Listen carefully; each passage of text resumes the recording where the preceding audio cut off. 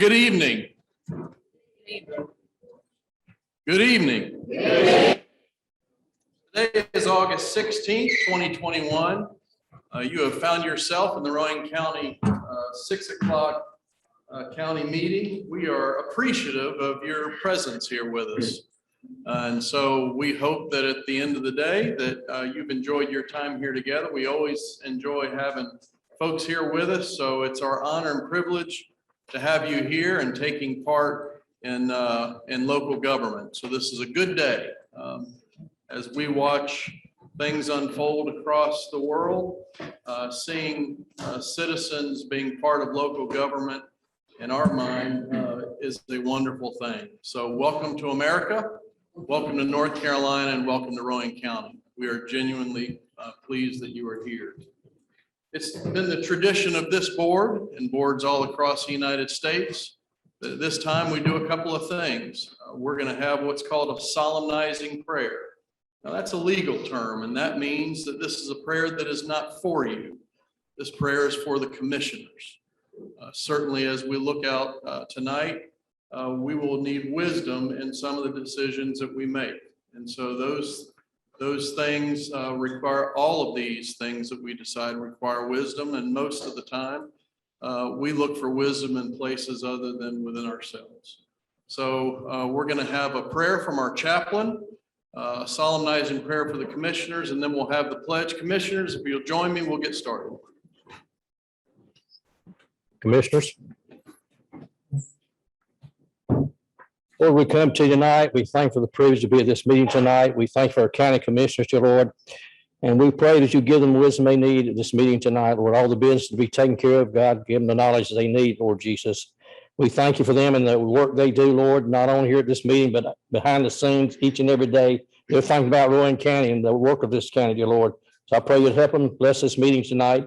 In Jesus' name we pray. Amen. Amen. Allegiance of the United States of America, and to the republic for which it stands, one nation, under God, indivisible, with liberty and justice for all.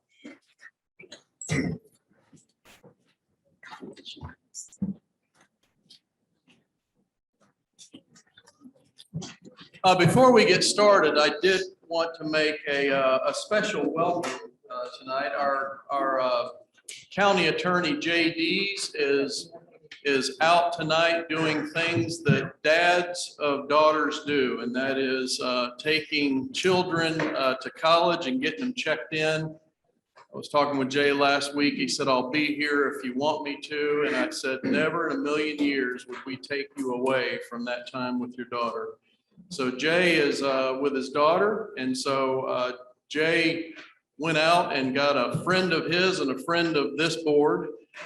His name is Anthony Fox. Anthony is a well-known attorney in the Charlotte region.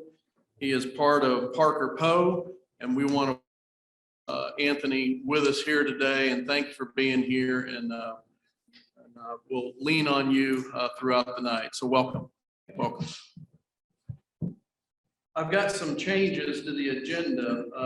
Number one, I'd like to move item number 6 on the active agenda to the consent agenda,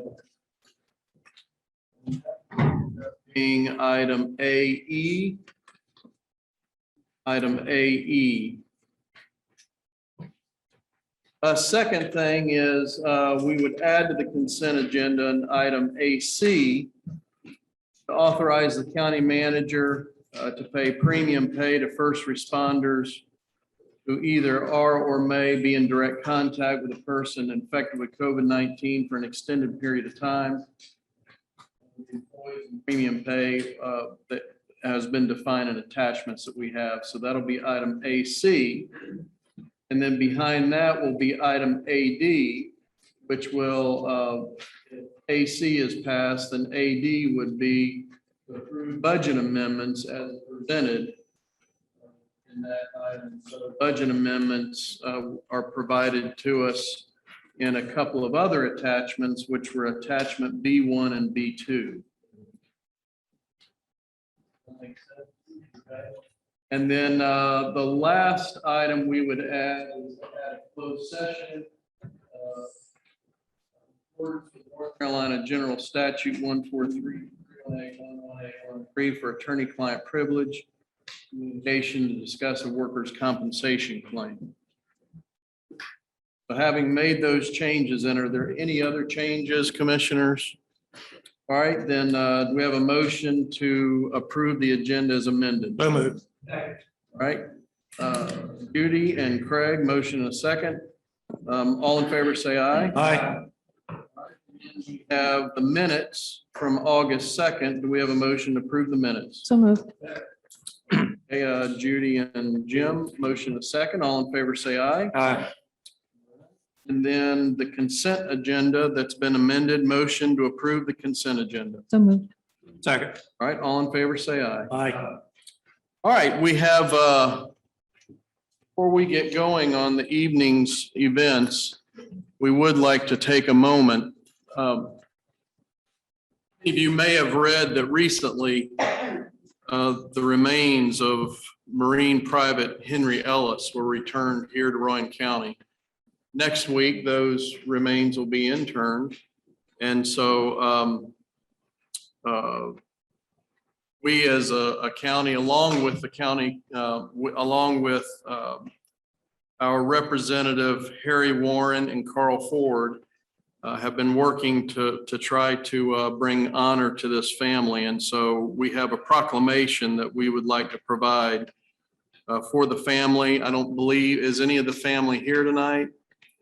So this will be taken to the service next week, but we have to vote on a proclamation. So we'll read the proclamation and we'll vote on it. But certainly this is a time of honoring one of Rowan County's bravest.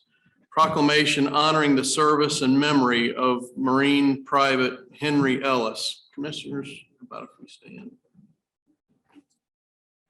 Whereas throughout our history, the United States of America has been protected by patriots who risked their lives and served nobly to protect and preserve our independence, the principles of justice and democracy. Whereas Americans live in freedom because of the contributions, immeasurable sacrifices, and unspeakable hardships of the brave sons and daughters of the United States Armed Forces who have courageously defended America. Whereas Private Henry Ellis was born in Rowan County and became a member of the United States Marine Corps, heroically answering the call to serve our great nation.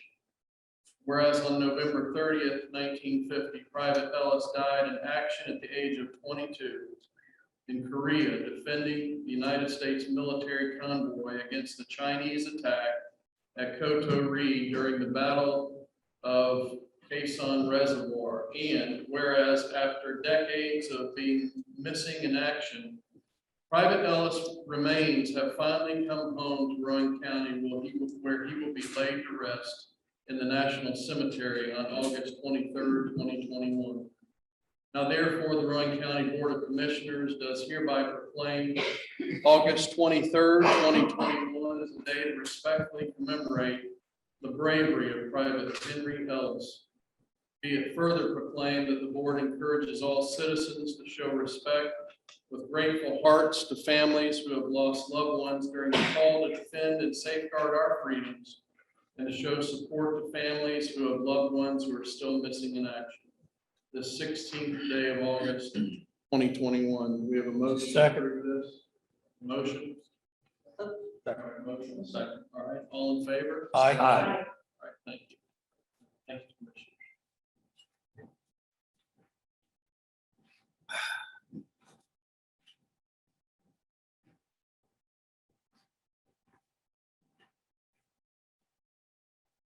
All right, kind of a solemn moment, but thank you for hanging in there with us. Now we'll have a time of public comment. We have one that signed up for public comment, Kenneth Harden.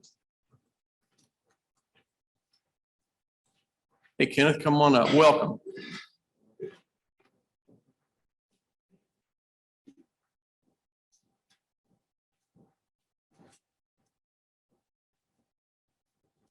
Yes, sir. Yes, sir. Yes, sir. It's been a minute since I've been here, so I know you've got a lot going on today, and I don't envy you all at all looking at the crowd here. But the reason I'm here today is one, to just thank one commissioner and thank the entire commission. Over the years, I've had a lot of initiatives and endeavors that I have engaged in trying to work with our low-income challenged, economically distressed, at-risk youth. And this commission has always assisted me and has always been there and helped me out. So I'm appreciative of the entire commission. But today I wanted to just come and thank Commissioner Pierce. 5 years ago, we had an incident on the, not an incident, but an issue on the West End with groundhogs and raccoons, wild animals. Now, a lot of people that may be hunters, that may live out in the country may go, well, what's the big deal? But when you're living in the city and you're a city boy like me and you see a 30-pound, animal tearing up your property and scaring you, that's something you don't see every day. So I got a call 5 years ago. I reached out to Commissioner Pierce, and within hours, he responded 5 years ago. We set out some traps and we caught some animals that were 30, 40 pounds in people's backyards and around school areas. Well, 5 years later, 2 weeks ago, my nonprofit, I have a new nonprofit, and people reached out again and said, we've still got that same problem and it's getting worse. So I reached out to Commissioner Pierce, and I think it was a Sunday. On Monday, 2 people from the Rowan County Animal Control, Clay Martin and Logan Horn, who were just absolutely wonderful. The way they came out, they calmed fears. They put out traps. There was a new procedure. They had to contact the North Carolina Wildlife Commission. You can't actually now just go out and trap and get these things. There's a new procedure. So they were very informative. But I appreciate Commissioner Pierce for the way that he quickly responded, that he cared about the situation. He cared about the residents, and they set out 15 traps around the school, over in the neighborhood, around some of the backyards, and they captured a couple of them within less than 24 hours. I also reached out to the North Carolina Wildlife Commission and spoke to one of the biologists with the Wildlife Commission and talked with him. I also talked with a representative who's a friend of mine, and she works with the National Institute of Health in Raleigh. And we talked about some of the diseases that these animals cause. So people are saying, well, what's the big deal? But raccoons can now carry parvo. And there are transmittable diseases in their feces that can be transmitted to humans. So the whole problem, and also want to give a big shout out to Mr. Bergen and the Salisbury Post. They've been very responsive the first time this happened. They've been responsive this time. And it's been a collective effort, a community effort that I think, working with the media, working with Mr. Pierce, working with this entire commission, to actually care. A lot of times politicians get a bad rap that, people don't understand until they sit in that seat, that it's a lot more than just sitting in the seat hitting the gavel. There's a lot of things that actually go on. But I appreciate the fact that everybody has come together. We've still got a problem. I'm sorely disappointed with the city of Salisbury, and I'm not going to use this forum to criticize another forum because there was a lot of inaction on that behalf and on that part that I feel like the citizens got short-shifted by the city. But I'm here today to just say thank you to Mr. Pierce, thank you to the entire commission, the Salisbury Post, and we're slowly trying to get these animals. The biggest problem that the biologist said is the number of abandoned, boarded up, and dilapidated houses that exist in a lot of these areas contribute to that problem. He said, until you get that problem fixed, there's no sense in trying to trap these animals because they are finding sanctuary in these boarded up houses. We've got houses that have been boarded up in this city, in this county, for over almost 30 years. And I have complained and raised enough hell that y'all know about these houses, and we got to get something done. We got to start caring. Now, if we can build a multi-million-dollar park, we can get these houses torn down in this city too. But I'm not here to be negative. I'm here to again say thank you, Commissioner Pierce. Thank you to everybody, and I appreciate all the hard work y'all are putting in. Thank you. Thank you, Mr. Harden. We may need a bear trap here soon. Exactly. Yeah.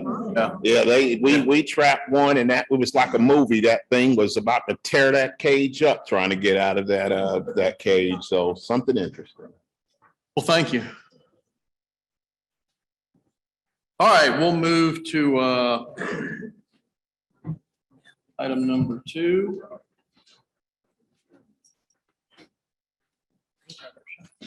Item number 4, I'm sorry.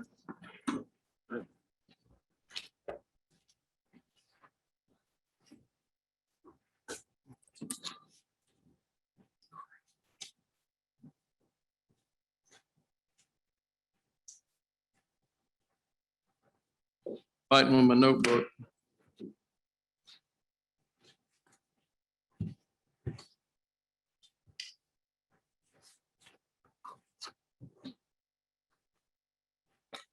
Ed Muir, welcome. Thank you. Glad to be here.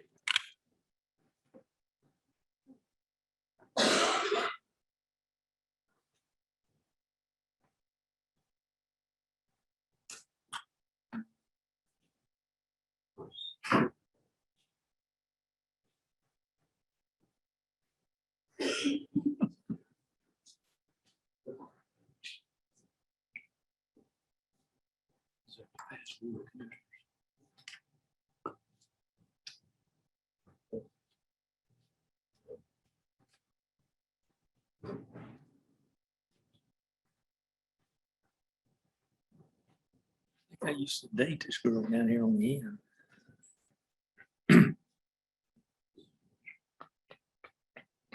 Like it really is, do you?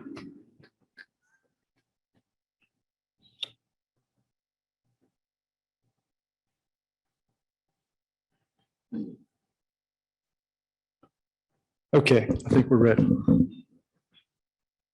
Let it rip. Okay.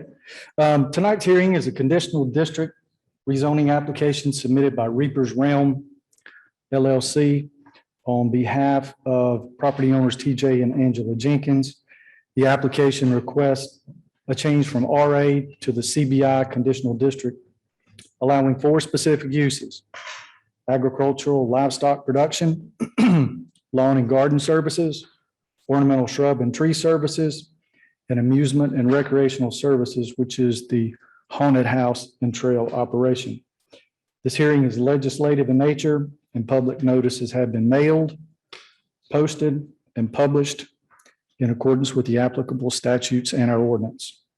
I am Ed Muir, the Rowan County Planning Director, and I will present the staff review of the application. The site is located between Darty Road and Old Lynn Road. You can see the green parcels that are indicated there on the screen. It's just east of Landis and China Grove zoning jurisdiction and east of the I-85 corridor. Just a little brief background, and we'll delve into this a little bit more in the next couple of slides. But we got to this point from a staff perspective back in 2013. The fire marshal had indicated in her records that they had performed on-site inspections of some nature for this venue. However, we didn't discover that it was in operation until 2017. And that was largely based on the haunted house that was built without the proper permitting. In 2017, this board issued a temporary use permit for 2 years to operate the venue. And then again in 2020, a 1-year permit was issued with the idea that the use was no longer temporary. Based on comments and based on things that we had seen, the applicant was directed to seek a more permanent district and propose conditions that would make it a suitable site. So that being said, we've got an aerial photograph here from March of 2013. As I mentioned, Fire marshal records suggest that there was some type of event, whether it be in the trail or some type of venue that occurred there in 2013. This is what the site looked like, March of 2013. In 2014, you can see that the construction had started for the what was permitted as a storage shed.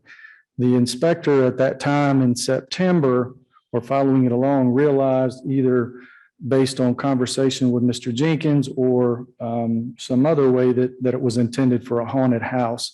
And so the permit at that point was revoked because it was originally permitted as a residential storage facility. It did not meet the commercial code requirements and it didn't go through plan review. So a stop work order was put on the project at that time. Aerial photograph from 2015 indicates that the haunted house or that particular structure was completed, but it had not been approved for occupancy per the building code. And there's no other apparent structures on the site as well. If you look kind of north towards Old Lynn Road, this is where most of the latter improvements have occurred as part of the trail. Activity at this site with this particular haunted house prompted building inspections and the county attorney to meet with Mr. Jenkins and his attorney on coming up with a method of trying to gain compliance. And so that brought us to 2017. Mr. Jenkins applied for a temporary use permit that was approved by the commission. Shortly after that approval, a CO was issued by the inspections department. And you'll see here that there were some other trail-related structures that appear. That facet is still there in the current setup in his site plan, and we'll see later. But the conditions of approval issued by this board were Fridays and Saturdays, September 29th through October 31st of 2017, and September 28th through October 31st of 2018. Hours of operation were 7 p.m. until midnight. You've got 6 conditions there, a driveway permit from DOT.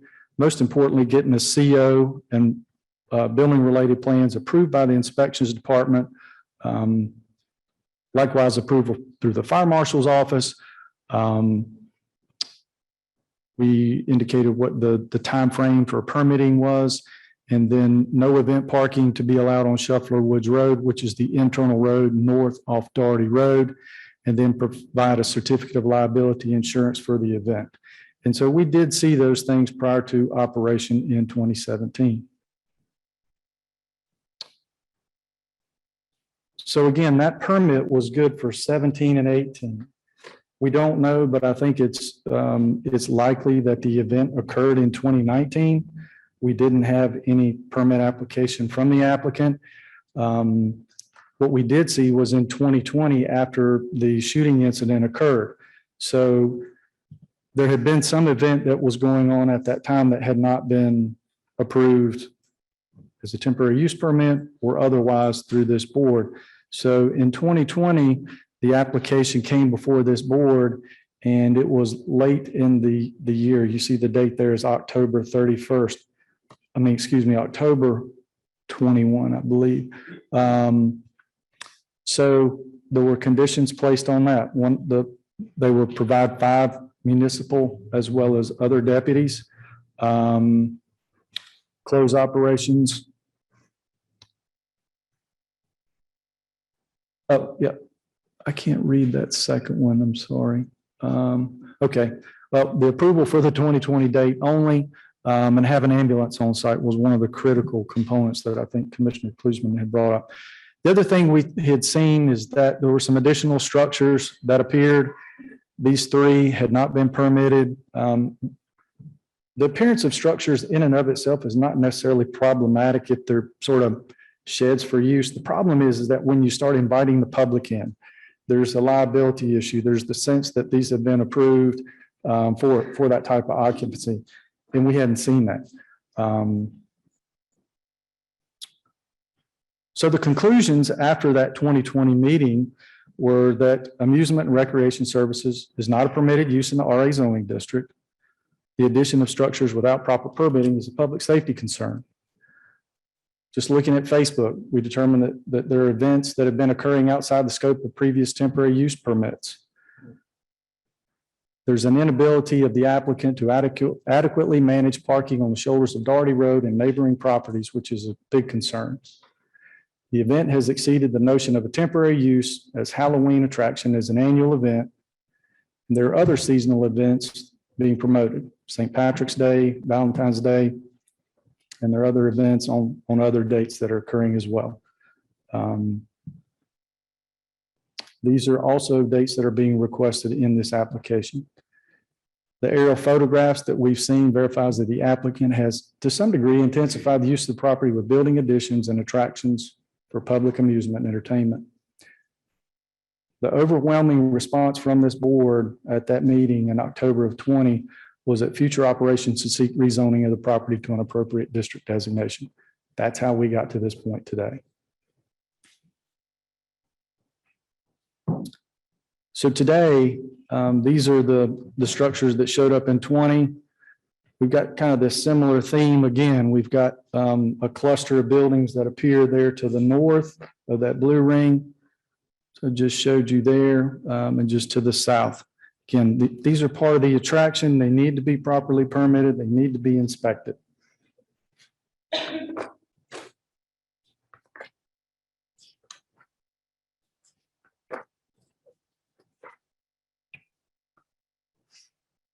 Okay, we'll transition into the zoning review. This site is located in both the I-85 South Corridor Plan and the East Rowan Land Use Plan. The I-85 South Corridor Plan really focused on the nodal development around Old Beatty Ford Road. It even goes too far to say that projects that do not have utilities should adhere to the East Rowan Land Use Plan recommendations. And so when we jump down to the East Rowan Land Use Plan, doesn't offer a whole lot of guidance there either. But the first bullet point there, proposals for expansion of existing businesses that minimize conflict with surrounding residential uses through design standards or impact mitigation techniques are encouraged within the planning area. That's what a conditional district rezoning is. Proposing conditions that make your project compatible with the surrounding area.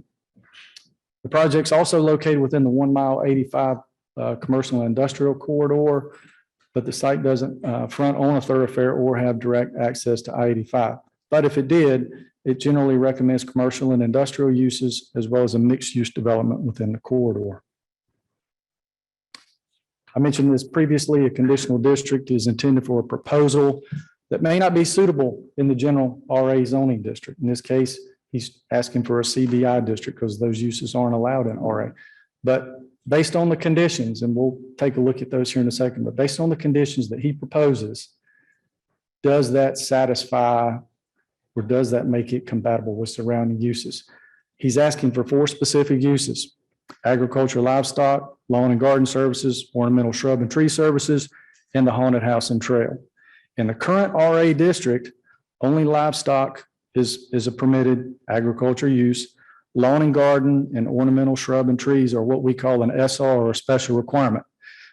You can do them, but in this particular case, his property doesn't have 35 feet of state road frontage to get a valid driveway permit for the use. So the maximum building size he could have would be 2,000 square feet.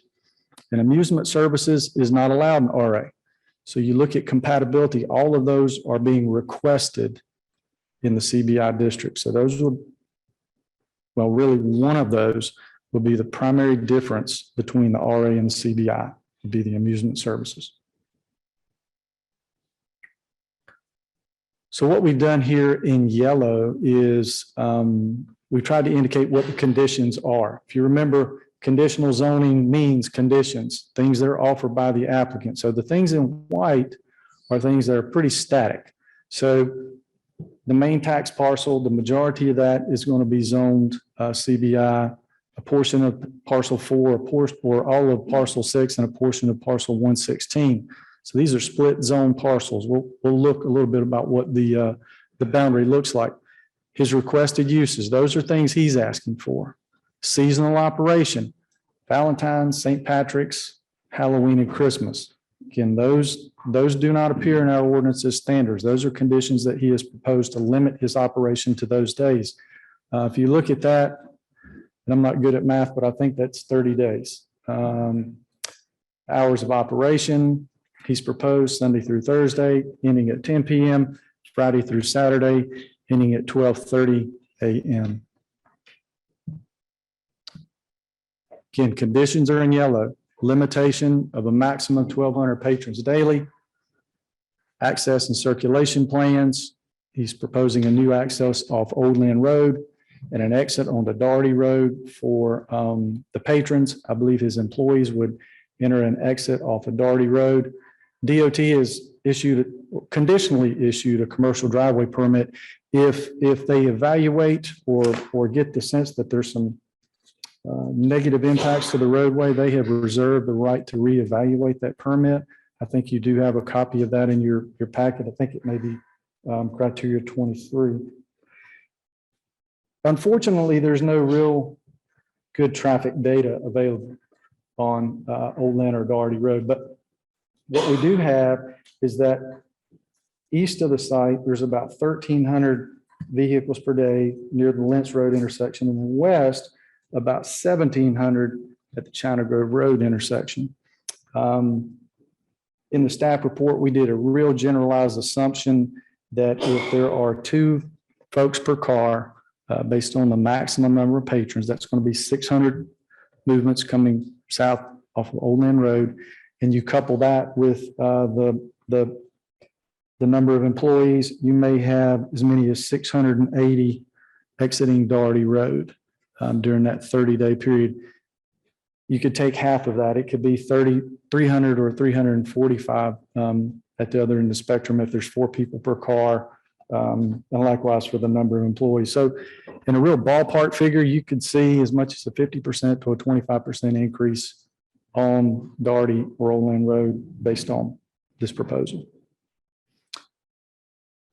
Noise, the decibel-based standard is in our zoning ordinance. It limits noise from 7 a.m. to 11 p.m. to 70 decibels and 65 decibels from 11 p.m. to 7 a.m. Insurance, he's provided a copy of that, what he proposed, screening and buffering. If there's any structures or properties within 200 feet of the operations, he's required to provide that type A buffer. He's also provided an emergency operations plan, sanitation, security was one of the things that we had questions about before. He's stipulated that he'll provide 5 private security and 5 deputies.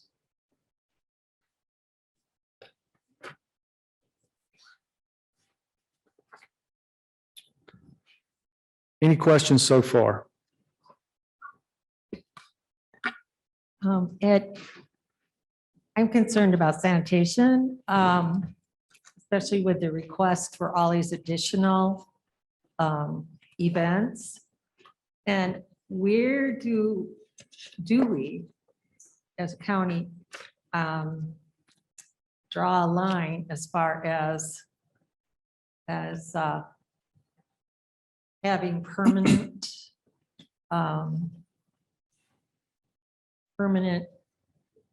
toilet facilities?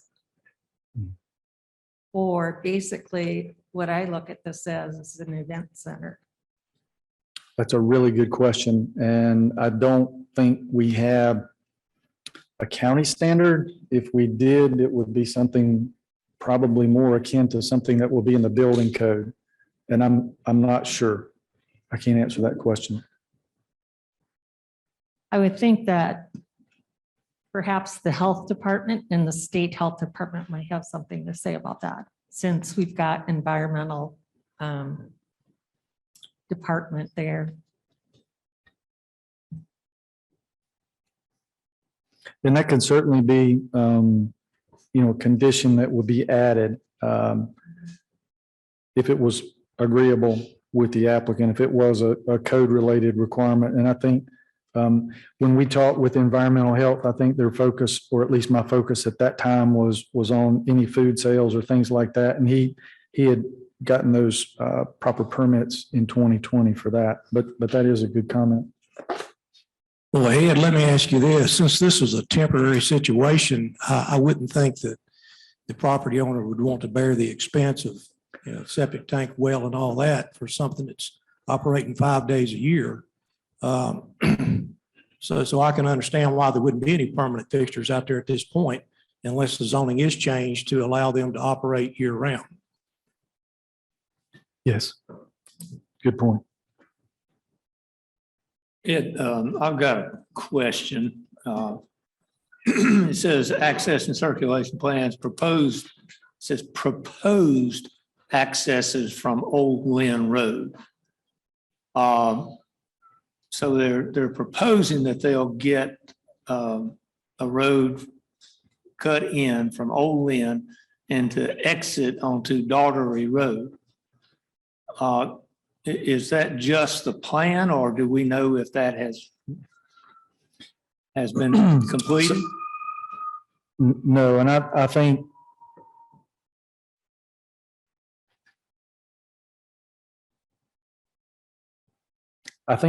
they would like to determine whether or not the application would be approved before they went to the expense of putting the road in.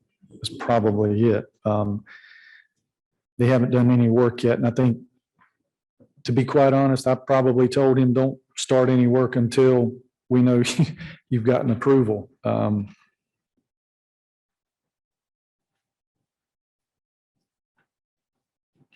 That, I want to follow up Jim's question.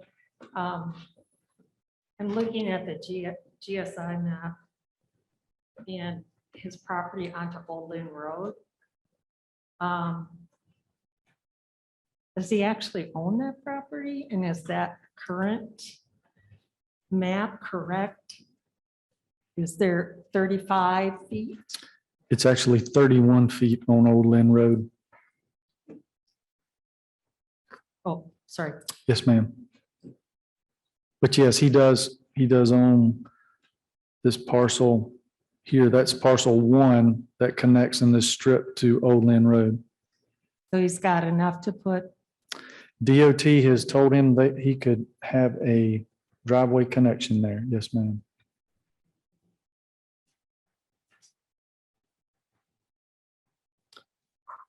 Okay, vicinity conditions. I think you remember the property is zoned RA, and so are the immediate properties. There's commercial zoning along the I-85 corridor, Canapolis Crossing, which was the Old Beatty Ford Road project that was prompted the development of the I-85 South Corridor Plan, is just south. And the property is primarily surrounded by residential uses. You can see here, certainly along Daugherty Road. Mr. Jenkins owns a couple rentals here and here. The Poston property has a residence here. I believe the Childress does. Mitchell, Campbell, Montanez, and the Deatons here are residential properties that surround the use.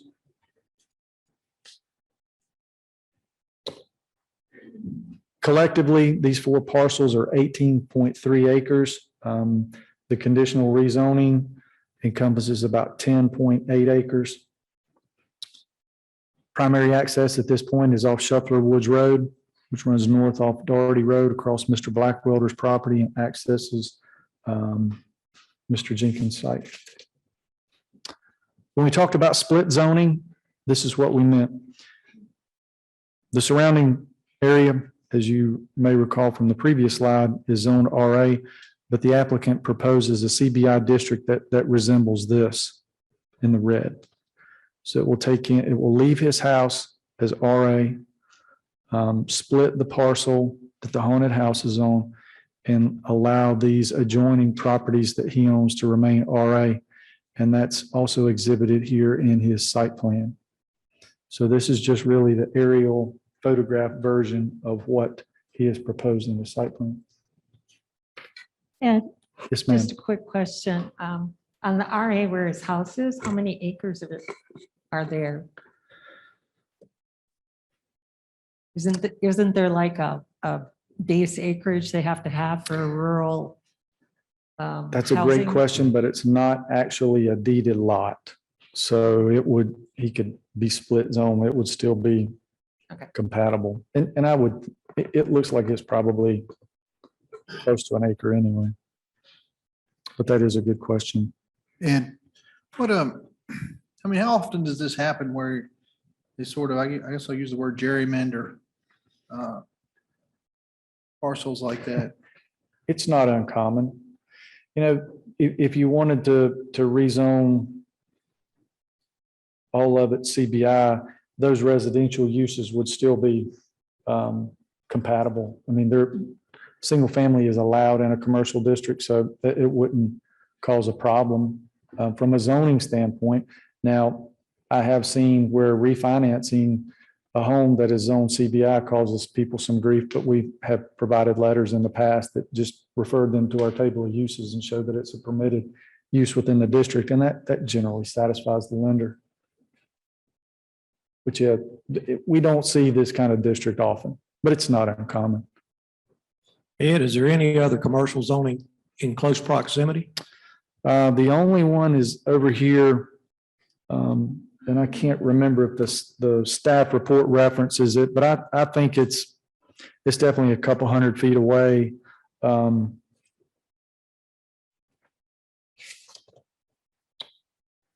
Some of the Courier property that fronts along 85 through there. And I think one of them,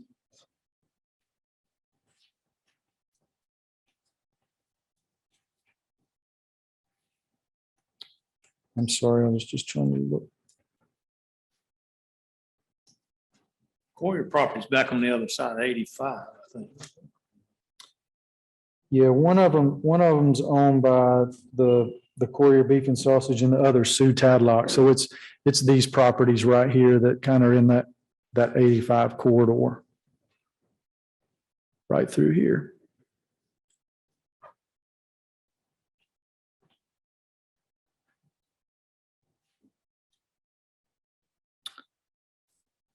So the staff recommendations,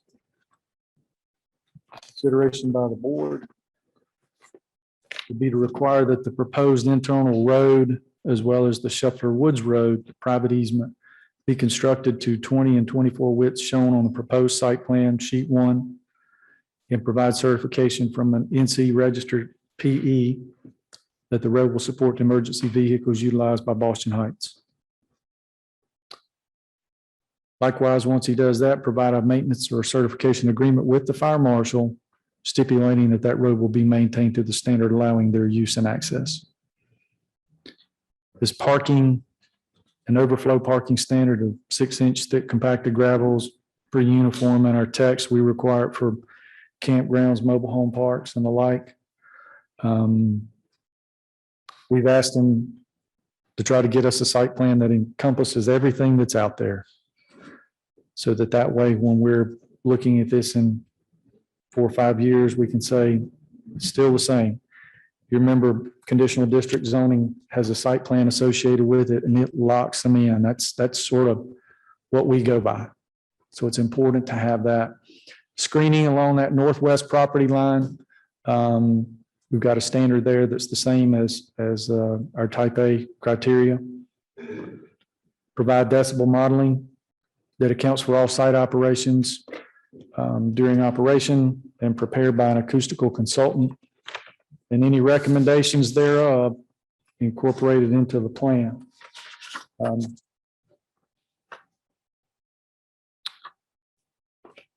Friday of last week,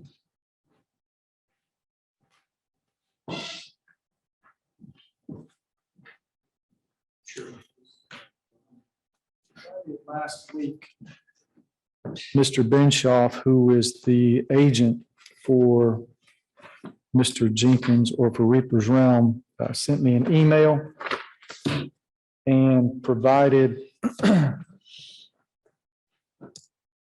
a sound study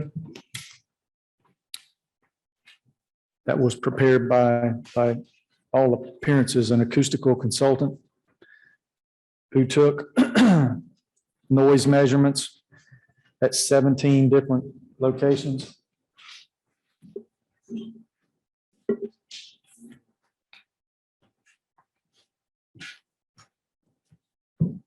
in the map that you have is a location of all 17 of those. The table that you have in front of you in the LEQ column, that's the average weighting of the sound, and that's the way our ordinance works. The LAS max is the peak. It's that peak sound you hear for any given time. It's not necessarily reflected in that averaging. So if you look at space number or site number 1, and the reason that those are high, those are because they're right in front of the haunted house. And so Mr. Benshoff will, I'm sure, explain to you how they replicated this or how they created this noise for the consultant to do their study. The thing that I wanted to also do, and I think he's going to provide you a complete copy of it, but the conclusions, the summary suggest, based on their modeling, that the site will comply with the standards of Rowan County zoning ordinance, with the exception of one site, and that's at site 9. But they say that if they don't use a drop-down box, I'm going to rely on Mr. Jenkins to explain what that is. But if they don't use that technique or that item there, then there shouldn't be an issue. They also go to the extent to say that the type A buffer is recommended on that property line here along Deaton and the Campbell properties will certainly help any noise issue in that direction as well. One other thing I failed to mention as part of staff recommendations is that he has proposed use of a command post on site for the sheriff, for EMS, for folks like that to man in the event there is an emergency. They will have a place that they can use to command from. So what are we asking the commission to do as part of this process? And this may be early in the game, but the deliberations by the commission, you can look at these conditions, you can hear what the applicant's going to propose, what his agent proposes, determine whether they're suitable.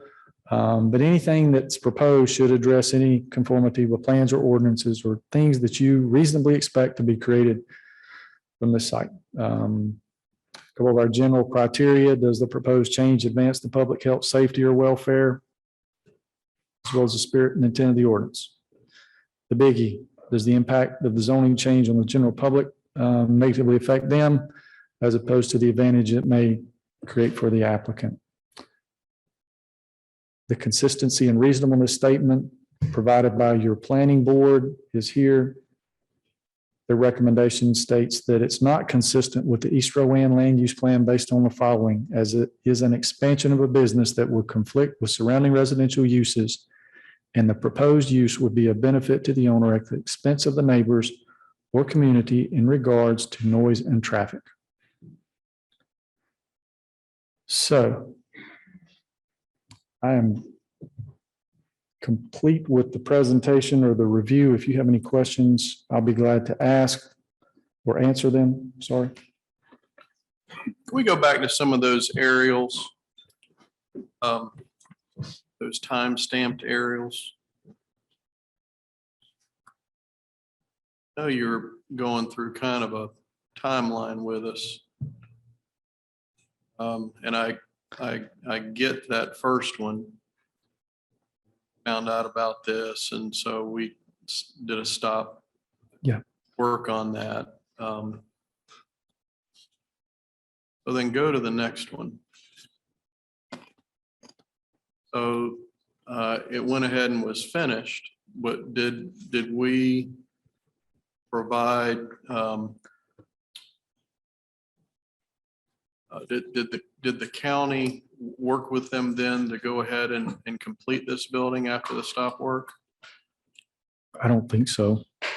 I think I think it was completed. My assumption is that it was completed, and after it was completed, an engineer or someone provided the necessary documentations to satisfy the code requirements. I don't know that anyone from Rowan County did any inspections after the stop work order was issued. And I may be wrong about that, but that's kind of my recollection. Address whether stop work actually stopped. And so now we have a new building. So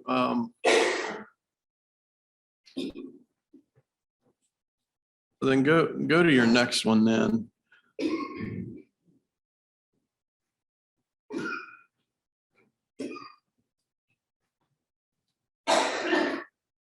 All right, so that's in 2017. And so I don't know what those are, how many they are. Did they go through the permitting process for those?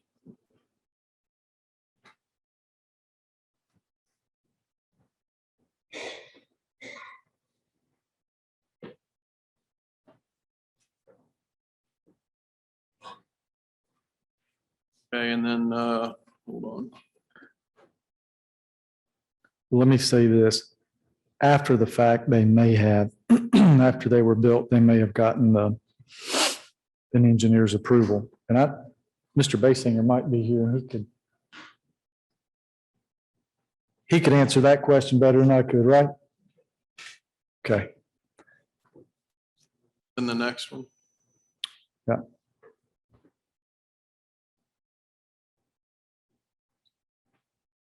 So same question. Looks like 3 new buildings. Yeah. Permitted. No, sir. What year is this? Oh, 2020? 2019.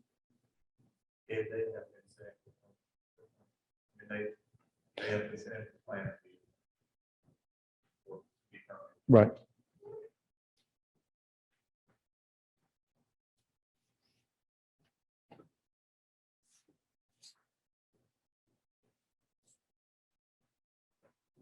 So then go back with us again one more time. I don't recall, this came to us the first time when, Ed? 2017. Wasn't before that? They didn't come before us before then? No, sir.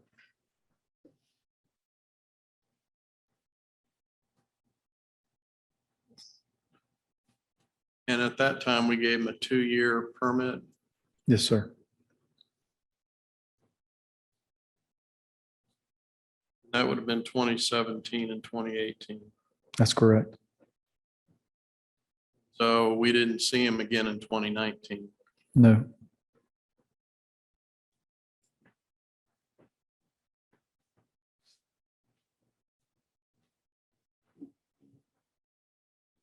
And until we read the papers with the incident that was out there, then we saw him again in 2020 because of the publicity that was surrounding. Yes, sir. Ed, are farm structures in an RA district, are they required to be permitted? If they're on a farm, no.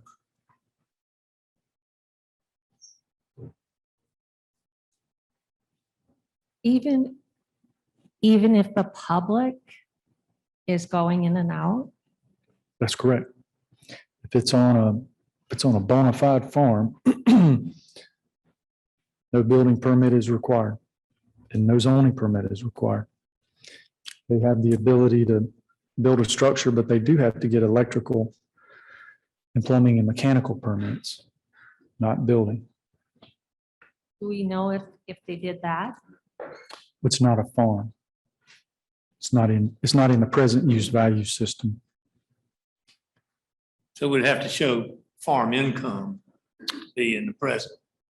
Right, yeah.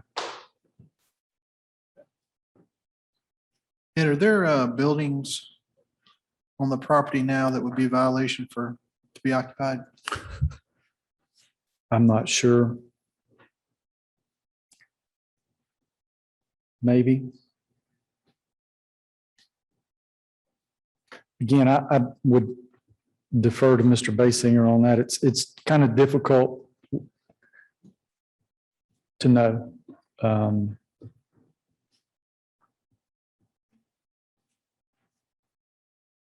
I will say this in defense of Mr. Jenkins, when it has been brought to his attention that they have made effort to get them buttoned up. For the, because I think I remember last time there was some electrical issues with some buildings. Has all that been squared away? I tend to think so.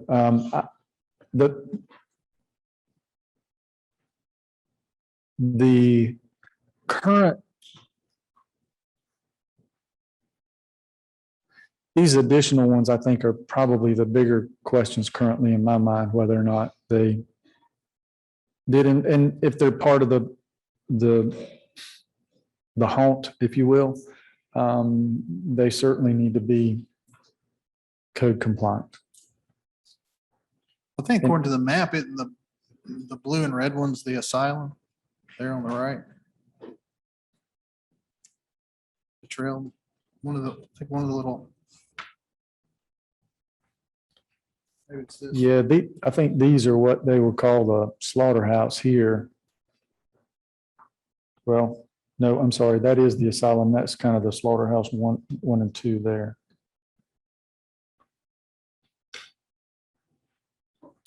All right, anything else for Ed? We'll try to move on and give the applicant opportunity. Mr. Chair, if I may ask Ed a Yes, please. question, just for clarification. In the event that this board does grant the rezoning, you had suggested certain conditions. But one thing I wanted to bring to the board's attention is this is conditional zoning. So we'll create, if this board were to approve this request, its own district for this use. And so a site plan is integral to that. The question I've got for Ed is that the site plan that is shown, does it satisfy your requirements? Because it appears to be lacking in where the uses would take place, since the use are some conditions with regards to how we operate were a component of the application. That's a good question. I think I would have to say no. But I say that knowing that I think the applicant has probably will be presenting another site plan tonight. So as it is now, the answer would be no. Thank you. All right, we're going to switch gears and have the applicant or his representation come forward and presentation to us. Welcome. We're glad you're here. Thank you.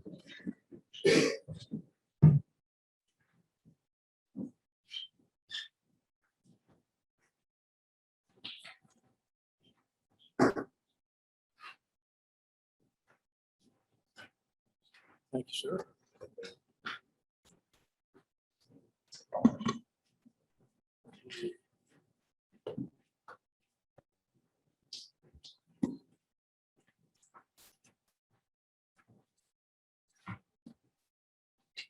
Ready for you for a while.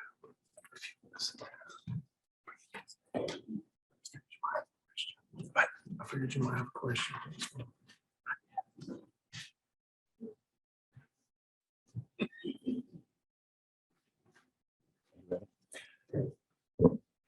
My name is Al Benshoff. I'm an attorney from Concord, North Carolina. I'm sorry. Can you spell your name for us? It's in your notebook at tab 1, page 2. I don't It's- believe our clerk has it's- that. So if you could spell it for the record. It's B as in boy, E-N, S like in Sam, H-O-F-F as in Frank. All right, thank you. Thank you. Certainly. Yes. I want to thank you for the opportunity to talk about Reaper's Realm tonight. I want to tell you briefly about the binder that I just handed up. It has 4 tabs. The first tab contains the slideshow that I will show you in a minute. Behind the second tab is the noise study made by the EI group in Charlotte. The site plans behind the third tab are the original site plan submitted with the application. And they show the buildings that are only open to the public. The fourth tab contains the site plans that I made after consultation with Ed Muir when he asked to see all the buildings, but not all the buildings are open to the public. Some of the buildings are not used for Reaper's Realm at all. Some are used for storage. Some are used for scenery. And we can certainly work that out with Mr. Muir, exactly what building is used for what, because the buildings shown on the site plan behind tab 3 are the most buildings that Reaper's Realm will have. In other words, this application is for the most that Reaper's Realm will grow into in the future. Okay. I want to thank JD's and Ed Muir. They've been great to work with. They've been very professional, and I really appreciate it. And I understand you can see the presentation on your monitor. Thank you. Okay, as I said, I'm Al Benshoff. The owners are here to represent themselves. Jamie Basinger is here to talk about circulation, parking, and the buildings. And he can answer your questions about those. And it's Lars Amoth, A-A-M-O-T-H. I spelled it wrong. He will talk about the noise study. This is a family-owned and operated business. TJ and Angela operate the business. TJ's mother, Janice, works for the business. Their kids help out. And this business has been there for 8 years. The Jenkins would like to operate a new and different Reaper's Realm. The past is not prologue. Reaper's Realm intends to follow all the county's rules and conditions. The Jenkins are not asking to return to the status quo. No one wants a repeat of the events of September 26th, 2020, which gathered so much negative publicity, least of all the Jenkins. So we ask you tonight to evaluate the proposed conditions to see if they are adequate to reduce the impacts on the neighbors. This is an excerpt from the minutes of your meeting on October 19th, 2020, where you said you had concerns about the circulation pattern and the noise. You had complaints about the noise, and I'm going to address those 2 issues. First, Jamie Basinger will talk about the circulation plan as he drew up the site plan. And that is in your notebook at page 6, if that rendition doesn't do. And I think you can use the mouse. Good evening. I'm just going to run you through kind of the circulation of the site plan. This road appears Old Lynn Road. Down below, we've got Darty Road. Mr. Jenkins has reached out to North Carolina DOT, and they've preliminarily confirmed that he can have an entrance at this location. The stretch from Old Lynn Road down to basically this area right here, which is a 50-foot radius turnaround, would be built as a 24-foot wide road that would allow sideway passes. So I mean, you would have basically traffic in two directions at that location.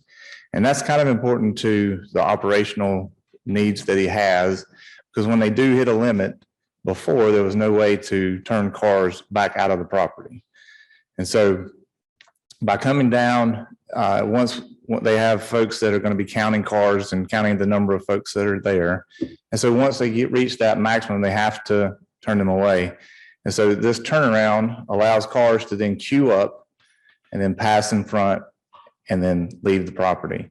The cars will be coming from both directions here. And we do not have any, DOT did not have any traffic counts on Old Lynn Road at this time. So once the cars come in, we've kind of shown a 20-foot one-way road all the way through the property back out to several parking areas. This is adjacent to where the 20-foot buffer for landscaping would be. Once they come into this area, there's several places that they'll queue up. There's a parking area here. And the parking is basically front end to back end.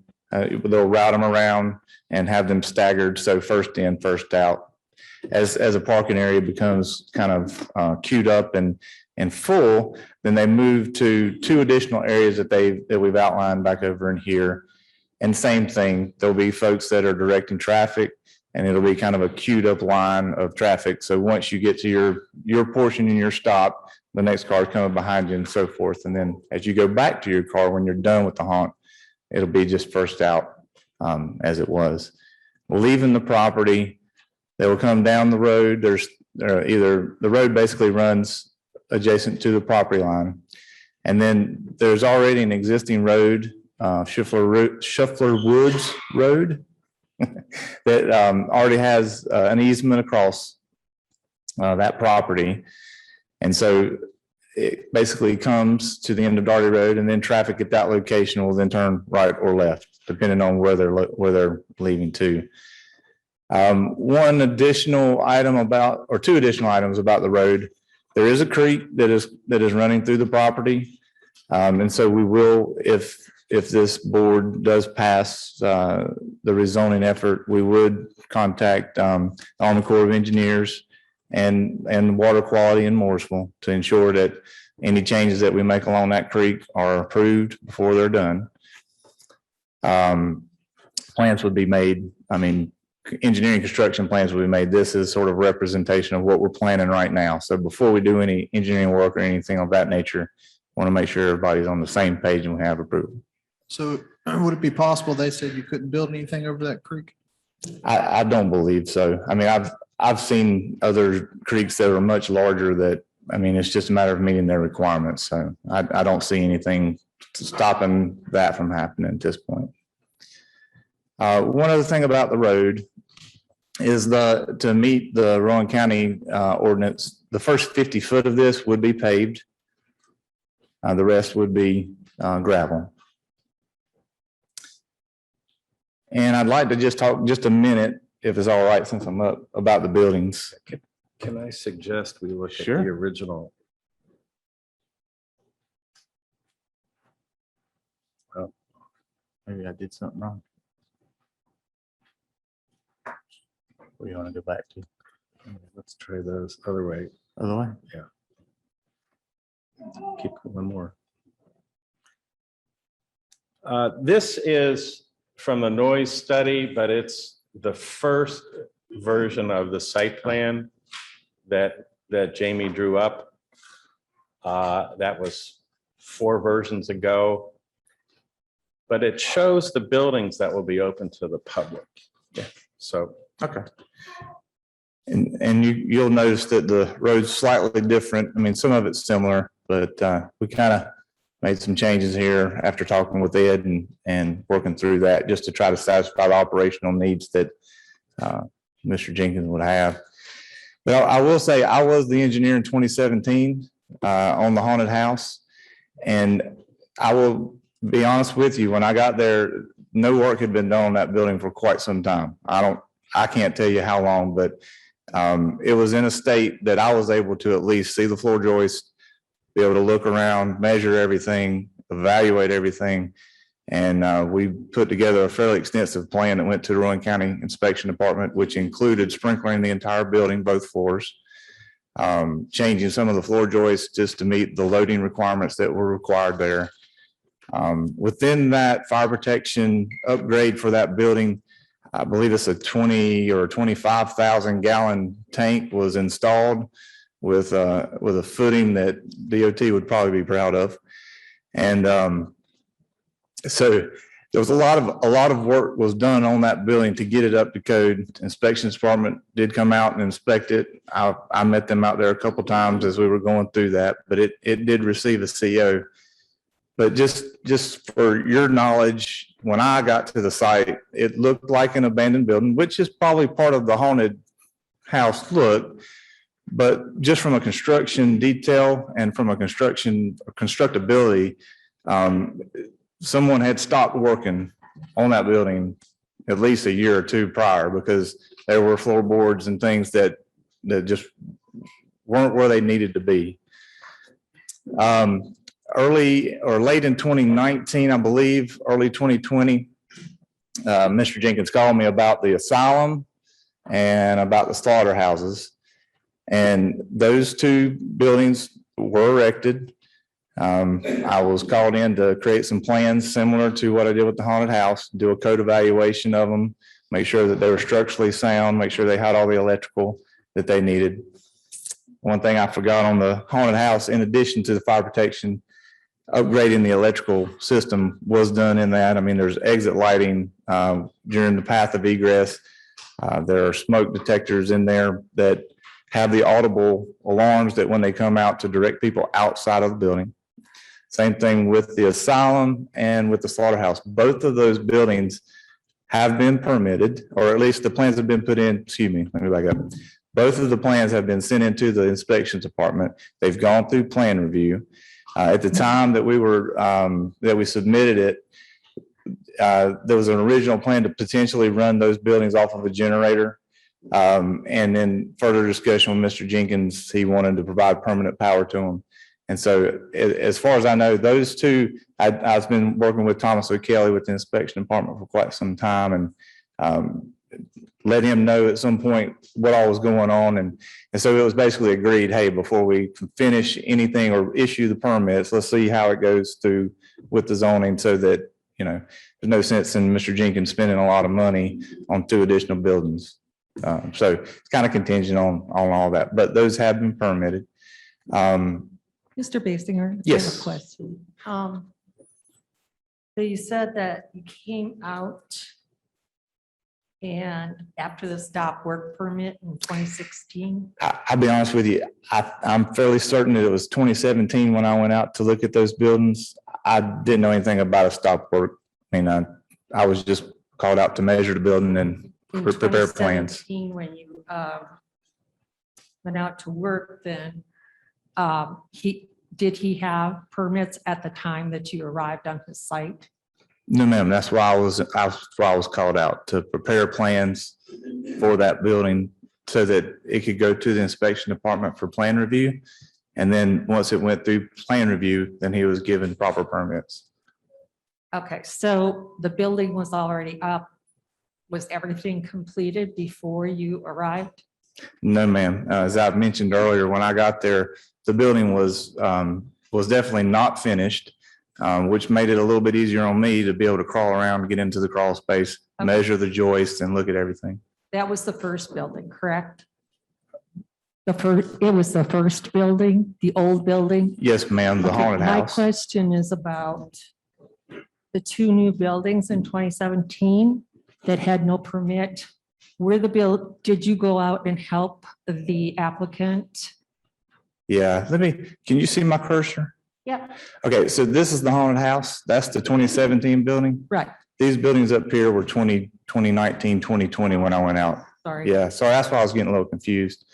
So the buildings that are erected here are basically metal truss chicken house type.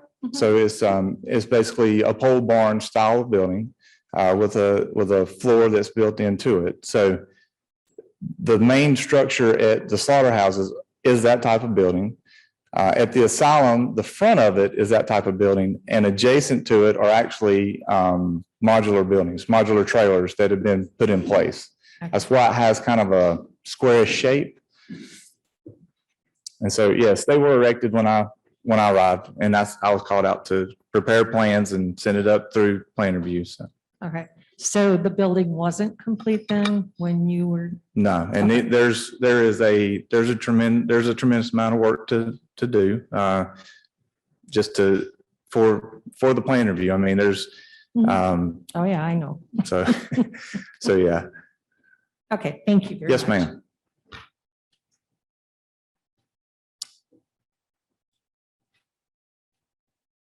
Any questions? All right, thank you. Thanks, Jamie.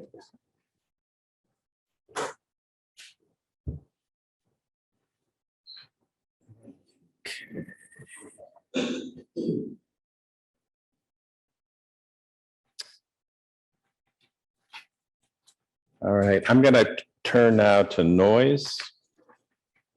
The minutes from 2020 show that you had complaints about noise. As Ed said, our condition as Reaper's Realm will meet the county's noise ordinance, 70 decibels before 11 p.m. and 65 after at the property line. That won't be a problem 5 nights a week. If Reaper's Realm is permitted, it will close at 10 p.m. from Sunday through Thursday. On Fridays and Saturdays, the operation will close at midnight. We ask that the technical operating hours be extended to 12:30. The 30 minutes is to allow people to go to their cars and leave. But the outside speakers and the sound effects on the inside too will be turned off at midnight. And Ed Muir rightly said, well, this is good, but prove it. So Mr. Jenkins hired a noise consultant to do the noise study that's behind tab 2 in your binder. Mr. Lars Amoth, I hope he is here. Good. He's gonna run through the study for you. Thanks, Alice. Thanks. Good evening. Excuse me. So we conducted a sound level survey at the sources, which is the haunted house, the trail, the asylum, and the slaughterhouse. So we wanted to try and replicate real world as much as we could. So all of the PA was on, the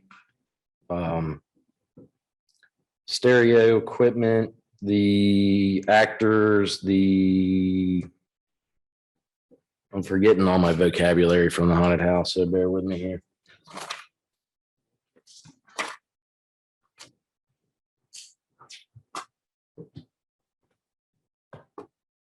Hot boxes, vortex tunnel, and the drop down. So, in a nutshell, the majority of the readings were fine.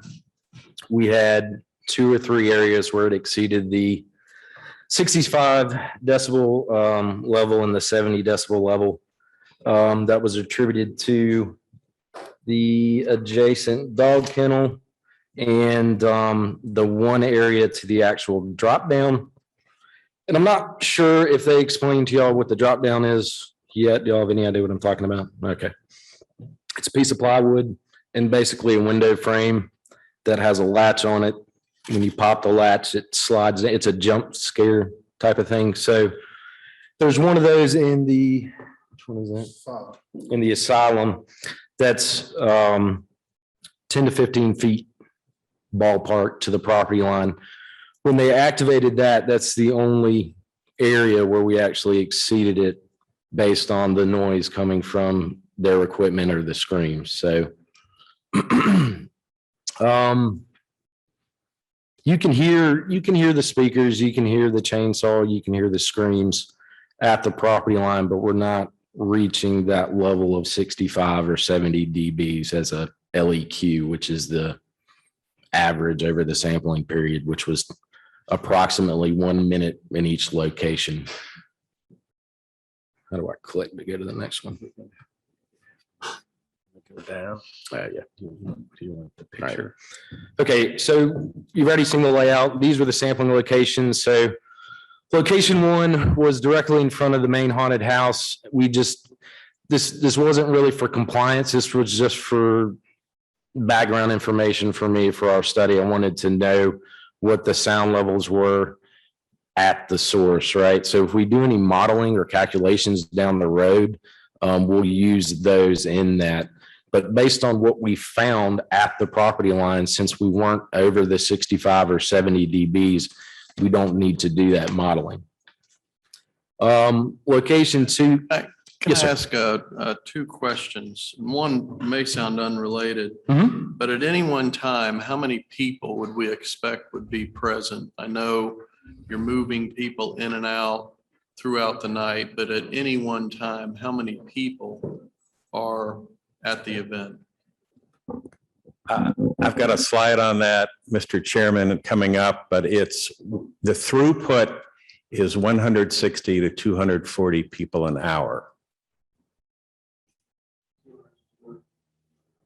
And it depends, that depends on demand. It's a little slower if there's fewer patrons.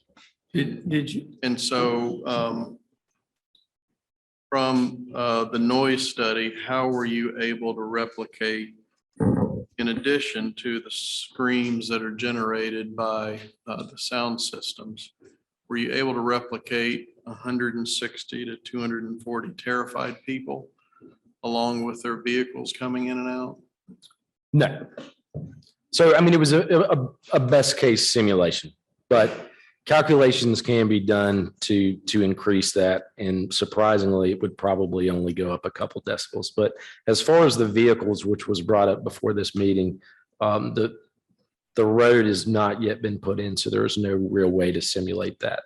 But I mean, it's fair to say that well, you've already said it's best case scenario, which means that would be minimum. So we would be adding to these decibels for customers, vehicles, Possibly.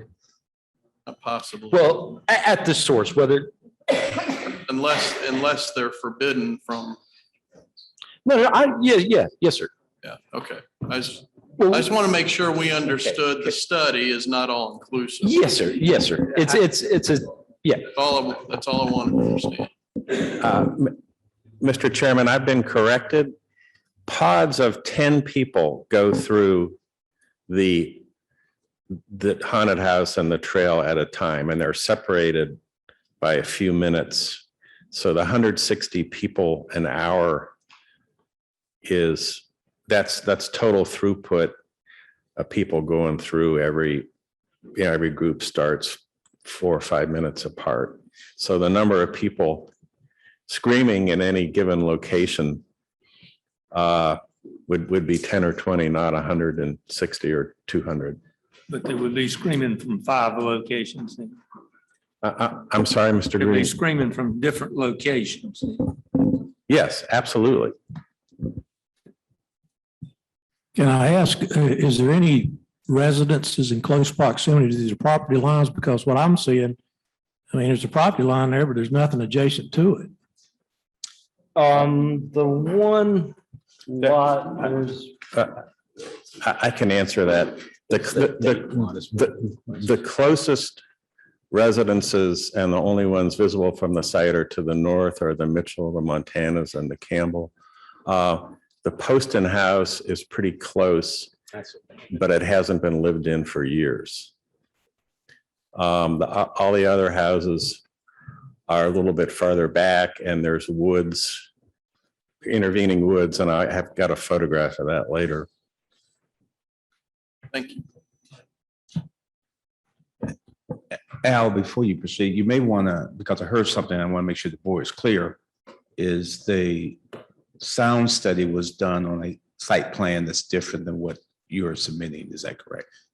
Is that the same site plan that you're proposing to comply with? Because I thought the road configuration has changed. And I just want you to identify, if there are changes, what are the changes between what was tested on and what is being presented?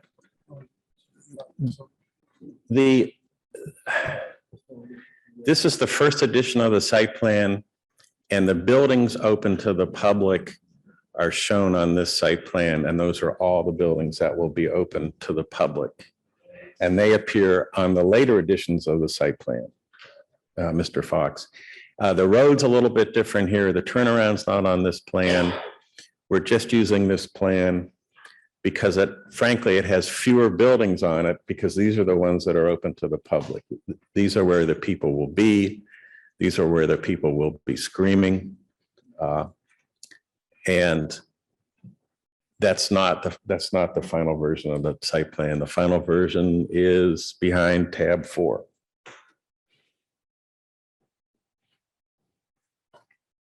Good. I don't remember where I stopped. So the additional readings were collected from the parcels on the property line.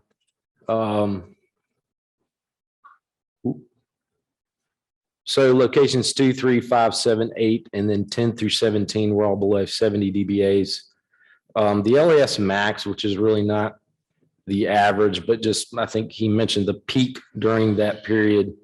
In the 2 locations next to the Campbell lot, he's got a kennel of dogs near the property line. You can still hear the noises from the haunted house, the chainsaw, the actors, but you could visibly see the sound level meter spiking when the dogs were barking. It was the loudest noise in that area. And then I already mentioned location 9 exceeded 70 dBAs with the use of the drop-down box. We did a second test to kind of verify that at that location. So from a conclusion,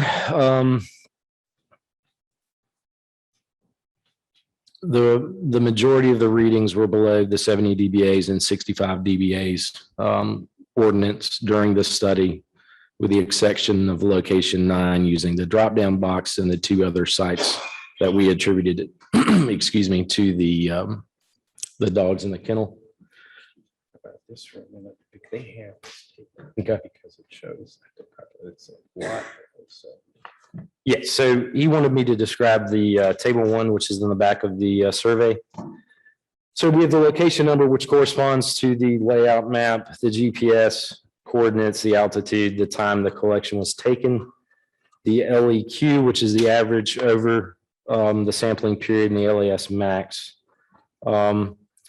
He wanted me to note that the majority of them are not near the 65 and 70 dBs for the adjacent lot locations where we collected the sample.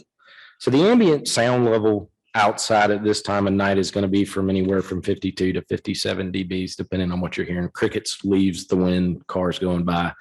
So you can hear the noise, but it's not really approaching that level. I mean, you can hear the chainsaw from quite a ways off, but it's basically blended into that 55 decibels. Lars is talking about the table that Ed handed out to you. I believe that's the table that shows the decibel ratings, and the ones next to the property line are mostly in the 50s. And like I said, I mean, that's ambient. If you go outside at night anywhere, that's pretty normal sound levels. So you're saying that where the chainsaw is, averages 55.8 decibels? I'm not next to the chainsaw. I took a reading next to the chainsaw. That was reading 4, I believe, which is 90.6 decibels. Okay. So 91. that reading was taken several feet from the source. So I'm standing adjacent to Mr. Jenkins operating the chainsaw. And then while he's operating the chainsaw, we took readings at the property line that were below 70 and 65 decibels. So you were at the property line taking readings, and he was where? He was located, is that the slaughterhouse? It's called the junkyard, which is an area near the slaughterhouse. It's where location 4 is in the center there. Yeah. So that's where they operate the chainsaw. So when we have location 4, which had an LAEQ of 90.6 decibels, that's from the chainsaw, from the actors screaming. The adjacent samples at 6, 7, and 8, you can hear the chainsaw, you can hear the screams, but it really doesn't bounce up on the sound level meter. I mean, the dogs at those adjacent lots were actually louder than the chainsaw at that location. I mean, you can definitely hear it. Don't get me wrong. I mean, you can audibly hear it, but it's not that loud from a decibel standpoint.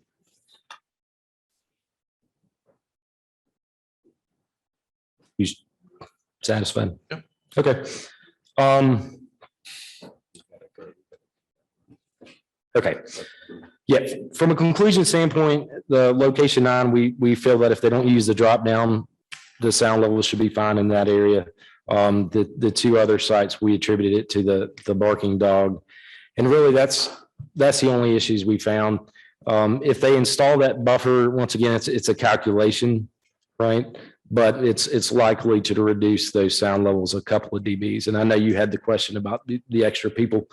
We had 2 to 4 actors screaming. Typically, if we doubled that, it may only rise half to a decibel. It really depends. But we feel based on the simulation we did and the survey we did and the methods we did it, that they should be fine and, in compliance with the ordinance based on our testing.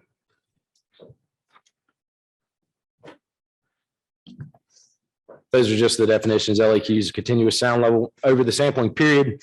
The LAS max is the peak during the period. And I think he's got some pictures of some of the vocabulary we had in the report as far as the drop down box, the vortex, and the pop boxes go.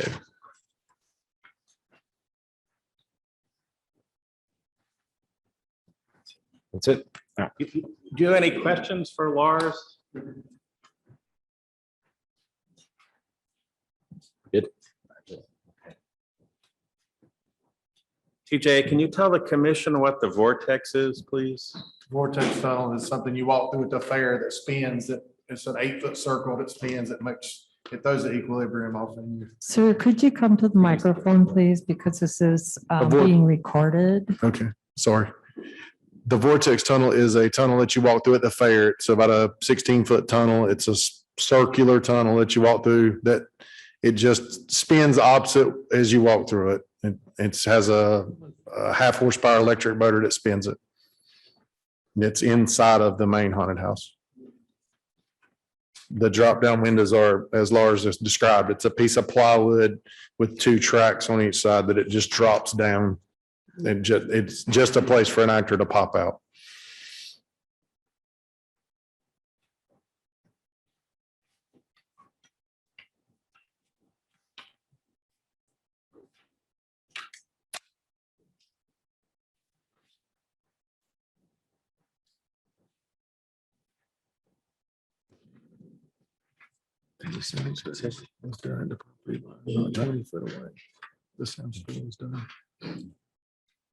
They've got the sampling locations.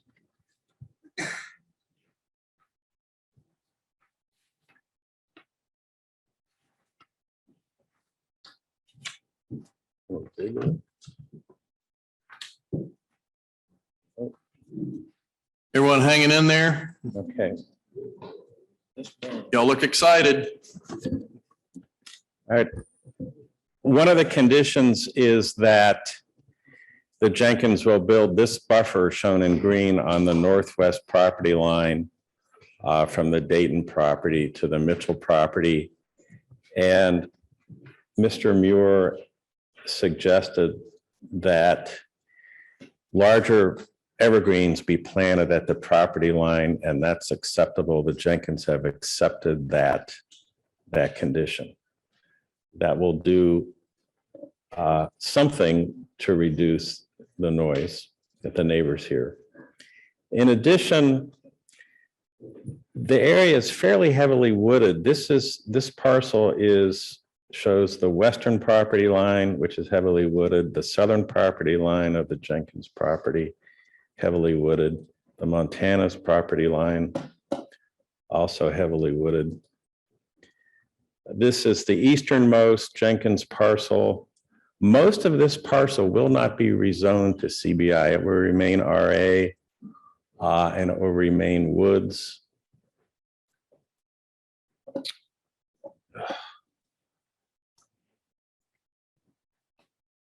There was a lot of discussion at the planning board meeting about whether the neighbors agreed with the proposal, whether they were against it, because they both wrote letters to Mr. Jenkins saying they were in favor of the zoning change, and they signed the petition saying they were against it. I'd like to clarify that the letters following the map on the next page state that the Campbells and the Mitchells revoke their signatures on the petition against the rezoning. And they are in favor of it. I don't think I need to read those to you. The property owners that are in favor, the Mitchells and the Campbells, are located in the blue polygon, and they're as affected as anyone. And just to recap, the area to be rezoned to CBI conditional is in yellow. It's this roughly L-shaped parcel. And the pieces that remain RA are 2 and 3, and I don't believe Ed mentioned that this corner up here remains RA, and that's because the boundaries are drawn to contain the business. And that's why it's shown that way. Would you explain that again? That corner. up Yeah, you here. see the number one, the yellow arrow in the number 1? I certainly do. So that will remain zone RA. Is it deeded separately? No, And why is it not included? it's not needed for the business. I mean, it belongs to the Jenkins. So zoning lines don't necessarily have to follow property lines. And in this case, they do in some areas, but not in others. So, Mr. Benshoff, how many acres are in that small plot that we just asked about? Jamie, do you know?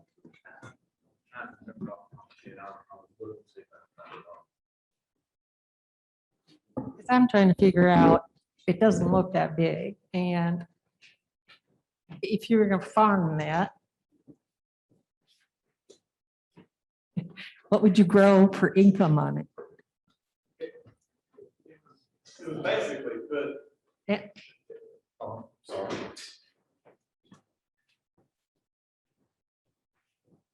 So, and Ed, help me if I misspeak here, friend.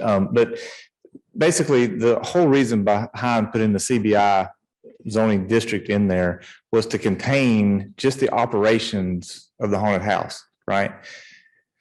So, I mean, as you can see, the line actually comes up inside the buffer and over, just to include the areas of improvement for the road and just the areas where you would have the haunted houses and the other business parking. And that was more of an agreement and working with the zoning department to make sure that this was a viable option. So it's not that someone can't use this, it's just that Mr. Jenkins can't go back and put in a haunted house in this area of his property. It doesn't mean that he can't use this as a residential area or anything like that. It just means that he can't come in this corner and put a new haunt. And same thing with the buffer in the back. Okay, so. Yeah, Is that about right, Ed? I'm not sure. Why this thing call us. Oh, I remember saying that he could do it that way if he wanted. I think he already encountered that scenario I was talking about, on a house being on the home property, right? Yeah, that's right. So moving lines or moving district boundaries was more advantageous to him from. well, my concern here is, I just remembered my question. My concern here is if it is zoned RA and we don't require any building permits, that another building could go up there or anywhere where it's continued to be RA. Is that correct, Ed, that if it's RA, they can build without a permit? Whoa, pole building? That was my understanding when you were. any structure within RA would have to get, I mean, that's no different than anywhere else. Unless it's a bona fide farm, then that's the only exception in the North Carolina Building Code that allow you to build a building without a permit. Well, if that's true, then why did he not get permits before he built all the other buildings? I can only state what the North Carolina Building Code says. I can't answer that. I mean, Bob, can you answer that? That would be a question for Mr. Jenkins.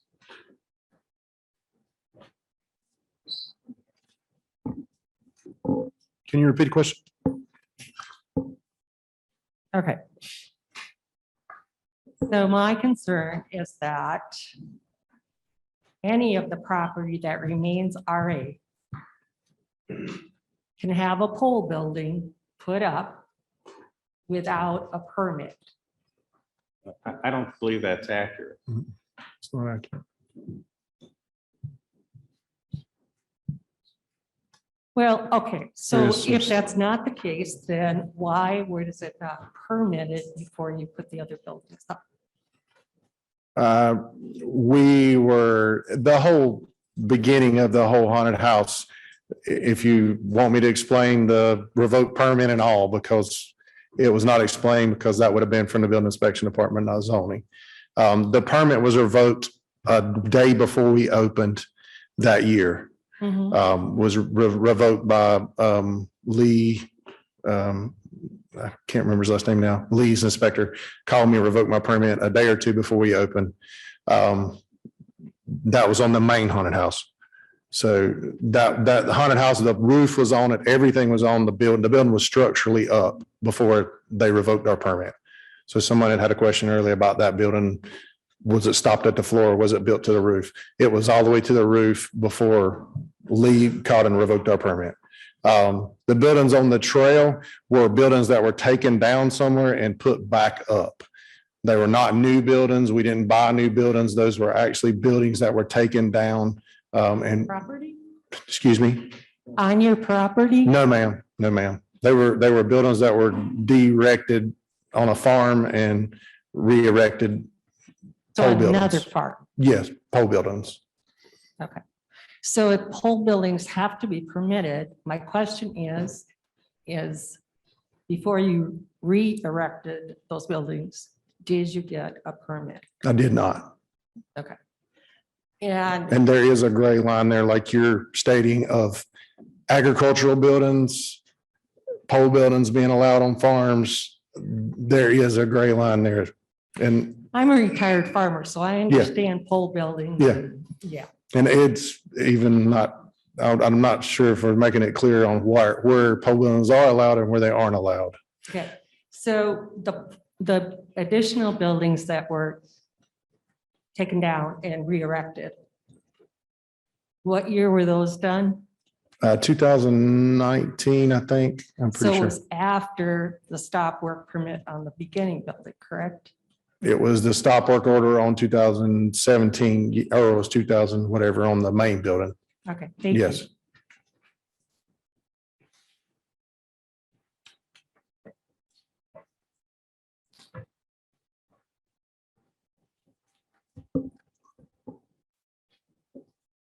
The county has Mr. Jenkins' attention, and it's been made very clear to him by the county attorney not to do that again.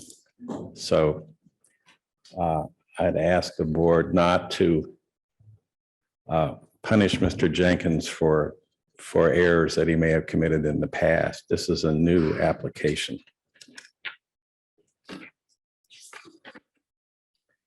So we have we have a split opinion among the neighbors about whether this rezoning is okay.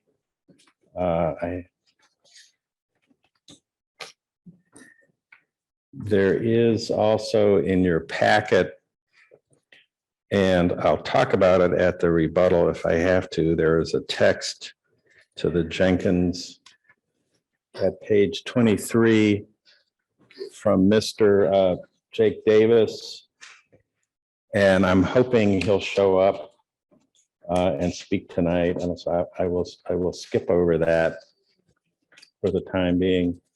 And there's another neighbor, the Zanellinis, Joe and Donna Zanellini, 1340 Doherty Road. You don't have this, but I'll pass it around. They are neighbors, and they say Reaper's Realm has never been a nuisance or a bother to us.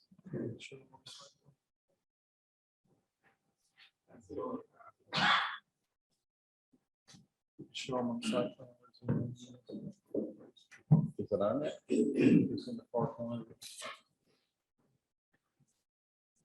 Okay. Okay, where is it?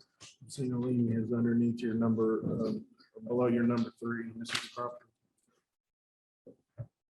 Okay, Zanellinis are below number 3, according to Mr. Jenkins. So that's another side of the property. Going back to the conditions you placed on the temporary use permit in 2020, you said there must be 5 county or municipal law enforcement officers on the site when it's open.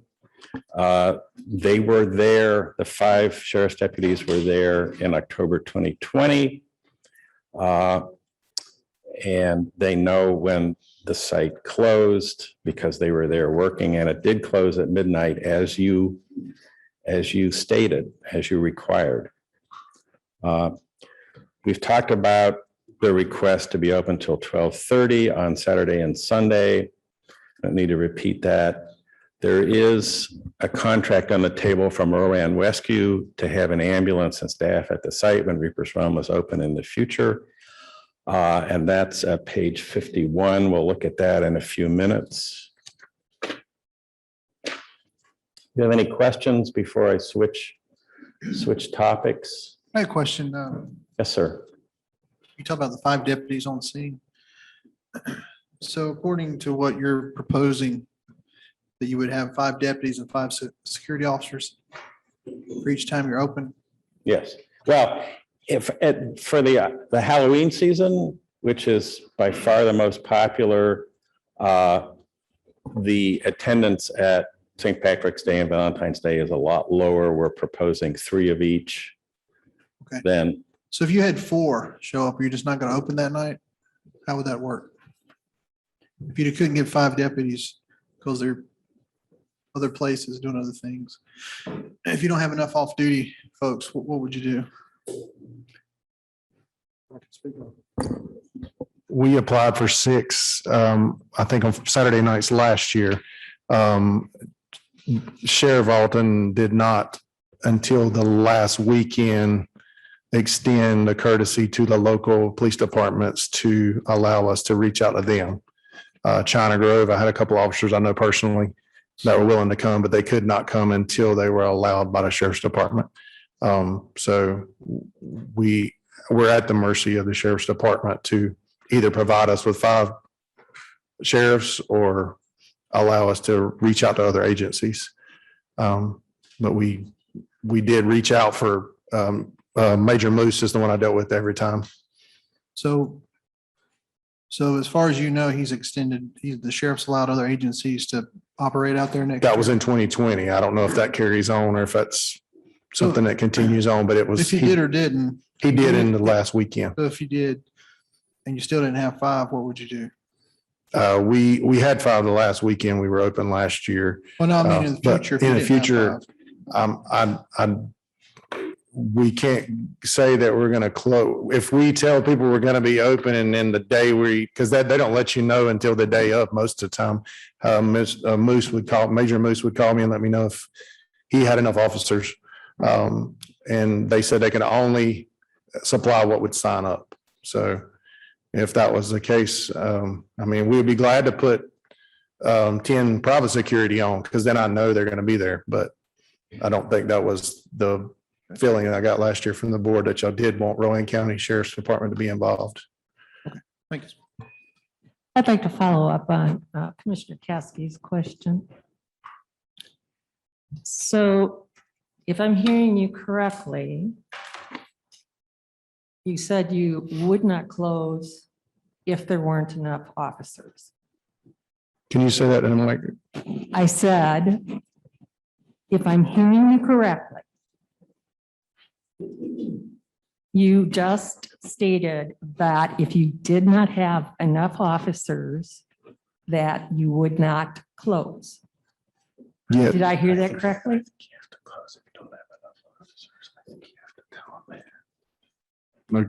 If that's a condition of us being open, then we have no way to be open, correct? Thank you.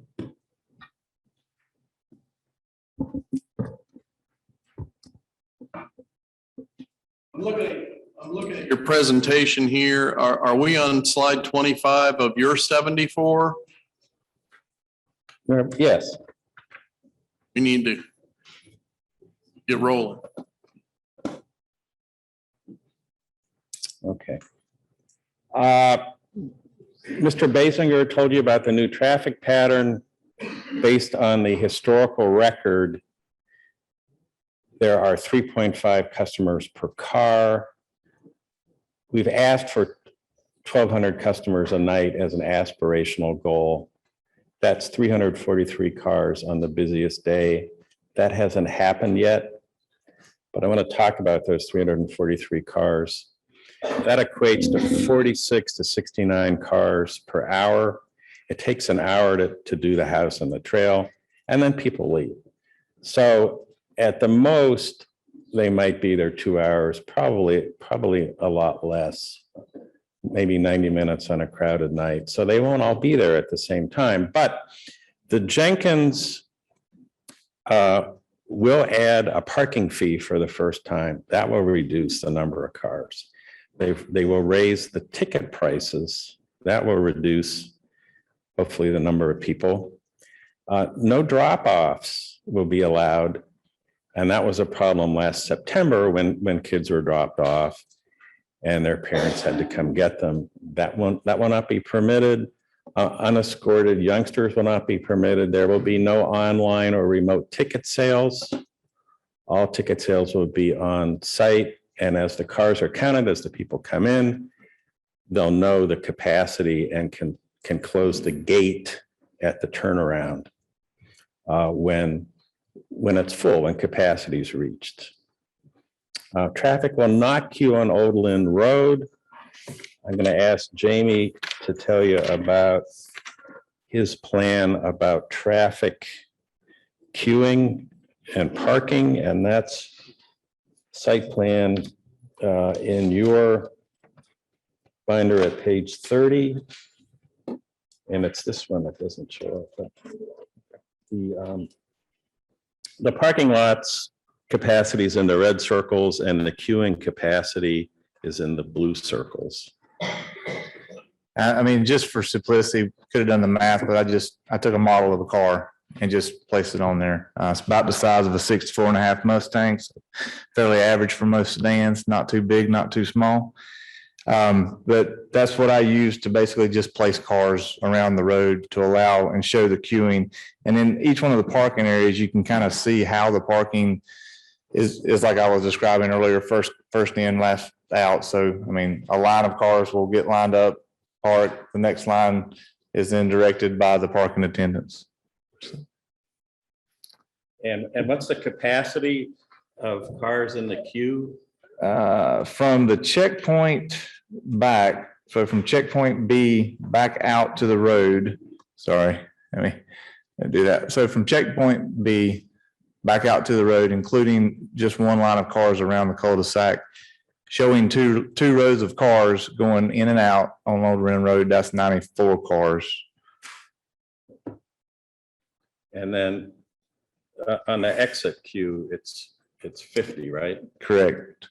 Yeah, exit queue is 50, and that's taken from coming out of the parking lot down the road all the way to Darty, and also coming out of this parking lot down that road down to Darty. So tried to put in a real world worst case scenario for this instead of using math. Seemed like a graphic was a better way to show it. So any questions?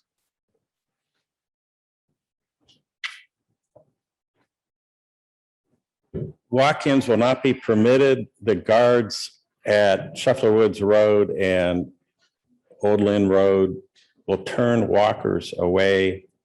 The word should get out pretty fast. This is done to try to eliminate walk-ins, minors, and also so that people will not park on Doherty or Old Lynn Road. One final thing before I leave this map. DOT requires the traffic turnaround circle here, and G shows the gate. So when capacity is reached, the gate will be closed and people will be directed to turn around and leave. So there should not be any queuing on Old Lynn Road. Mr. Benshoff, before you move on, I mean, your plans for parking and the turnaround and everything are really well done. My question is, when you talk about no drop-offs, I assume we're talking about minors. Is that Right. correct? Okay, so at the security checkpoint, my concern is this. You can drive a car when you're 16, when you're still a minor, and you can load it up with all your friends who are still minors. So my question is someone in that car, is the driver being checked for age? Because otherwise you could have a car driven by a 16-year-old, a minor, coming in with a whole car full of minors.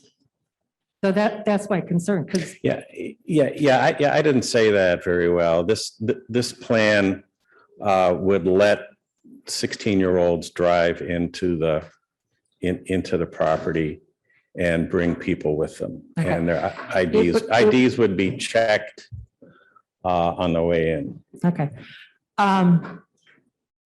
Okay, so the 16-year-old is fine, but if he brings a bunch of kids, like grade school?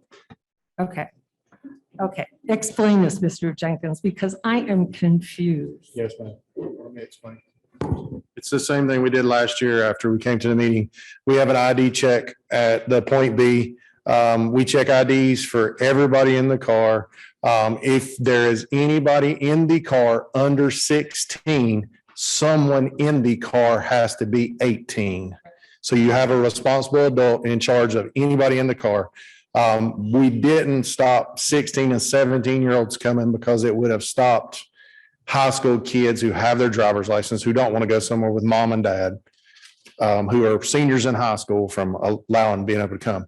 But they cannot come and bring their little brother or sister unless somebody in the car is over 18. So that was the first thing we asked when they pulled up. Is anybody over 18? Let me see your ID because you're in charge of everybody in this car. And Thanks.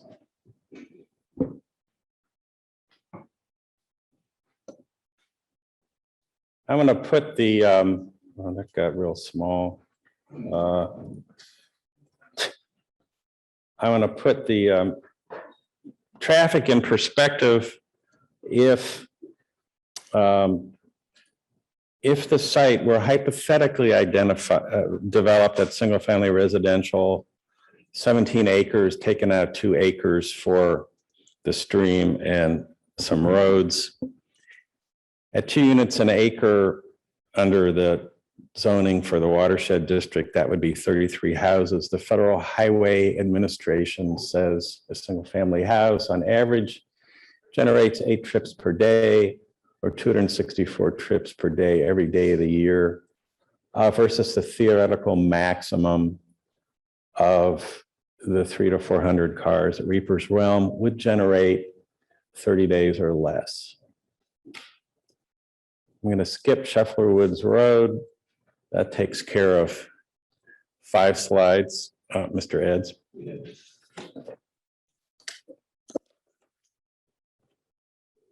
The request is to be open on these days for these seasons. But the Jenkins will stipulate and agree that if he's allowed to open, the Halloween season this year will be 15 days, not 20. And there will be no Christmas season this year. Okay. We talked about, well, we'll get to the hours. So these are the last days of the theoretical 4 seasons. So you can see when the last day of the season will be. It's typically the closest Sunday to the holiday.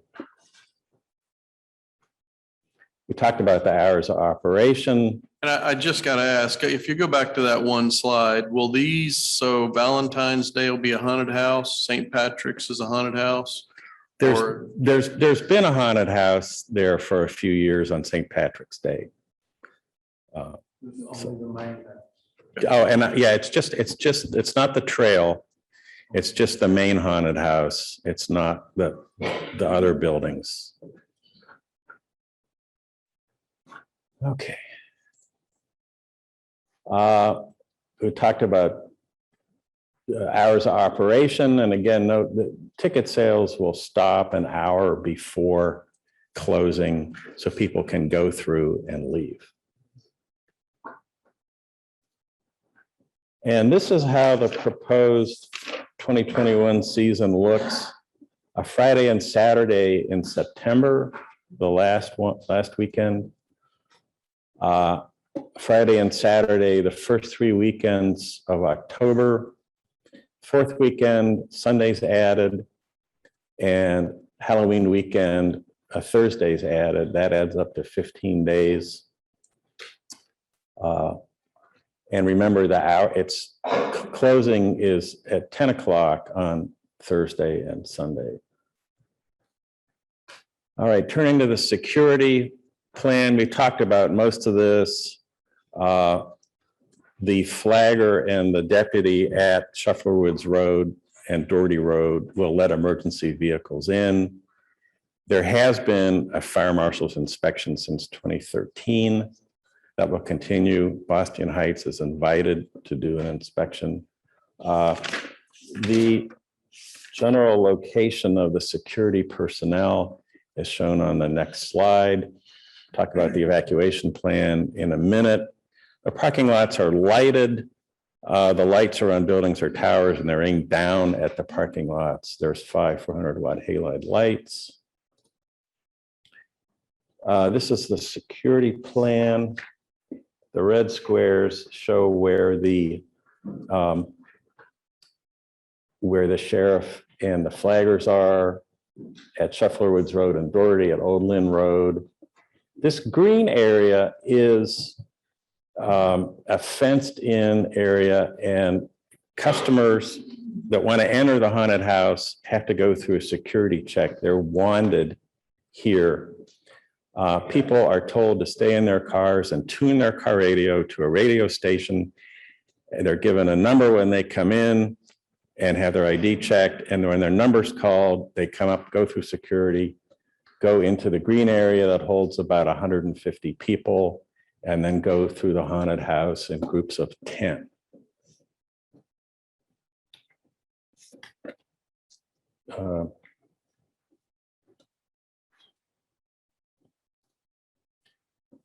I think we've been over all of these conditions so far.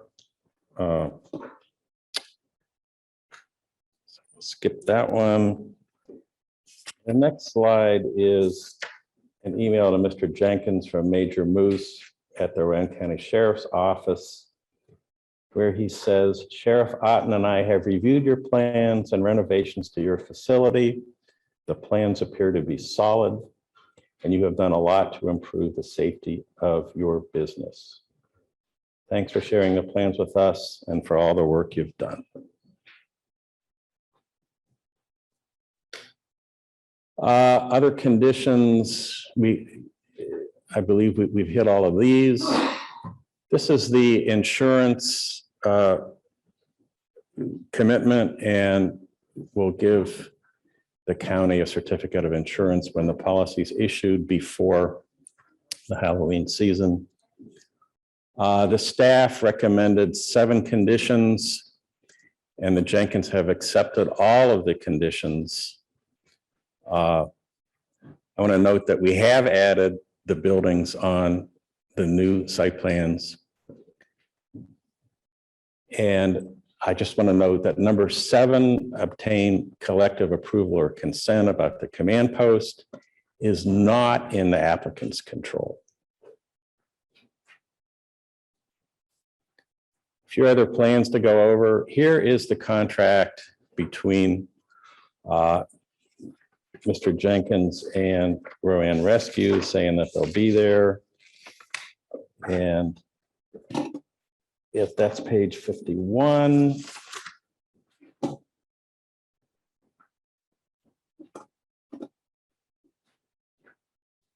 The fire plan, the main haunted house is sprinklered. There's lighted fire exit signs and fire extinguishers on all buildings. The fire marshal inspects before the Halloween season, and she's indicated she'll do so again this year if they're allowed to open. And Boston can make a courtesy inspection if it wants to. There is an evacuation plan. And the way this works is the noise is turned off, the house lights are turned on. The PA is used to ask people to walk to their vehicles and remain there until directed, because remember, the vehicles are parked nose to tailpipe. The actors and employees will escort people out of the buildings to the parking lots. They will search the buildings for stragglers, make sure everybody's out. The actors and employees, and there's about 70 of those people not directing traffic, will move to an assembly area. The emergency vehicles will come in and out on Shuffler Woods Road, and then the patrons will be directed to the nearest exit. The sheriff will direct traffic at exit points. We've talked about sanitation a little bit, and we're certainly amenable to bring in more porta potties and more sinks if that's indicated. The site has been inspected in the past by Rowan County, that's a typo, County Environmental Health.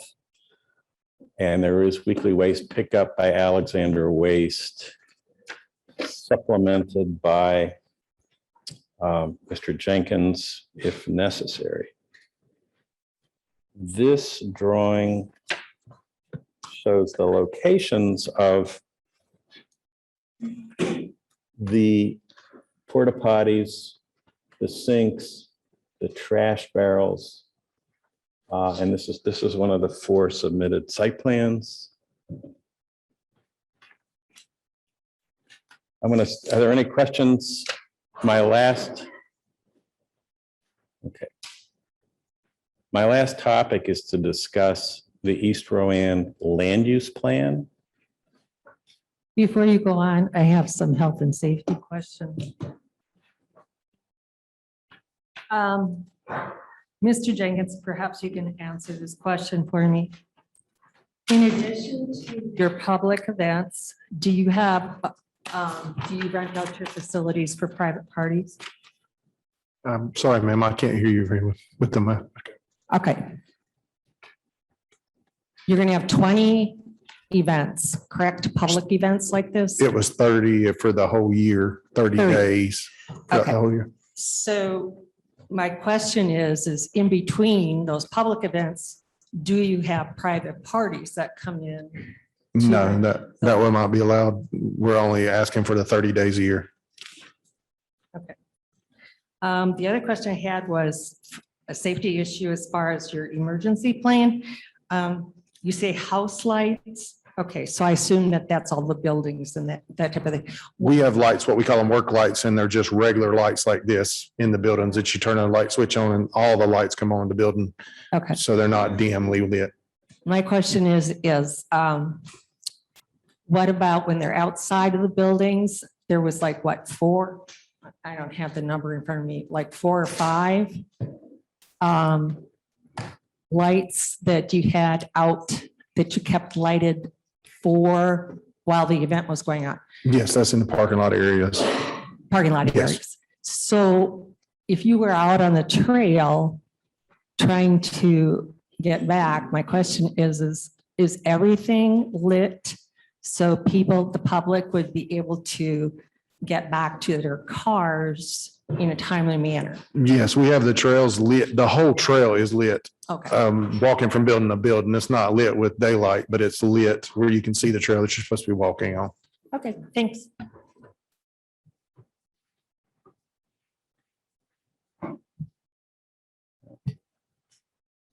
Turning to the land use plan.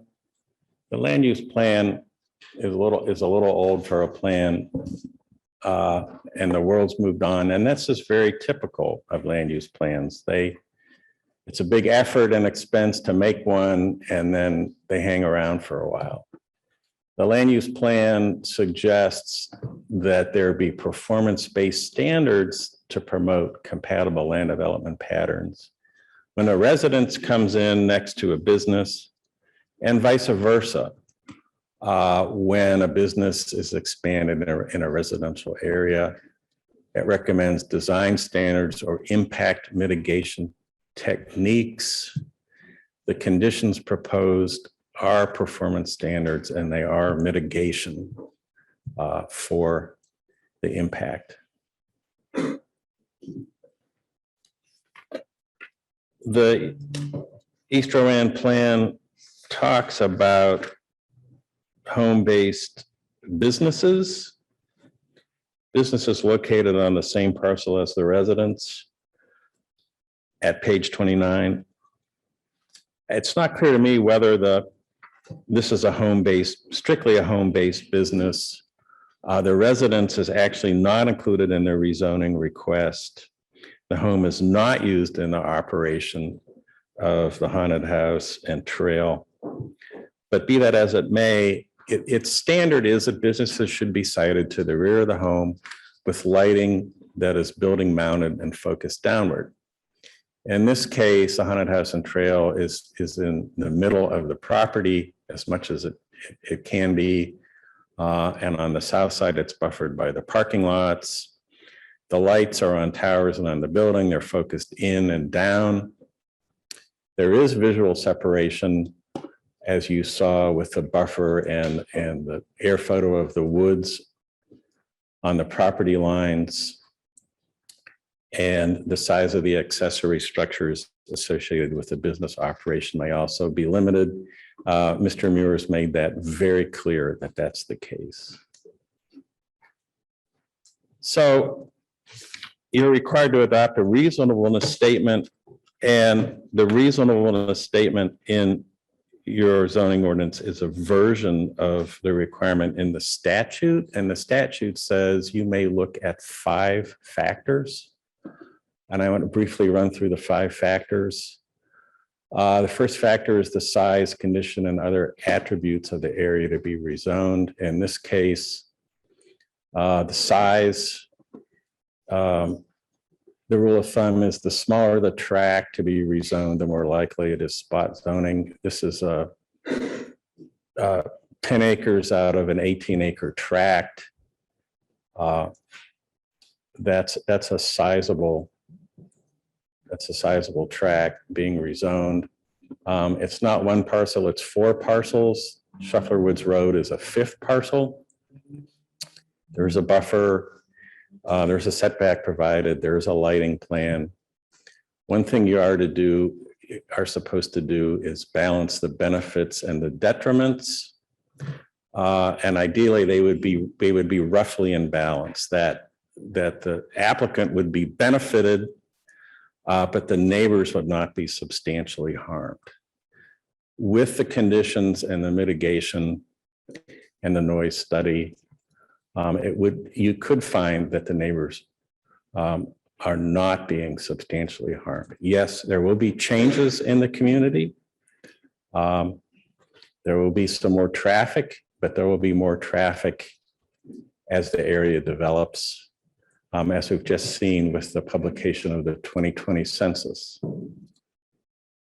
The planning board looked at the issue as one of, is there a benefit to the owner at the expense of the neighbors or community? And I believe they looked at it as an absolute, that if there was any detriment to the community at all, the zoning could not be approved. And I submit to you, that's not the test that the statute requires. That's not the test in your ordinance. Another factor is the relationship between the proposed uses and the current uses of adjacent properties. Well, back up, then how do you address that issue? How do we address what issue? You said they viewed it. I mean, I can't speak for them, but it had appeared to me when they got to this point, they said, well, there's a big benefit to Mr. Jenkins. And it's, there's no, the remediation, the conditions, the mitigation is not enough. In fact, the planning board meeting turned into a referendum on the way Reaper's Realm was run or might have been run years ago. And this is a new application. That doesn't address the question of if you're, the issue is not, is there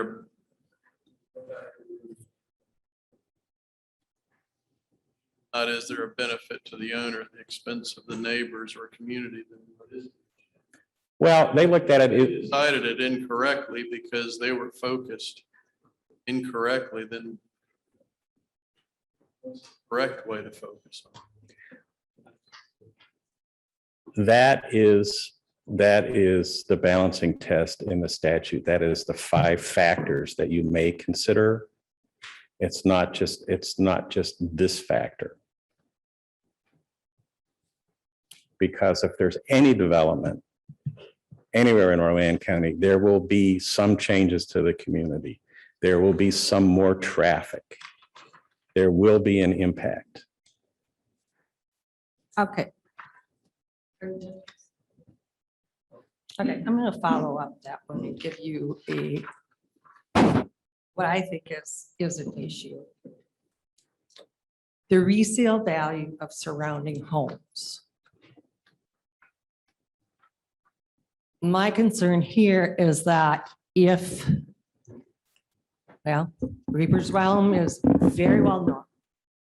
And if the adjacent landowners want to sell their homes, it seems to me that the operation of the business may be a detriment to them being able to get the full value of the price that they should get when they're selling.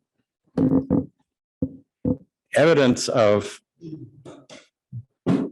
reduction in property value is not acceptable in evidence before your Board of Adjustment unless it's presented by an appraiser. And in a rezoning hearing, anybody can say anything, but we just don't have any evidence that that's the case. And people have continued to move into the neighborhood, continued to move in adjacent to Reaper's Realm. And I believe Mr. Jenkins can talk to that, speak to that if you'd like. Okay, I so will add, if I might just add that we are in a conditional zoning setting. As a conditional zoning application that's before this board, that's a legislative process. The standard for this board in reviewing a legislative rezoning is whether or not it promotes public health, safety, and welfare. So anything with promotion of public health, safety, and welfare, and anything that is related to that is fair game for this commission to consider in the approval or denial of the application.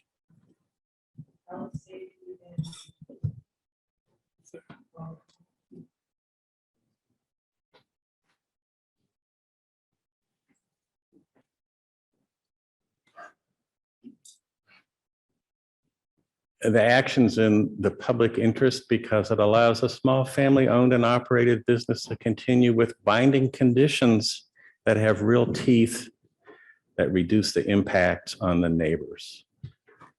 And the changed condition warranting the amendment is that the commissioners and staff said the use cannot continue unless we have this procedure and this hearing where you get to examine the conditions, the noise study, and decide.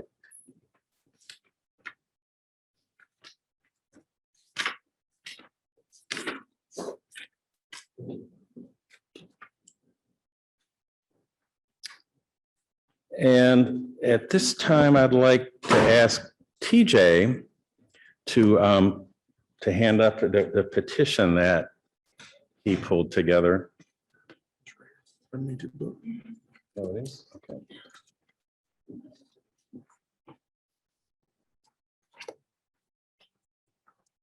Here's a petition it's an online petition. They're used a lot now. It's an online petition. It uses your zip code and where you're located at to sign into it.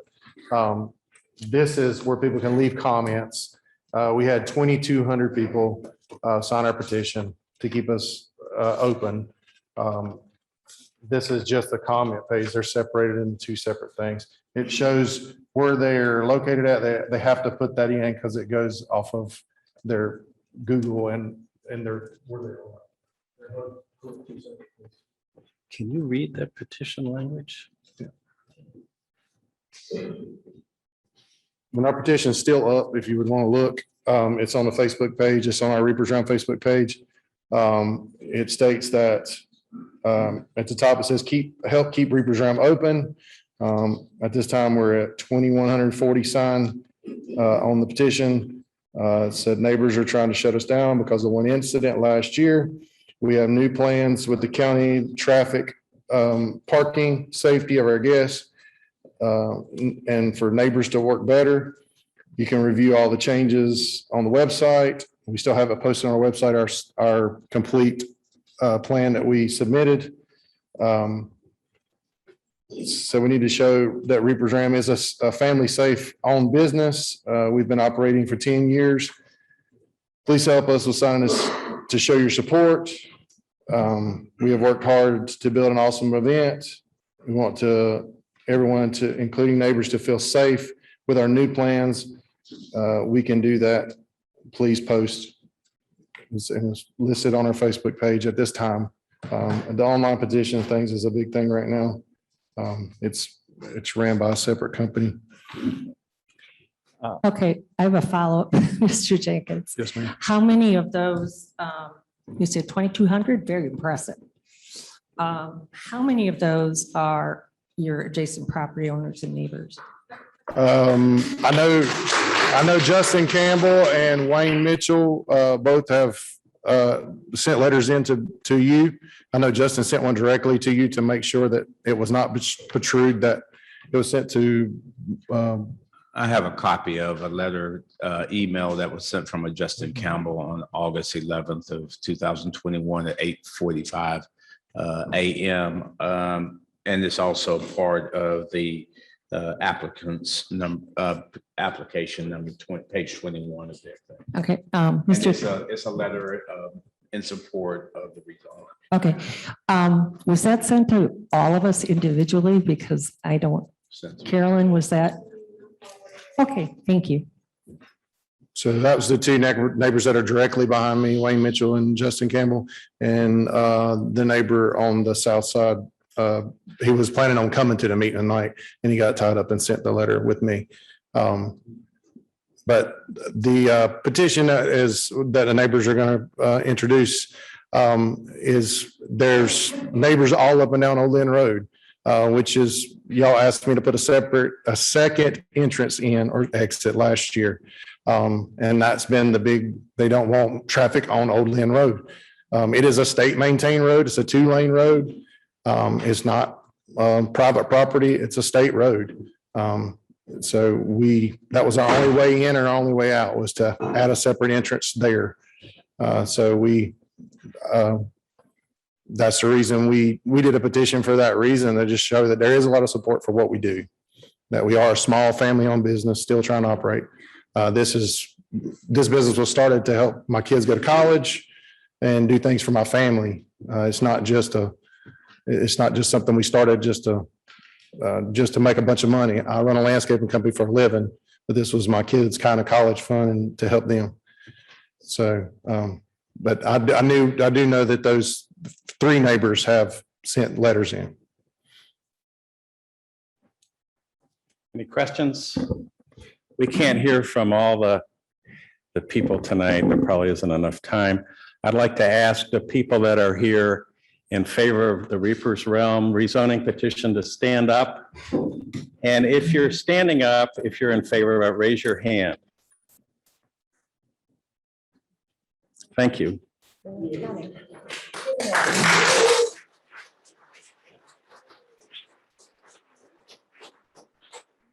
There is one other item that did come before the clerk, and it was a question that was presented on the Zoom virtual platform, and it asked a question with regards to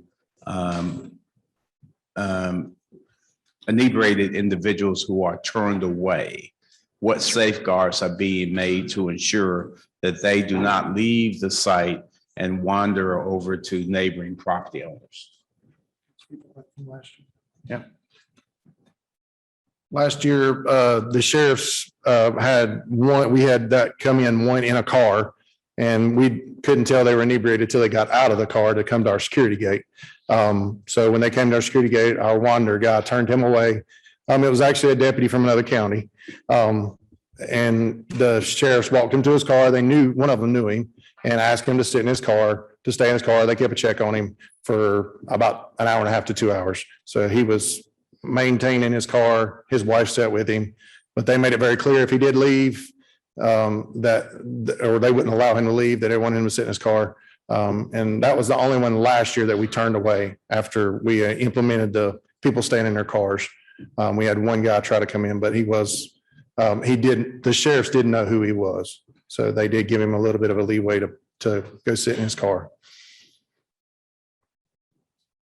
So they're not turned away at the ID check. They're turned away at the security point.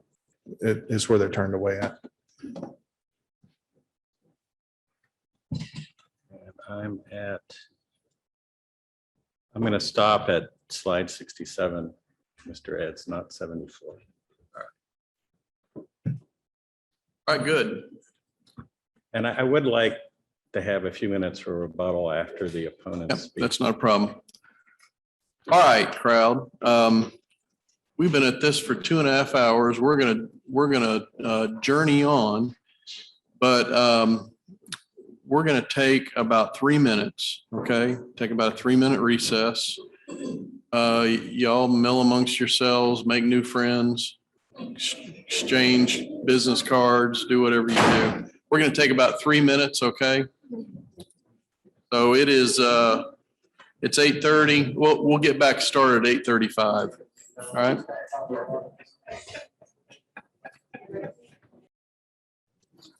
All right.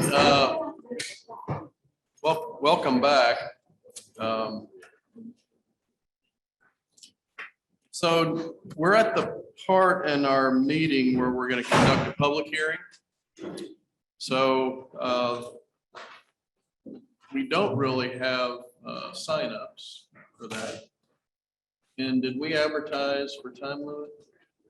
Okay. So we want everyone to have the opportunity to speak who wants to speak. A lot of times when we schedule these, we'll put a time limit on these. Honestly, we didn't expect this many folks to be here, but that's good. So if you get up here and you want a 20-minute speech, then we're going to wish we packed a breakfast. So again, we don't want anyone not to speak. If you want to get up and speak, then do that. But we kind of have these clashing interests these days. And these clashing interests are our First Amendment rights to say what we want, right? So technically, you have the right to say anything that you want when you come up here. We're also in a time when it's difficult for us even to get along, seems like. So we're going to ask you to come up and exercise your First Amendment right to speak. We're also going to ask you to be neighborly and not be ugly. And so can everyone agree to that? Yeah. Can everyone agree to that? All right, we'd appreciate that. We've got a business here, guys, trying to build on the American dream, right? Hey, it doesn't matter to us, and it's none of our business why he's doing this, whether he's putting kids through college or buying classic cars. It's none of our business. It's also none of our business how much he makes, right? Doesn't matter. In fact, we hope that he makes a lot of money, and just like the rest of you, we hope that your ventures are successful. So we don't judge any of that. So come up, be part of our community and have discussion with us, but be kind, and let's not get into a clap fest, because we're going to be here till midnight as it is. So the more clapping we got going, the longer we're going to be here, and we start getting cranky, especially Jim and Craig. All right. Mr. Chair, I might offer a suggestion for the board. Please, yes.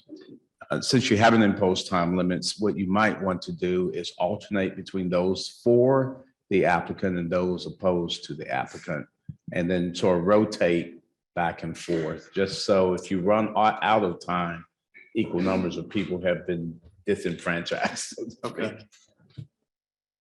All right. Everyone ready? Yes. On your mark. Get set. Who wants to be first?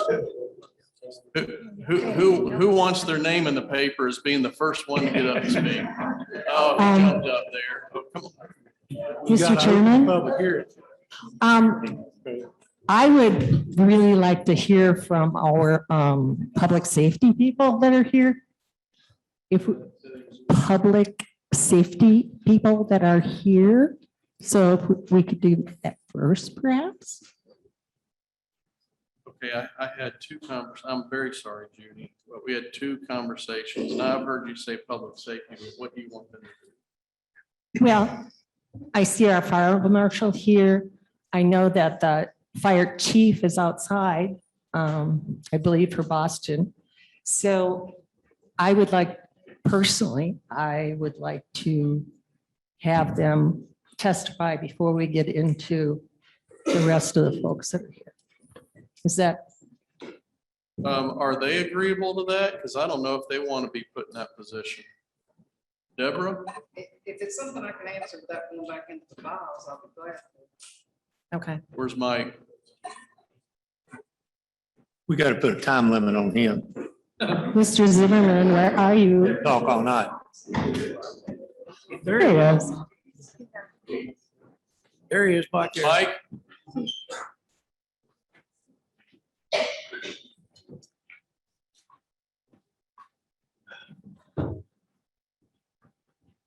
You ought to hear these two sing together. Great. Do you have a question? I didn't know if you had any studies or presentations or, okay. So my biggest concern is health and safety. And for instance, you know, I haven't checked what, you know, road requirements are for an emergency vehicle, especially our fire trucks coming in and, you know, if people are going out and coming in, is a 20-foot road? Yes, that was actually in our ordinance for subdivisions, which this is not a subdivision, and we had tested that. But he has, Mr. Jenkins has agreed to a 20-foot road. Okay. Throughout the property.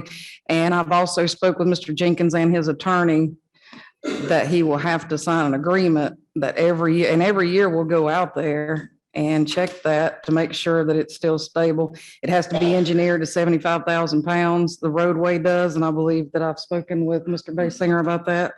And so Mr. Jenkins and his attorney and the engineer are well aware of everything that we're gonna require for the roadway. The other question I have, well, probably a couple, but from a safety perspective, like if you have to have EMS in there and, for instance, I really like the security checking that they're doing, but if somebody comes into the parking lot and we've got an incident with guns going off in the parking lot before they get to the wanding, I would guess that there would be a number of emergency vehicles coming at once. So my question is there adequate space in the plan to fully I see. I'll answer part of that and I'll ask Chief Zimmerman to answer part. In the plan, it does call for emergency vehicles to only come in on Darty Road.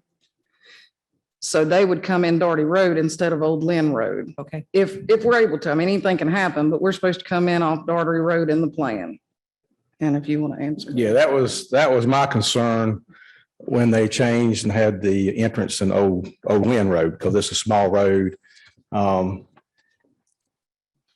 And the only concern I've had, and we had a meeting before planning a couple months ago, was we come in by Doherty and the shufflers, the vehicles coming out could pose a problem for us getting in. That's one of the concerns we've had.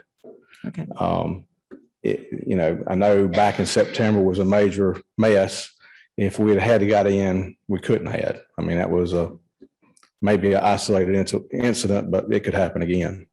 And that's the only concern I've got, is us being able to get in, because the roads is blocked. We couldn't move. If there'd been a hazard or another type of emergency somewhere close, we would not got to it.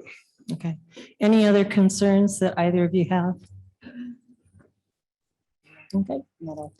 Yeah, I can't think. No, ma'am. Everything that and I believe that Mr. Jenkins spoke on this. We have had some issues in the past, but in the end, he has done everything that we asked him to. I can say that. Okay, thank you very much. Mike, excuse me. Did you say you could not have gotten in last year? No, not at that incident. We couldn't move.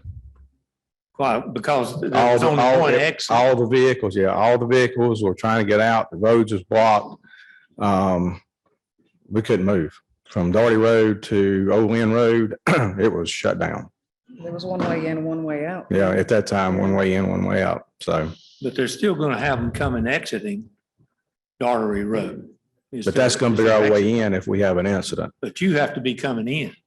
Yeah, the only concern I've got, and I expressed this in the meeting we had earlier, a couple months ago, is the way the roads are curved in the back section coming in off of Old Lynn. I don't know if our larger trucks can. It has been straightened. Okay, never mind. I didn't see that last drawing. No, it's fine. Okay. Got a map of it if you want to look at it. I have not seen other than the night. And I would have to, I know Mr. Jenkins and I spoke about this in my office earlier. If an incident happens, am I correct in saying that you can exit people out of Old Lynn so that emergency vehicles can come? I thought that was in the plan. Yes, sir. So that You'll turn the traffic around. Yes. If there's an they'll emergency. exit out the entrance and emergency vehicles will come in. That's the plan. I don't know what will work, but that's the plan. Okay. Okay, thanks. Okay. And then I have a follow-up question for Mr. Muir. Ed.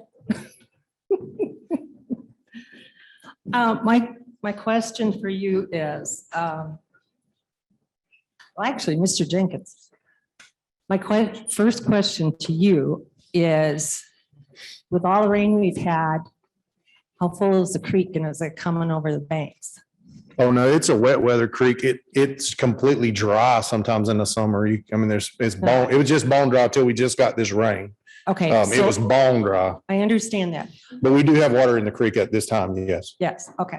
So how full is the creek? That's, At the crossing area, we've never seen the water more than, but the creek's about 8 foot wide.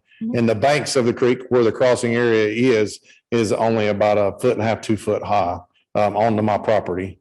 The creek's not very, it's a lot of rock in that land over there. So there's a lot of rock in the bottom of the creek in that area.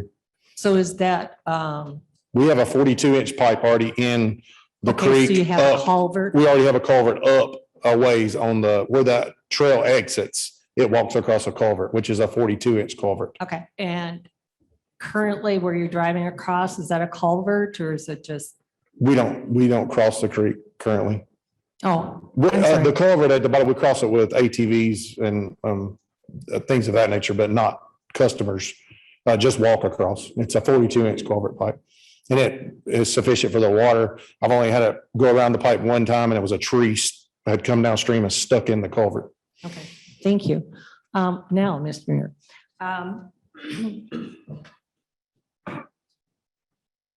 Since there is no prohibition to building on the creek, as I understand from Mr. Basinger, my question I have is this in an SNIA district and where are we at with water runoff? So if he has to have an erosion control plan to do this work, which is likely, then the built upon area limitation will be limited to 36% built upon. And I think Jamie attempted to address that in their application. I don't remember what that number of impervious cover they have. What, you know, 26 or 29. So if that's the case, then the board would not have to consider Okay. an application permit for next month. Okay, thank you. All right, that means we're going to open this up to a public hearing. And so who wants to be first? So give us your name. My name is Ann Dean, and I'm a member of the Pine Ridge community. I live on Old Lynn Road, and my property backs up to Rimmer's Realm.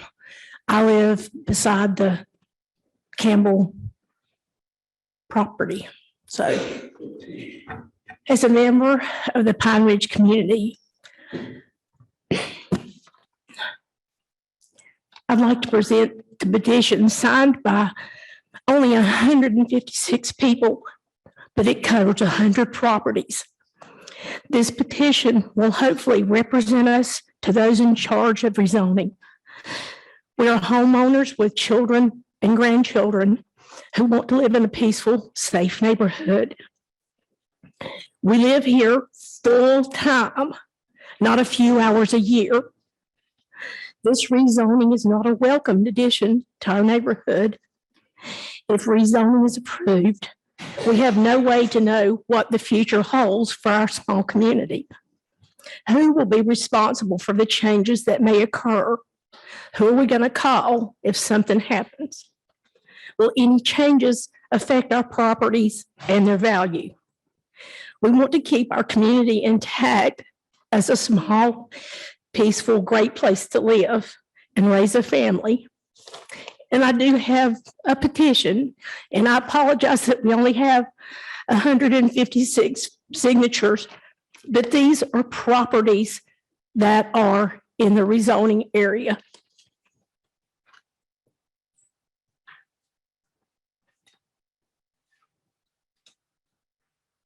Next. Hey, my name is Michael Coffey. I'm here with my wife, Angela. I'm here on behalf of TJ. I live at 1464 Circle Drive.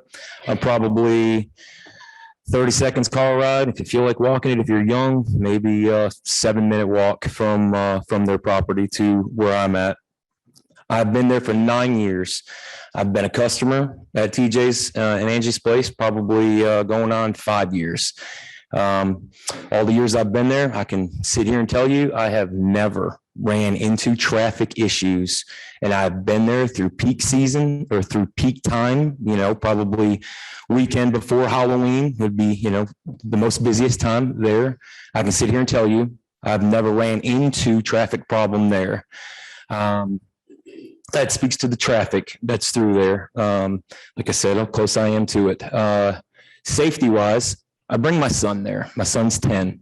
When my other son, our oldest, is 21 now, but before he left for military, he would go there on the weekends with his friends. No problem. He would have been 16 years old, 15 years old even at that time. He would go there. I wouldn't send my kids there if it felt unsafe. I just wouldn't do it. I have family members. They bring their kids. I've asked them to bring their kids because I don't want to say joy because it's a haunted house, but they absolutely love going while they're in there. The atmosphere for kids is wonderful. I will sit there and I will tell you that right now. It is wonderful. The way the actors interact with the kids, I've seen a couple of kids, they laugh with them, they give them high fives. I mean, can't be that bad. You had raised a question about property value. I can sit here and tell you right now, between me and my neighbor, we have probably a handful of letters wanting to buy our property. It's crazy if you think about it. If you actually looked at it, of the property value, how it has gone up in the last 3 years, and with 85 now having the new exit there, and you guys know the plans that are for that exit, sky's the limit in my opinion. Seriously. So property value, I haven't taken a hit. My taxes are going up. So I live close. I've never had traffic issues, and I bring my kids there and I bring my family there. Thank you. Thank you. Next. Excuse me. Hey, Coffee, Coffey. First name's Michael. Your taxable value went up. Your taxes did not go up. Taxable value, sorry.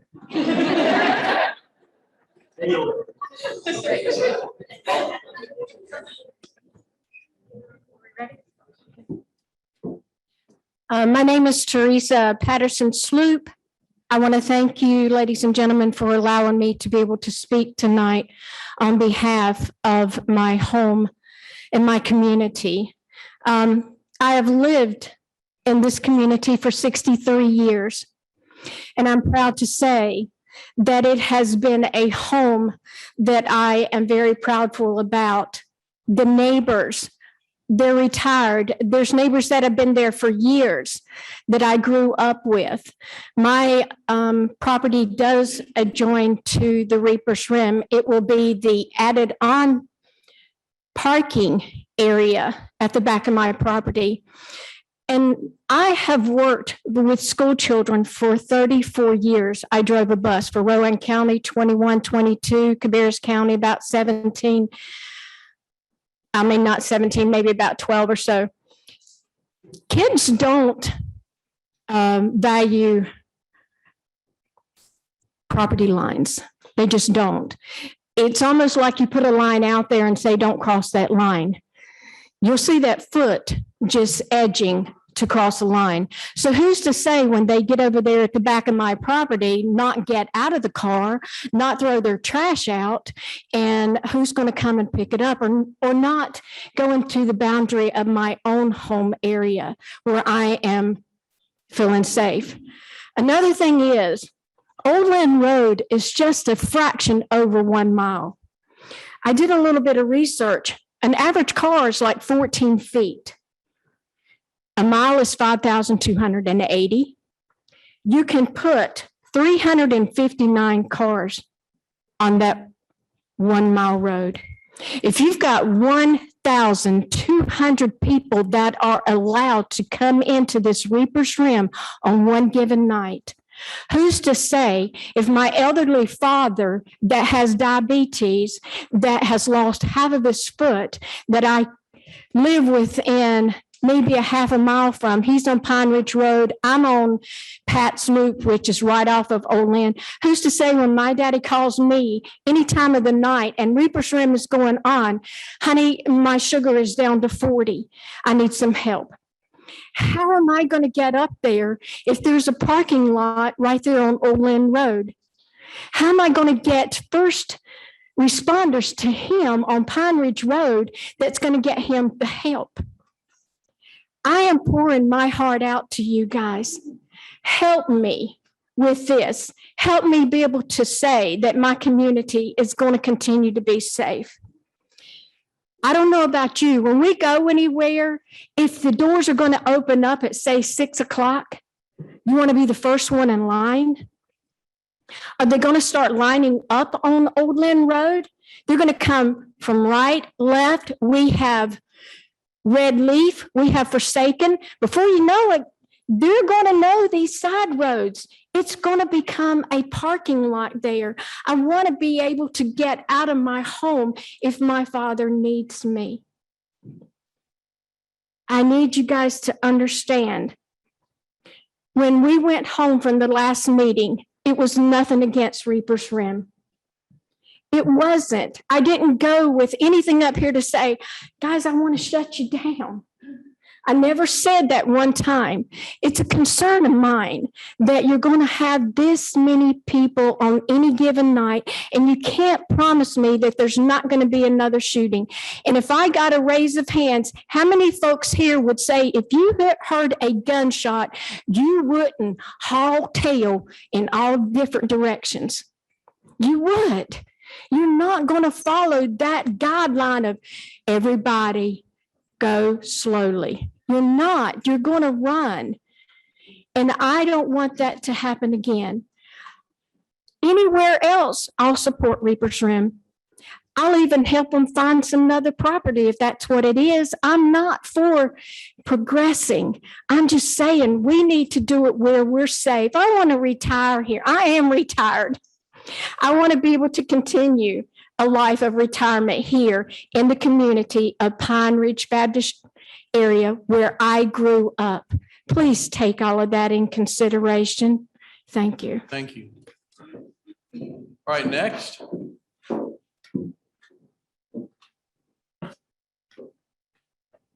My name is Jacob Davis. I live off of 1445 Pine Ridge Road. Apparently I'm maybe half a mile from where the new entrance is, if I could, guess. I'm kind of very neutral here. I just moved to the area in February. To the first guy's point, my property values has, already went up since then. So I don't know how this is going to affect us. But my main thing is I signed a petition against it and I want to rescind my name. My wife couldn't make it. She had to work, but we want to remove both of our names off the petition against it. And mainly it's just because of, I don't feel like the information was, relayed accurately after kind of, hearing all of this stuff. I'm very, like I said, once again, I'm, probably on the younger end of the community. I feel like there's kind of two options: sign that petition and shut their business down, or don't. And I'm again shutting down a small business. I feel like we're talking about 25,000 people coming and we're talking about 1,200, 300. Whenever they're talking about the amount of cars, you're not talking about 800 cars the entire night. You're talking about moving cars through.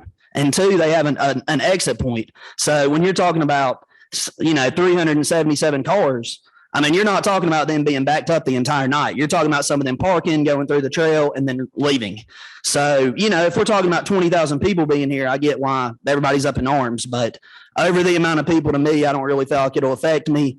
And so, like I said, for that reason, I just don't want to be on the petition to be against it and shutting them down. And like I said, I don't think that's maybe their intent, but the way it was worded to me was that, it would be an option to leave them how they used to be. And clearly with zoning, that's not an option. So it's literally, if it's either rezoning the way that we're trying to do it, or you got to shut a business down. And I don't want to, my conscience can't handle that. So mainly I just wanted to show up, and I'm not saying I'm a supporter of Reaper Realm. I've never even heard of it, never been there. Just moved, just bought a house in February. But the point being, on my conscience, I couldn't sign a petition saying, hey, I support shutting this place down. And that's what I feel like the petition did, whether that was its intent or not. And so, anyway, that's kind of all I got to say. Thank you. Thank you very much. All right, next. My name is Catherine McElhannon. Mike, Charlie, Echo, Lima, Hotel, Alpha, November, November, Oscar, November. Ex-military, well, let me rephrase that, retired military. Now, I'm a single parent. I moved to North Carolina because I have family here, and I value family, I value community. My son is now 11 years old. 3 years ago, I allowed my son to start working at Reaper's Realm. Why? Because it built community. It taught my son the value of a work ethic. He had to balance school, had to balance sports, and had to balance work. He wanted to work. 2 years prior to him actually starting to work there, I would bring him up there. The actors, the staff, everybody, they were very patient with him. My son is terrified at that point in time of anything spooky and scary, but they would walk him around into the crowd. That shows community. That shows love. That shows caring. It's bringing people in. They asked for my son to, hey, would you like to start working? Yes, I would like to. Now, my son can't be here to answer for this because you don't allow children here. But there are plenty of children that actually work at Reaper's Realm who could tell you the bond that they have grown, the community that they feel in there. It's like a second family. Isn't that what everything's supposed to be? You're talking about rezoning, not taking away somebody else's property, but he's building a family inside of a family. He doesn't just look after his own kids. He looks at everybody's kids. Isn't that what we're supposed to do as a community? Is be there for everybody's kids. He's teaching these kids responsibility. They're not out running the streets. They're working. They're earning something. They're understanding what life is about, having to balance more than one thing. I'm for anything for that, because in my eyes, that's teaching our kids responsibility instead of just giving them what they want. Thank you very much. Next.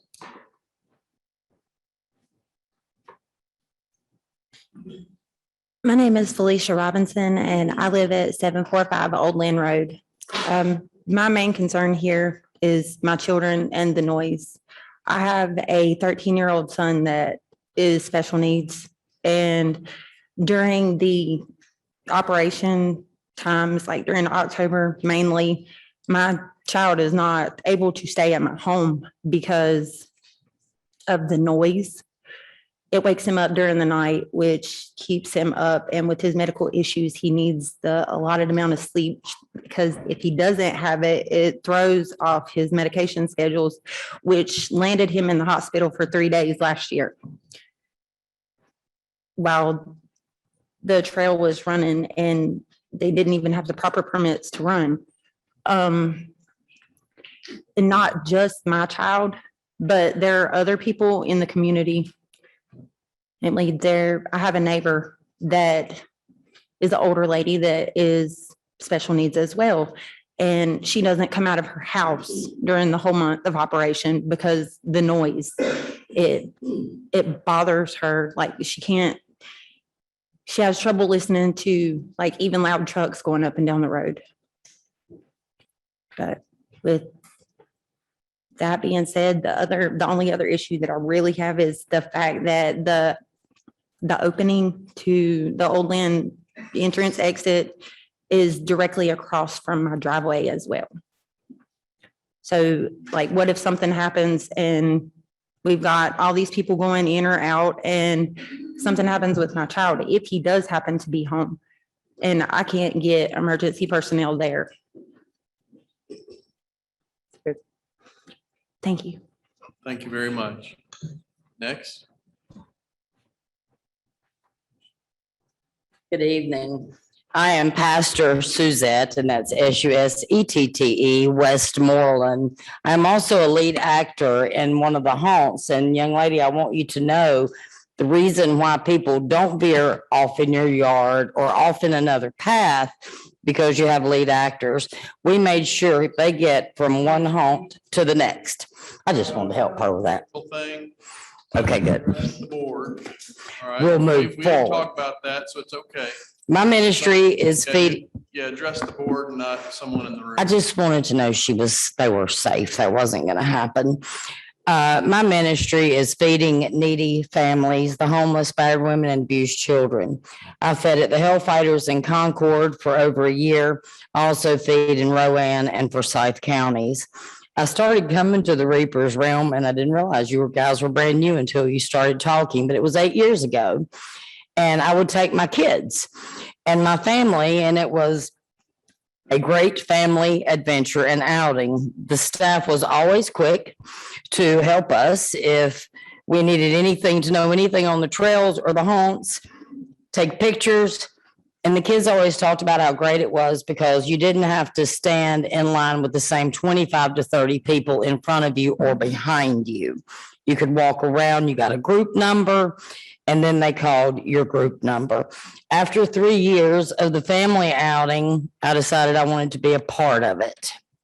The next year, I began playing a character at the beginning of the season. It was a blessing to meet the other characters as a part of my ministry. I feed many families every week. I got permission from the Jenkins and started feeding the workers at Reaper's Realm. Not only did these folks come with hungry bellies, but their hearts were hungry as well. Before I knew, I had several coming with prayer concerns and prayer requests. For reasons beyond their control, a lot of these people had not had home-cooked meals in a very long time. A lot of them would not know the love of God, as well as the miracles that come with answered prayers. A lot of these peoples do not have anyone to share their problems with. I'm talking about children and adults. Therefore, I'm very blessed to be able to listen and pray with these actors.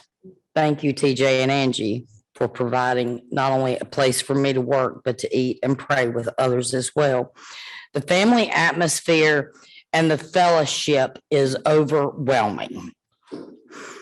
These actors feel like they have a purpose in life, a job, friends, self-worth, and extended family. Something they don't have outside of Reaper's Realm. A few dollars at the end of the haunt, yeah, that helps them buy Christmas presents. Had one lady hadn't bought her mom a gift in 3 years. Angie and TJ provided a little bit of money for her to be able to do that. And I don't think the community realizes, whether it's near or far, city or county. But these folks behind me, they help people year round. Last year, they sponsored 5 Christmas families. That's a total of 26 people they provided for. Thanksgiving meals, not to mention Easter and other things that would come up. So it's not like they're doing this for their own self-worth. They're giving back. You don't see it because they're not boastful, they're not braggers, and God knows what they do. They provide a family-oriented atmosphere for their actors. I know because single mothers and fathers have their children and they all work there. The Reaper's Realm is hopefully a legacy that they can pass on to their kids when they're gone. Something they can keep moving. It's much more than a haunted house. It's much more than people screaming and running through the woods. I was there on the night of the incident on September the 26th, 2020. I can tell you that it was a one-time incident. 8 years I've been there, first time I've ever seen it. Were people scared? Absolutely. You better believe it. I was there and I was afraid because we'd never had this. And we haven't seen it since. But those folks came in with a purpose, and that was to cause chaos, instill fear, and lots of confusion, and they succeeded. They were not there to attend the haunted house. They didn't even buy a ticket. Did it cause traffic issues? Sure it did, because we had a shooting and the law enforcement needed to get there. We didn't know if we had people hurt. So yes, people had to respond. So traffic was bad. I know TJ took a lot of drastic measures for the very next day so that we could open up. His actors could be safe. His family could be safe. And we were, and we still are. My advice to all of you, and I thank you for your time and bless your heart. I hope it's not midnight because I'm old and it's my bedtime right now. Is to come inside and see what goes on inside. From what I can tell, everybody's looking from the outside in. But if you'll come inside, you will see there's much more going on than chainsaws and people screaming. Thank you all for your time.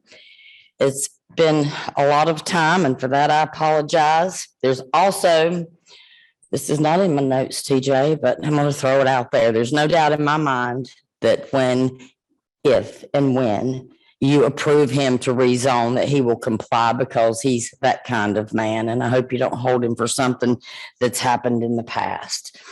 But do what's in the best for this Reaper's Realm family and the Jenkins and their family. Thank you. Good night and God bless. Next.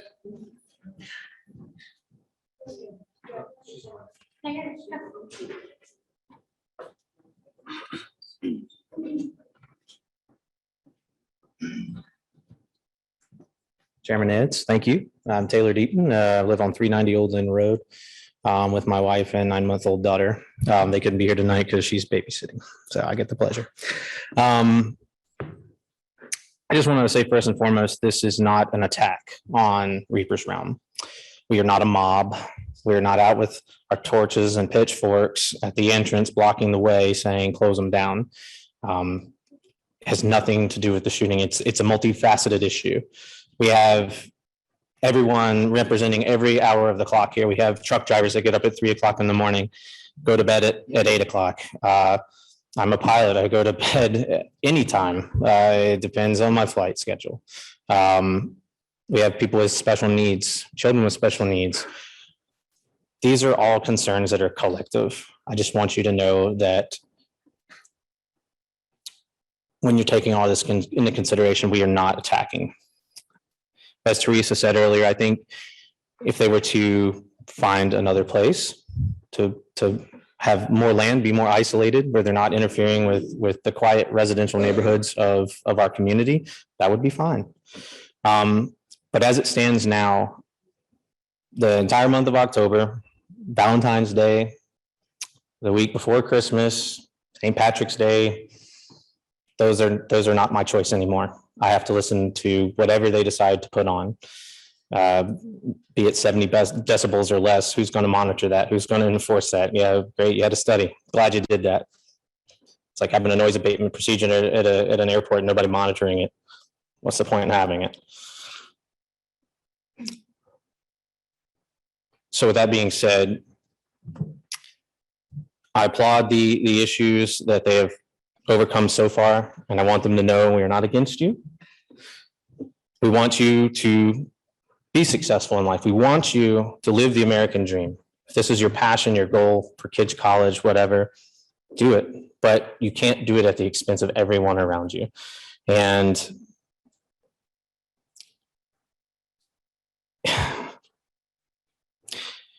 I won't beat this proverbial dead horse. Gunshots aside, if you scream shark at a beach, everyone runs. It's a primal instinct, fight or flight. Even people on the beach drinking beer in the sand, they run. They don't have any reason other than someone screamed shark.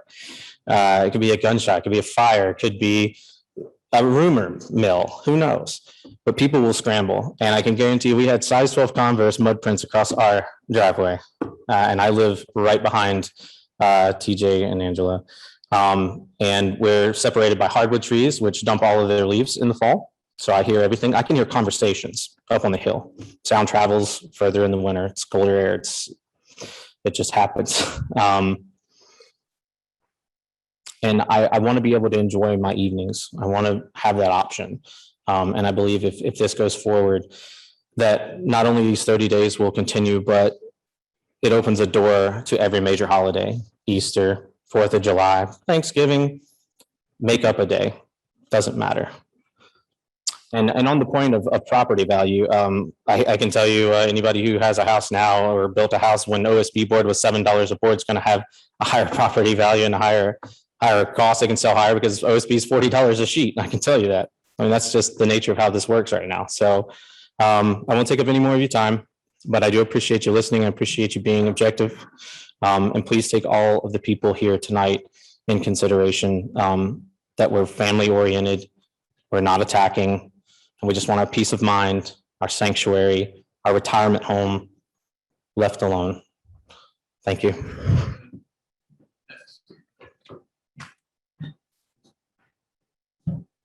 Welcome. Hello, my name is Chelsea Price. I'm not coming as a neighbor or anyone that lives close. I'm coming as a client to Reaper's Rim. I have came there since they were super small and just starting out. I wanted to come tonight to express how family oriented the place is. I know that the biggest issue is traffic.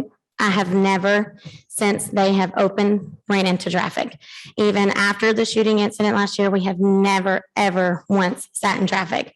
I drive a Suburban, which is a very big vehicle. I have never had issues getting in or out. I have never had issues with parking. As far as noise, I mean, if you get to the end of the driveway at Darty Road, you can very faintly hear screams, chainsaws, but that's part of a haunted trail. It's nothing that's major enough that someone couldn't hear it with their door shut. As far as safety, I mean, I take my kids. I feel super safe. I would never feel like they are unsafe. I would trust TJ and his wife with my kids at any point in time, even outside of the trail. It is a very family-friendly place and environment. And it's the heightened security that they did last year after the shooting was, I mean, not as if I didn't feel safe before, but it was even more of a safety measure that I feel like they did to help, which should make everyone else feel just as safe. I don't really have much else to say other than that. So thank you for your time. Thank you. Right, next. Give us a set.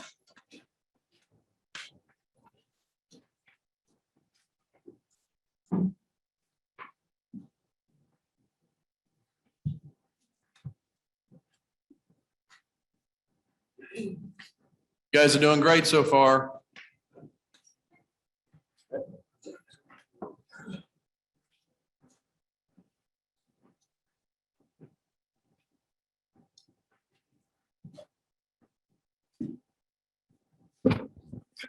Hello, my name is David Bumgarner. I live at 815 Old Lynn Road on in China Grove. Everybody knows my house where it used to be a drug house. I mentioned the drug house, everybody knows where it's at. Drug house? It was a drug house. Yes, sir, it was. Is that a confession? Yeah, no, it's not a confession. That just means I ran them off. That's all I did. And I didn't solve any problems. I just moved it. But as far as Reaper's Rim, I mean, I have nothing against TJ. I did a lot of business with his dad for years down in the Napa store. My concern is Old Lynn Road. That it is, I did some measurements out there. Old Lynn Road is about 3.5, 4 feet skinnier than Darty Road. It takes, I have been through there with I drive an 18-wheeler, I guess you can tell. But one morning I forgot my phone and I told them, say, I got to run by my house to pick up my phone. I'll be in my truck. They said, okay, whatever. Old Lynn Road, that truck takes up that whole side of the road. My issue is with the traffic going through there, Miss Lucy lives right here right beside of me. If something happens to her, how's the fire truck going to get through there with all them cars going up down that road? That's what I'm saying, because the fire truck is just about as wide as a trailer. The trailer is 102 inches wide, which is 8.5 feet wide. I measured on Old Lynn Road inside of the yellow line and the inside of the white line is exactly 102 inches. It covers that whole road. That's my only concern I have. I mean, as far as Reaper's Rim, I mean, it's great. My daughter's been in Reaper's Rim. And she had a good time. My only issue is traffic. That's my issue. I mean, they did a great job of planning. I mean, I had to give them that word. But my 62 years of living, whatever, I know nothing goes as planned usually. It's just stuff comes up like, and I don't want to bring up the shooting whatever, but stuff comes up and it's unexpected. I realize that. But other than that, I mean, I don't have a problem. But I do have one question, whatever, with TJ. Are y'all going to still use the bullhorn and the cannon? They said y'all had a bullhorn and a cannon? Yeah, we had a bullhorn and cannon about 5 years ago. About 5 years ago. So we had a cannon about 5 years ago that we shot. Well, I'm hearing that it was used last year. Was that in with the test on the acoustics, I guess you want to say? Okay, but other than that, that's it. But anyway, the point being is, well, we got emergency vehicles down through like Miss Lucy here. How we gonna get her out of there? That's my only issue. And I appreciate your time listening to me. Okay, thank you. Thank you for coming. All right, next.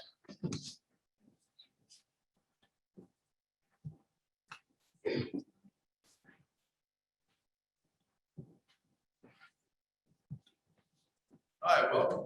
Hey, my name is Brandy Nelson, and I live in Enidville. I live on Enidville Avenue in Rowan County. I've been working for Reaper's Rim for about 6 years. This year would have made my 7th year selling tickets. I started going to Reaper's Rim 2 years prior to that as a customer, me and my husband. I can attest to the crowds. We have the range of from 5 years to 70 years old. We have more families that come every year as a tradition. We have youth groups from all different churches that come every year. The Boys and Girls Orphanage groups come. This is and always has been a family-friendly, safe attraction. My whole family is involved. My husband, 2 kids, mom and dad, and nephews. We've never had any issues with noise or traffic. And many people that have signed the neighbors' petitions have came as customers every year.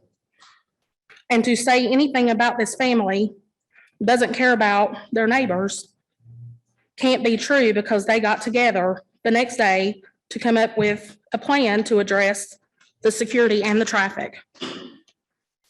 And as far as the night of the incident that happened on Saturday, September 26, 2020, I have never witnessed anything like that. All the years we have went to the attraction and then worked there, I have never seen not even a fight. This is their home as well as all of their neighbors, and they have worked hard to keep it safe, to keep it a safe environment. I hope that you take into consideration how many people this affects and how this family's business is helping the community, not hurting it. Thank you. Thank you. All right, who's next?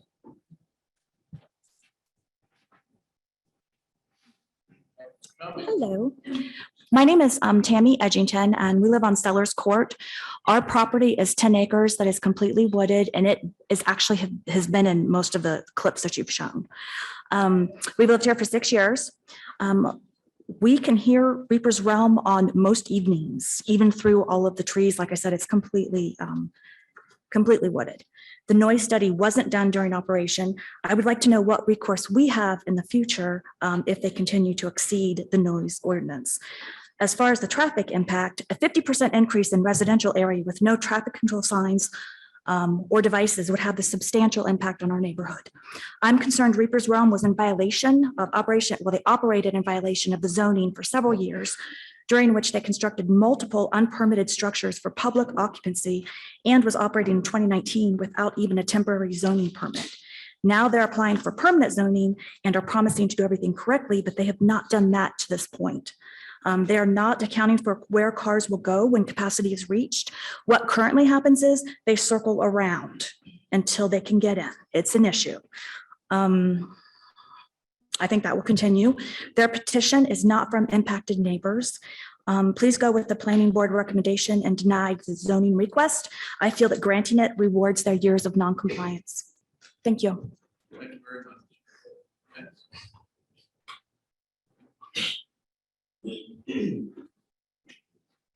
Hello and welcome. Hey, thank you. My name is Dina Mills, and my family and I are longtime customers of Reaper's Realm. We support them.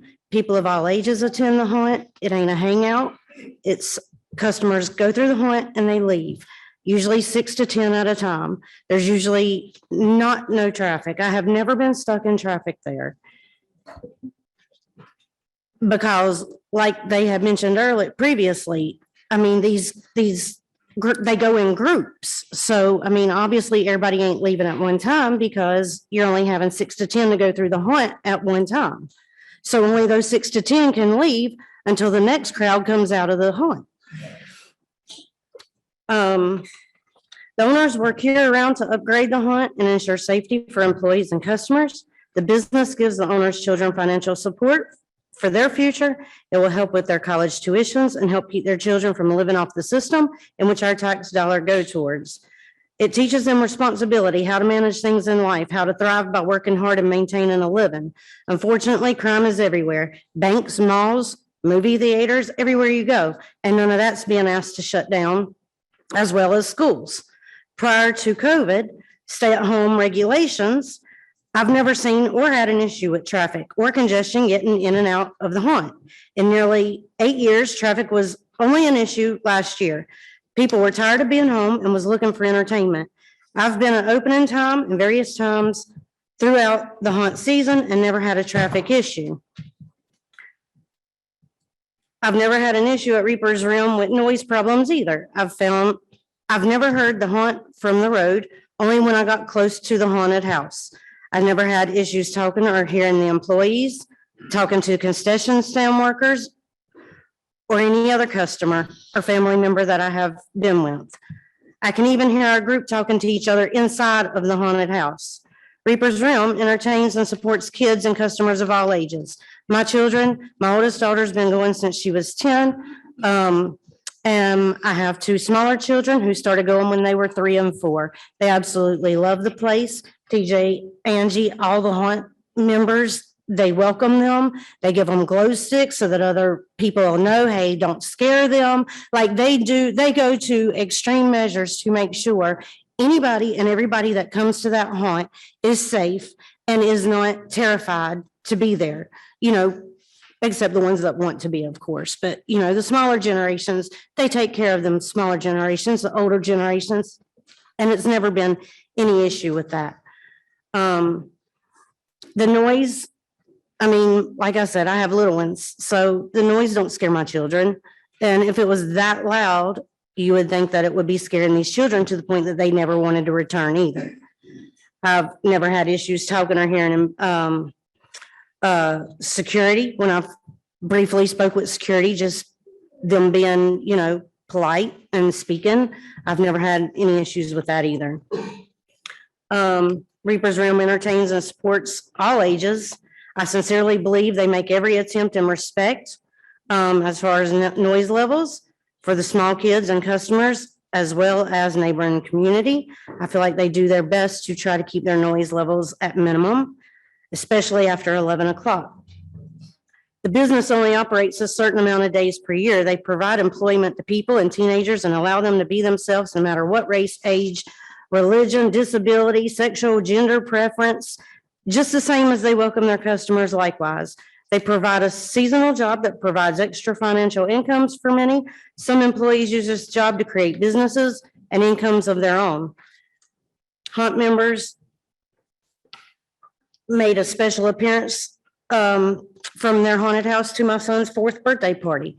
Like I said, he started going when he was 3, and I had him a birthday party. He wanted it centered around Reaper's Realm. So I had a lot of custom things made for him with Reaper's Realm, and they made a special appearance to his birthday party. They are very family friendly oriented environment. Thank you. Thank you very much. All right, who's next? Hi, welcome. Thank you. I'm Karen Bumgarner. I'm that young man's wife. We just moved out there November because we live in Landis, and you understand why we moved to China Grove. So we bought the drug house. So we cleaned up that. Twice, y'all. And the reason that we moved was, besides the other issues, was the old Betty's Ford Road, all that traffic. My husband, he's been with Food Line for over 40 years. He goes to bed between 8 o'clock and 9 o'clock to put food on y'all's shelves at Food Line. He gets up at 3 o'clock in the morning, people. If the man don't get his sleep and his rest, would you want an 18-wheeler driver in front of you or behind you? It's happened. I don't have nothing against these people. My kids has been out there, and it don't matter. I don't want to go through the same stuff as I did over there in Landis as far as the traffic. I do have a concern about my neighbor, Miss Lucy. My daughter is in the medical field too. When she has a patient, a lot of times when they're in transition of passing, she has to leave. What? And you can't say they're not going to park in front of my driveway. I mean, the road is a sidewalk compared to Daughtery Road. And if you've never been there, before you judge, please go look at this road. It's hilly, it's curvy. I live right there in front of Red Leaf Road, and I sit outside. I don't watch TV. I sit outside all the time, and I can't tell you how many times people has went around that corner fast, 35. Nobody's going to go 35 miles an hour, for God's sakes. But when they pull out in Red Leaf, I have seen cars swerve there. It's going to be an accident. It's going to happen. And I really don't want anybody to get hurt. And I'm sorry, I'm emotional, but this is the first time I spoke. But anyhow, that's it. I mean, I just wanted to say, he needs his sleep. We've got a 4-year-old, the bullhorn and the cannon last year, which they said they didn't have, but they said they had. It wakes her up. And it's hard to get a 3 and 4-year-old back to sleep after they wake up after 12 o'clock, and they say they close at 12. But this one particular time, it was closer to 1 o'clock. Okay. And I know it's not that many days, but that many days, I did not come from that mess over there to come to China Grove because I love it out there. And please take consideration of us old people, because I don't want to move again. Okay. Thank you for your time. Thank you. Hey, guys, especially while we have speakers, can we hold the chatter down? Just show them and each other some respect. Hi, welcome. All right. My name is Brandon Boland. I've known the Jenkins family for almost 40 years now, pretty much my whole life. TJ and Angie here has allowed my son who has Asperger's to come to work for them a few years. Before then, he has been completely socially awkward, introverted, struggled with a lot of things. And they provided him with a perfect opportunity and environment, family-oriented environment to come and be a part of something. He's grown tremendously over the last few years working for them and their family. It's also provided a place. I have his younger brother who was supposed to start working this year, which may not now, obviously, suffers from the same conditions. And we were hoping that he could have some of the same experiences and help him with the conditions he lives with. I know some have spoke on the negative effects that it has with their special needs children, but myself, it's been a very positive experience for my children. I don't live very far down the road. I'm a resident of Rowan County, entire life, registered voter. I'm not here from an outside area. Like I said, it's provided an opportunity to save money. Just many things that it's taught them that I feel we would have struggled as a family to teach them, and they've learned through working for TJ.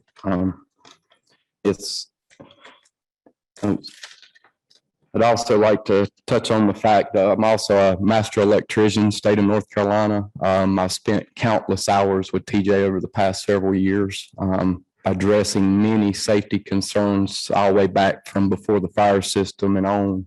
I mean, tens of thousands of dollars, countless hours have been spent in order to keep this home open. And it's been approved over and over, but now all of a sudden it just doesn't seem right to me. I don't understand why all the measures are being taken, and every time you check boxes, there's more boxes. I mean, it's all being done to a family that's owned and operated businesses in Rowan County for over 40 years between him and his father.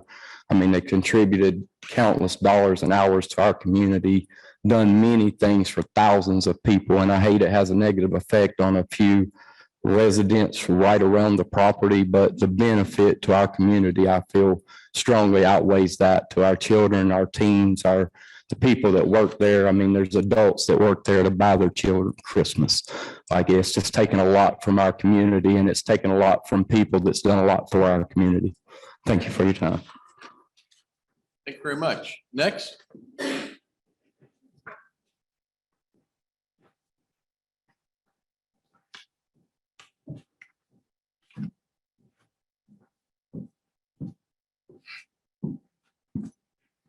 Hi, I'm Steve Shelfer. I live at 745 Old Lynn Road. I have 3 properties adjacent or across the street from TJ's. The main entrance they're wanting to put in would be right in front of my main entrances to my house. To get into my field, any of my accesses. I don't agree with the new entrance. That's my only main concern. I don't have a problem with TJ. The sound does wake our children up. But my main entrance is, if you come over the hill, there's a hill there, it's a blind hill, you cannot see anything. Even if you would have an officer at his location where he's saying he would have a flagged officer at, if you come over that hill at 35, it takes you 130 foot to stop. If you make that stop, you will stop right in front of the car.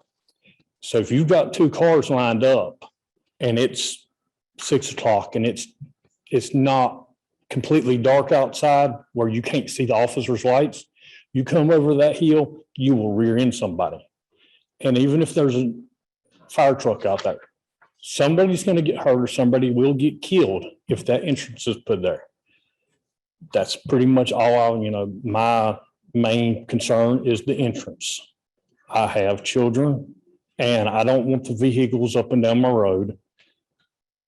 It's a small area. I'm 40. I've lived there my whole entire life. My family has owned the property for over 150 years. I don't want to leave, but I'm not saying he has to leave. I'm just saying I don't want the main entrance right there. How would you like to have 300-400 cars in front of your house when you want to try to leave to go somewhere or you need medical attention? Thank you. Thank you very much.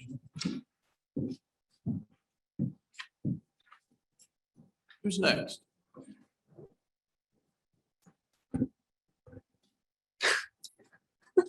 Hi, my name is Madison Fuller. I'm 22 years old, so I don't have a house or anything. I do come up just as someone who has been a customer there, as someone who works at a different trail personally, and as someone who studies sounds and stuff. I'm an ECU student studying speech and hearing sciences. So I've took the audiology classes. I know all about decibels. The more you talked about it, the more I kind of got excited because I was like, oh my gosh, I know what they're talking about. I'm so excited. I just want to address one thing sound wise. If and when Reaper's Realm does go to the 70 decibels, 70 decibels is a little bit louder than a baby crying. It's about as loud as your vacuum at home. A kennel of dogs, which they stated is right behind their property or right near their property, that's well over 100 decibels. So if Reaper's Realm is that loud, I think the dogs should be addressed as well. I'm all for dogs. I love animals, but that's well over 70 decibels. And so if that's a big concern, I think that should be a concern as well. Just as someone who's 22, I have grown and raised my little brother. He's 15 now, or almost 15. But Reaper's Realm have given so many teens and so many little kids, special needs are not just a job and somewhere to go. And if it does go away or move, I'm concerned with that, what those kids go do, because it gives them a home, it gives them somewhere to be accountable. Who's to say they're not going to go do something else? Like drugs, it hasn't been addressed much, but Rowan County, it's here. We all know it is. There's been overdoses in Salisbury, there's been overdoses everywhere. Reaper's Realm gives them somewhere to go and somewhere to be accountable and learn how to be a good person and learn how to do work and school and everything else. And somewhere, it's kind of like a Boys and Girls Club to them almost. And so I definitely don't want to see that come up. As for traffic, I understand that's a concern. My grandmother did not live very far from Reaper's Realm. She just passed away at 92 years old. She was my great grandmother. I miss her very much, but I was never concerned with her safety. I knew if I knew, even when they had the one-way entrance and exit, I knew if I needed to get there, I could get there. I knew Boston Heights Fire Department is very quick, very fast. I love them. They have helped her so many times in the past. And I have full faith in them, and I have full faith in Reaper's Realm. And so I just wanted to bring that up to you guys, and definitely the sound issue, because everyone says it's so loud. 70 decibels is not that loud. And so if you are hearing it, maybe they are going over 70 decibels, but I know with this new thing, if the rezoning happens, I know that they will do their best not to go over 70 decibels. And I just wanted to bring that up. Thank you. Thank you very much. Next.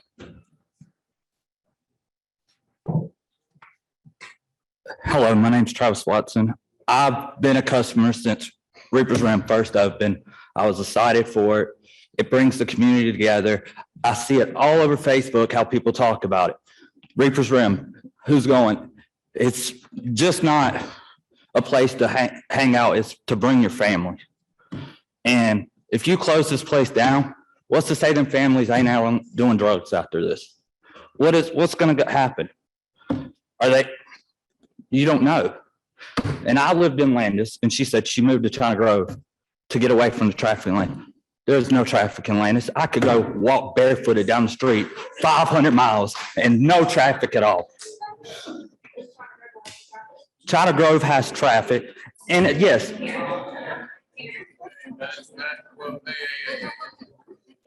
You're doing great. Hang in there. But like I said, I have a friend who lives on Circle Drive, where that guy was from. I've been right there at his house Halloween time. This is what we go do. Never had a trouble getting by, going to his house. Yes, because if you're coming, the traffic is going this way, not that way. The vehicles can get down that way. There is a lot for these people. Sorry, I'm nervous talking. But if you close this, it's going to shut down this community a lot.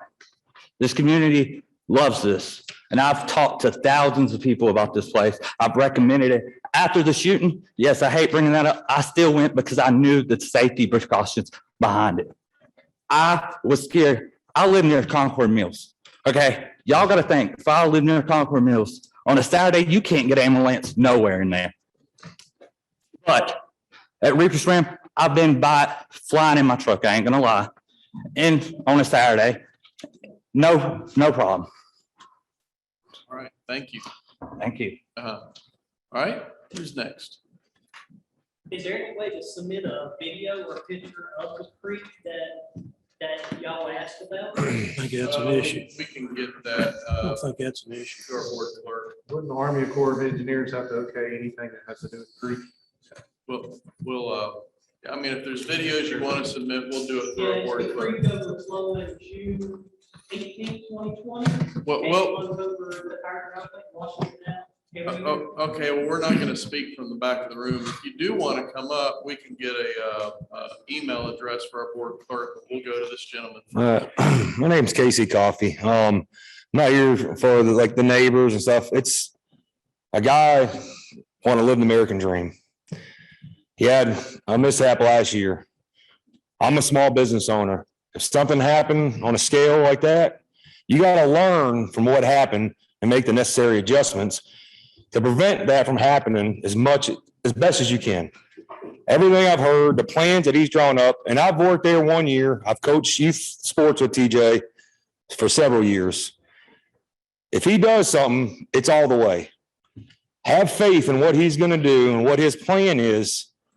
So this doesn't happen again, or if it does, getting in and out, it's not going to be like it was before. Anywhere you go, if something were to happen, you're going to have traffic nightmares anywhere you go, anywhere in the city, anywhere in the rural, it's going to be a nightmare. Give this guy a shot. He's living the dream that I started 4 years ago and opened up my small business to live that dream. You know, he's done it. Don't take something away from him that he's earned, that he's built, that he's brought employees into. And I was there to have fun, just to try something different, to express myself something a little bit different, because I was always on the shy side.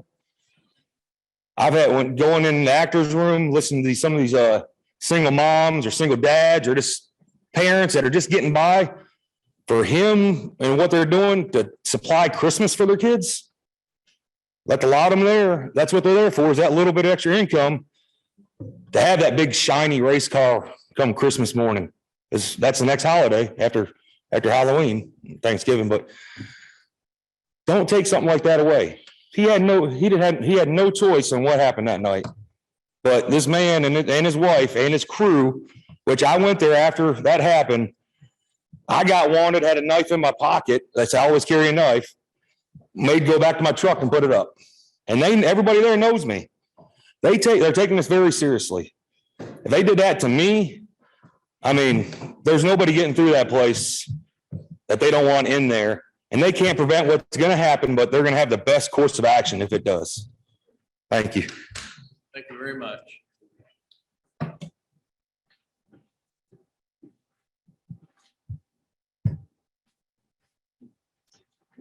Are we getting to the point of saturation? Would you let me say? No, ma'am. We're not going to rebuts. It was just about the noise, I forgot. No, ma'am. I'm Okay, sorry. That's fine. Yeah. Mr. Chair, there's also callers or people on your virtual space as well. April, I guess you're in the, is it April in the back? Yeah. Yes, sir. Yes, Mr. Chairman. We have quite a few. Are there folks really wanting to speak online? Anyone joining us remotely, if you can use the raise your hand feature within the Zoom application, we can queue you up to speak. Okay, we have our first guest named Blake. I'm going to go ahead and allow to talk. Blake, if you could state your name, please. Hey, my name is Blake Garrett. Can y'all hear me? Yes. All right. I just want to say one thing. Reaper's Realm has always been a big part of my family, and I know my uncle works there. He's worked there for plenty of years. My dad has helped TJ build up Reaper's Realm. They are a very good family and friendly environment. I worked there whenever the shooting happened. They took precautions to keep us all safe. They helped to get people out of there in a safe, calm manner. Reaper's Realm has been a big part of my life, and I just pray and hope that they get to stay there, because they've helped my uncle and his family a lot. They've helped me a lot to they are really good people. All right, Blake, thank you. Our next guest that would like to speak is Jessica Helms. Jessica? Hi, my name is Jessica Helms. I live at 270 Green Acres Place. We kind of have a couple acres of land that kind of divide us in the trail. But unfortunately, our road, our small road, is the next road after the traffic passes Reaper's Realm because the sign is too dark and people couldn't see the sign. So we ended up with multiple people turning around in our yards. We ended up having to block the road because my grandmother, who is almost 90 years old, was absolutely terrified because multiple people were turning around, tearing up her yard. Now I will say I did bring these issues up with TJ. It took him a while to fix it. He finally did come out and sow some grass. But he really wasn't very remorseful in anything that he, in the way that he did things. It's not his fault. It's never his fault. He brought this into our community, so we're having to deal with it. Anyone that has spoken about traffic, you didn't live it. We had to live it every weekend, Friday, Saturday nights, some Sunday nights. We had to live it. We had to protect our homes. Children scared in their beds because they don't know when the next car is coming up their driveway. I have so much video evidence and photo evidence of yards being torn up. And to say that there's never any traffic is actually harmful to us as neighbors, because that diminishes what we went through last October. Now, I will say last year was the first year that we had to deal with that much traffic, but our biggest fear is if this passes, this is only going to get bigger and bigger and bigger. The more word gets out on social media, the bigger it gets. So we are just asking as a community to please help us, because we don't know what to do when these cars are pulling in our driveways and pulling in our yards and turning around and getting stuck when it rains. It is astronomical, the amount of yards that cars tore up last year. Thank you very much. Thank you. April, any others? No, sir. I don't see anyone else indicating they wish to speak. Okay. Is there anyone else that just has something to get off their chest? Mr. Yes, sir. Chair, Yes. one other point I want to make is you may want to have April, if she can, while someone else may be coming forward, summarize the chats for you, because there are about 15 chats. Okay. Yeah. Good. Yes, sir. April, did you get that? Yes, sir. Do you want me to summarize it or? Let's wait until this gentleman speaks and then we'll ask for a summary. Yes, sir. My name is Terry Daughtry. I live on 825 Old Lynn Road. What's your last name, sir? Daughtry. Okay. Daughtry, not Erty. Daughtry. I got you. I'm not from these parts, but I've been living here about 18 years now on Old Lynn Road. It's been a peaceful community with the exception of a few things which we're not proud of, but thank God, I think things are changing. Got a question for you. Your patrol cars are over in county. What's written across the back of them? You protect and serve. Protect and serve. Don't none of them say in God we trust? Could be that too. I think I've seen some. Anyway, in God we trust. I don't see the benefit, according to God's word, and I'm speaking strictly on biblical issues. spiritual issues. Where is it any profit in scaring somebody clean out of their wits, even for fun? I don't get it. I just don't get it. Wouldn't it be much more profitable to teach people to love one another, which these people are doing? Praise God. But I think their motive, is a little bit off course. And that's all I got to say. And one more thing, one more question. Has there been or ever will they be a permit for alcohol on those premises? Thank you very much. Has there been or will there be? To my knowledge, there are no permits that have been asked for. We don't have permits for alcohol. We don't. Yeah. So what Craig pointed out, that's an ABC system issue, but to our knowledge, there's no permits for that out there. Well, I don't think we need alcohol, but anyway, everybody's got their own opinion. Thank you. God bless everybody and thank you for listening to me. Thank you, Mr. Dodd. Thank you. All right, April. Yes, sir. I'll do my best to summarize. We did have one participant that wanted to note that they had to call 911 to have an inebriated person removed from their property. They were knocking on neighbors' windows because they were turned away from Reaper's Realm. So just wanted to note that.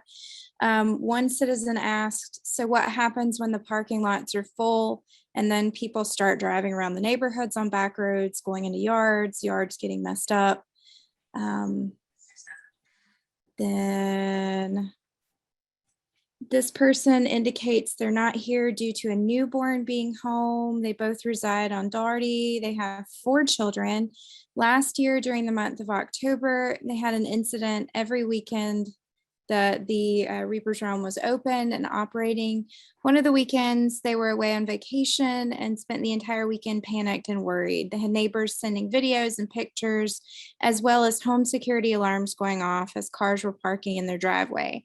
People were urinating in their bushes, doing circle turnarounds in their front yard. Another weekend was spent with her husband and brother sitting at the edge of the driveway to keep people off the property, as Reaper's Realm was filling to capacity and requiring people to wait until their turn. The vehicles were parked up and down the roads in neighbors' yards. Another citizen notes they're glad that there isn't a family atmosphere while at work. However, they have done nothing to let their neighbors feel this. Another citizen is concerned with safety. I understand that he does some good, but we have issues with traffic, even having to block the roads because cars were parked on Green Acres and had to call the sheriff for them to leave. And then another citizen indicates they would be happy to share photos or videos of the yards regarding the 2020 season. Is that it? Yes, sir. Thank you, April.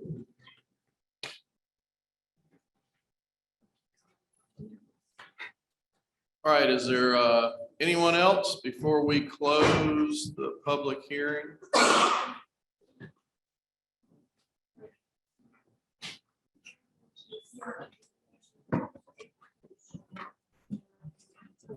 Good evening, all you folks. I believe it was Ronald Reagan said, "Here I am again." I just want to come tonight. A lot of these folks are my family church folks, and let you know that I am the pastor of Pine Ridge Baptist Church, where all of this is centered around. And I've been there for 24 years and still love preaching. And I know over the years I've pastored in Mount Gilead and all over the state. And I'm telling you what I've seen from accidents. I've covered hundreds of funerals, and I'm just a young guy, be 89 in October. And believe you me, it's a terrible, terrible thing. I've watched it, I've seen it, I've been there. Many of them committed suicide, many of them drugs. It's just one thing after the other. My heart goes out to the young people. I keep asking myself, what would I do if I were a young person? What kind of life would I choose? I want to choose those things that will lead me in the better way, in the right way. You know, I was 27 years old when God called me to preach. And I told him I would do it, and I'm still doing it. But I realize it's not me, it's not my work, it's God's work. And the choices that we make, that you make here tonight and thereafter are going to affect people's lives. And I want to ask you that if you would please consider these folks. I don't have nothing against others. I don't even know them, but I do know this. We have 2 parking lots down there, and we're pretty crowded on Saturday night and Friday night, if you know what I mean. But we've got plenty of room on Sunday morning anytime you want to come. Thank you, and God bless you. You will have an offering plate at the door.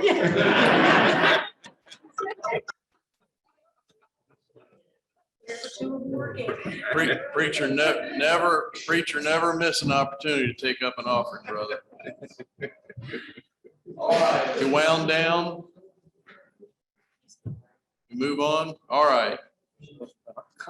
Here it goes. All right, we're going to close the public hearing. Counselor, if you got 5 minutes. That's what you asked for. I did. You did. And I won't use it all. The proposal before you presents a known quantity. People have said it'll grow, it'll get bigger, more weekends, 4th of July. That's not the proposal before you. It's a finite proposal. It won't be any bigger. We brought you what Jenkins want to do from here on out. There are no unpermitted buildings open to the public. Old Lynn Road is a DOT road. DOT approved the driveway permit with conditions for Mr. Jenkins. And in one of Ed's staff reports, he calculated the parking lots can hold around 400 cars. Mr. Basinger calculated that the queuing length of the roads is 144 car lengths. Even if 1,200 people come and 3 people per car, they won't need to park on the street, and they can't walk in anyway. They could in past years, but that's over. The proposal is that the business be open 13 days in October, not 31. There will be no cannon in 2021 or 2022. There will be no alcohol sold. Mr. Muir made it very clear that if alcohol was to be sold, it needed to be a condition of the rezoning presented to you tonight, and it was not, because Jenkins are not asking for alcohol sales. They have never applied for an ABC permit. I would like to, if we get to discussing the conditions, I'd like to propose a change to one of the conditions that we've offered. I don't know if this is the time to do that. Yeah, why don't you do that now? Okay. I'd like to propose that if 5 sworn law enforcement officers cannot be hired on a given night, that each LEO be replaced by a certain number of private security guards. I don't have a number. I'm open to suggestions. Could be 2, could be 3. But the availability of sheriff's deputies is not up to Mr. Jenkins. And whether he can hire municipal officers from China Grove or Landis is also not up to Mr. Jenkins. That's up to the sheriff.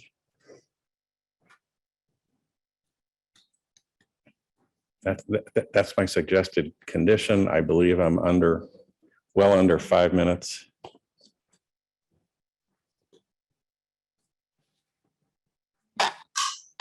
I'm back.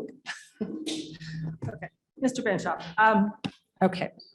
You say that there's no unpermitted buildings now. I noticed that in our folder that there's no copies of the permits. Is that possible for you to get those to us?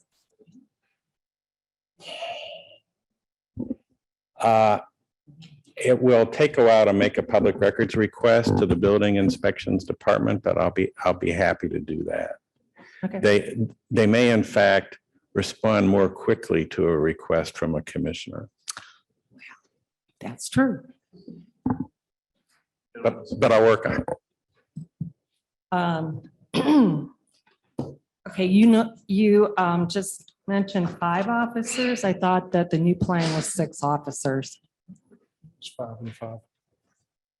Okay.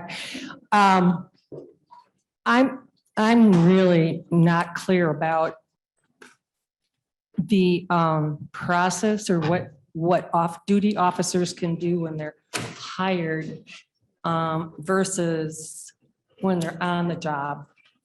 So They have the same, they're still sworn. They can do the same thing. They're just going to do security for that site. So my concern of replacing private security with, or I mean, officers with private security is, maybe there's another question for my friend. Do they have the same powers that, okay, yeah. No, they can arrest or anything. Yeah, that would be my concern there. So that's all. Our only reason for adding that was if we did have trouble obtaining the 5 officers as we have in the past, it's not up to me. It's not even up to my China Grove, Landis Faith. Any of them will not assist us. I know the chief of China Grove very well. He would not assist me without the sheriff's okay. He could not send me officers. He said they could not cross in their jurisdiction without an okay. So it leaves it out of our hands to even hire security. Okay, I understand that, but as the property owner, you are responsible. And my biggest concern is safety, and I've said that over and over. And when you have, if you had like all private security, it sounds great, but they do not have the powers that officers do. Oh, I agree. I agree with sheriffs need to be there. I agree 100%. So that's why I was very clear about officers, not enough shutting down, because to me, that really is a safety issue. So. So if no one signs up to assist us for a whole season of October, you're ultimately saying we got rezoned and we can't open. Well, as a business, that is the risk you take. I'll go on a limb and say if you offer enough money, you'll have plenty of officers out there. We have offered more than anyone else. Well, but a lot of them don't want to do the seasonal because they're working for the state on 85 and they're working for the ABC store, which is a every week gig. Well, I bet if you get $100 an hour, you'd have plenty of officers out there.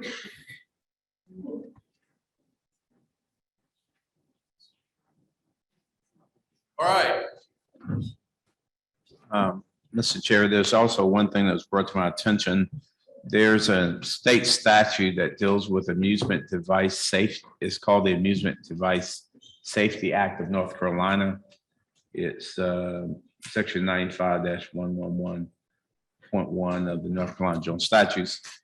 What it appears to do is regulate certain amusement things in North Carolina, one of which includes fun houses, haunted houses, and similar walkthrough devices that are erected, and it says temporarily on a seasonal basis and do not have mechanical components. And where, if this use were to fall within that definition, the act goes on to require certain pre-opening inspections and testing and record keeping and an actual certificate of operation. It also deals with penalties for operating without certificates and or operating unsafe devices or in an unsafe manner. Requires certain notifications of the property owners, requires certain insurance coverages, and imposes certain civil penalties and the like. I point this out to the commission only to say that if the commission were inclined to grant the rezoning, I would encourage the commission to seek to see whether the applicant would agree to add this as a condition of the approval should this act and this provision be applicable to their use. Does he have a choice? State statute. He would not have a choice if it is indeed applicable. But since this was conditional zoning, I just wanted to bring this to Mr. Benshaw's attention. And Anthony did bring it to my attention at the break. One of our conditions was, and Ed's conditions was that Reaper's Realm obtain all subsequent permits if required. And I believe this would fall under that because it's not just your permit. After your permit, there's Corps of Engineers permit and DOT has to finalize this driveway permit and the health department has to inspect, the fire marshal inspect. So we sign an agreement with the fire marshal. I think this would be included under all required permits. But if you want to make it a specific condition, I have no objection. I don't think we have, there's no way we can exclude. All right, any other questions? Yes, sorry. Mr. Benshoff, do you have the width of Lynn Road? 20 feet. 20 feet, and is that narrower than Doherty? Doherty Road is around 22 feet. Okay. Yes, it's around 2 feet wider. Okay. I haven't, because I have a follow-up question for you. James. I know this is tedious, but this No is a problem. very, very, very difficult decision. And. Did you want me to repeat my answers? I'm sorry? Did you want me to repeat my answers or? Yeah, if you could repeat your answer. Old Lynn Road is around 20 feet wide. And Daugherty Road is around 22 feet wide. Okay, so, and is there any shoulder on Old Lynn? So I did a very unscientific Google map, Yeah, point to click, just to give that information, because I mean, I couldn't find it on DOT's website. So that's fine. I measured from basically shoulder to shoulder, Okay, which kind of matches what the one gentleman was saying about measuring from the white to the Yeah. center lane. So I think it's fairly accurate. okay, thanks. And since you're up there, I have a question. Yes, sir. So I guess that the entrance now is through the Blackwelder property Yes, sir. of Doherty. So is there, the reason that's not widened is because it's a right of way? There is a 30-foot wide right of way through that property as I recall. And so that road, I mean, I guess I was curious why so it will be 20 foot wide. I was just curious why was there a reason one side was picked for the entrance and one was for the exit? That part I couldn't tell you. I was sort of directed to that one. I just took the concept and created the plan. So do you guys know? The reason we chose Old Lynn Road is because that's the whole thing with traffic. If anybody says anything about traffic, the entrance that I've had was only about 500 foot long, 450 feet from Daugherty Road to where you turn beside the haunted house. The new road is 1,800 foot long. So it gives us 3 times as much room to bring the cars off of Old Lynn Road and on our property. So that was one of the reasons he did the car number of how many cars, if we needed to put them side by side, how many cars would fit on our property and would not be on Old Lynn Road, Darty Road, anywhere. We have never, other than opening night last year, had people parking, and they were parking anywhere and trying to walk. And that was the reason we implemented the car ID number. You have to have a car number to be called to security. So even if you walk on my property and sneak through the woods, if you don't have that car number that says I'm car 18, when they call car 18 to come to security, you're not allowed in the haunted house. They could walk through the woods. It doesn't do them any good. And we do have security that patrols the parking lots. And it's very obvious if everybody's in their cars and somebody's standing in the parking lot with no car. We did, I got a bad review last year from people Ubered there from Charlotte, and I turned them away. They weren't willing to pay the Uber to stay there, and I couldn't let them stay there. I said, this is the conditions we agreed to. You'll have to leave. And you could look on our reviews. They left a bad review, 0 stars because of that. They said they had spent this much money to get there, and we turned them away. But that, I had no other choice. Mr. Jenkins, is your property fenced? It is not, no, ma'am. Okay. Okay, thanks. I'd like to talk about Overland Road for a second. It's a requirement of the DOT permit that this turnaround be built and the gate be here, so the traffic can through here and not on Overland Road. And since that's there, it would be difficult to put it in here. DOT requirement would be met if the design. This is the site plan behind your tab 4. John, anything else from me? All right, thank you. Mr. Jenkins, I do have one more question for you. What is the acreage of that parcel that's by the turnaround? Do you know? It's going to stay RA? Oh, I do not.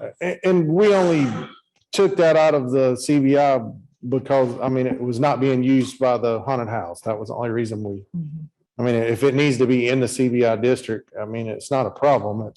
It doesn't have to be deeded. That's the difference in the CBI, and was made very clear by Ed in the beginning. It's not a new deed that property is going to be deeded. It's just CBI on my existing deed. Notice that in your waste removal, that you had pick up once a week, but you said you took care of it. And I saw a picture or an indicator for a large trash vehicle or whatever, it sitting out in the RA district. And I'm just wondering. That was, I think what you saw was trash cans sitting. I own a landscaping company. I own 3 dump trucks. Right. 2 landscape trucks. And that was what we said. If our trash exceeds the Alexander waste pickup, I will take care of dispose of trash at the landfill. Okay, great. Thanks. This Kuzman, am I saying your name right? Yes. There's dimensions on the site plan along the property lines. And it's 92 on one side and maybe half of 186 on the other, that little polygon. So we can take a guess at how big it is. Okay, thank you.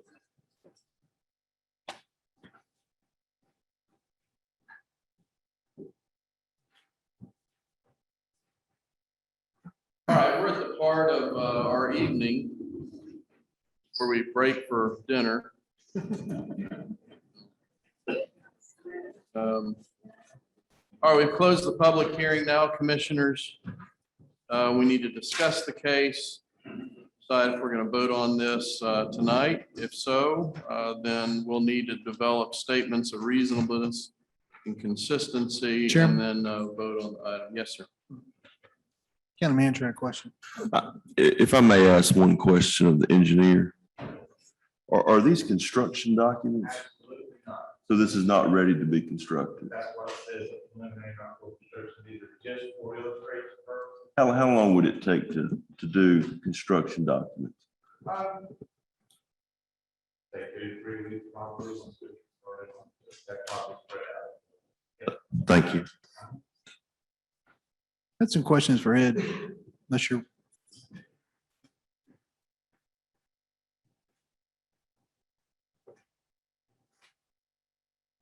Ed, could you get to a microphone, please?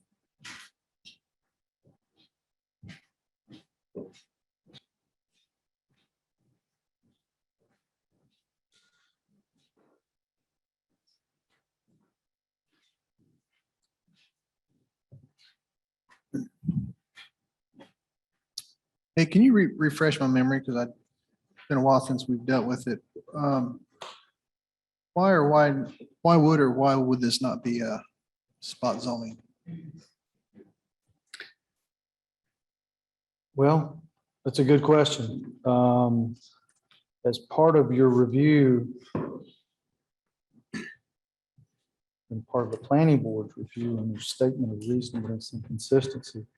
In fact, Mr. Benshoff had pointed out as well. You look at the size of the tract, the uses compared to what are the uses in the surrounding area. It's interesting that not always is the size of the tract an indicator of spot zoning. I think there are 4 or 5 items of kind of a statutory test that they encourage a board to take. But I think in large part, it's based on how the tract and the use differs from the surrounding properties. And Mr. Fox could probably add to that. Or not. When you look at spot zoning, you generally look at whether or not there's reasonable in relationship to the area and the property. The scale of the development here is over 10 acres, which would tend to be something that would mitigate the argument of spot zoning. Is there other property in the area with the similar zoning? Ed, I thought there was within the. There is some commercial zoning west of the site, the Courier Beef and Sausage, as well as the Tadlock property there. I don't remember if we had provided a distance. It's not contiguous, but it is probably a couple 100 feet away. And that is the CBI zone district.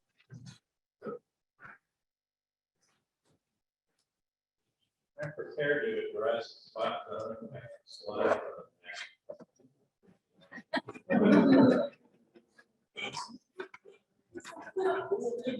Motion to adjourn. Could you come back at 1? If you could come back at 1, we'd love to have those. I've already gone over page 59, which is the reasonableness statement and the 5 factors. And the courts, the General Assembly copied what the courts said about spot zoning, and spot zoning is not always illegal in North Carolina.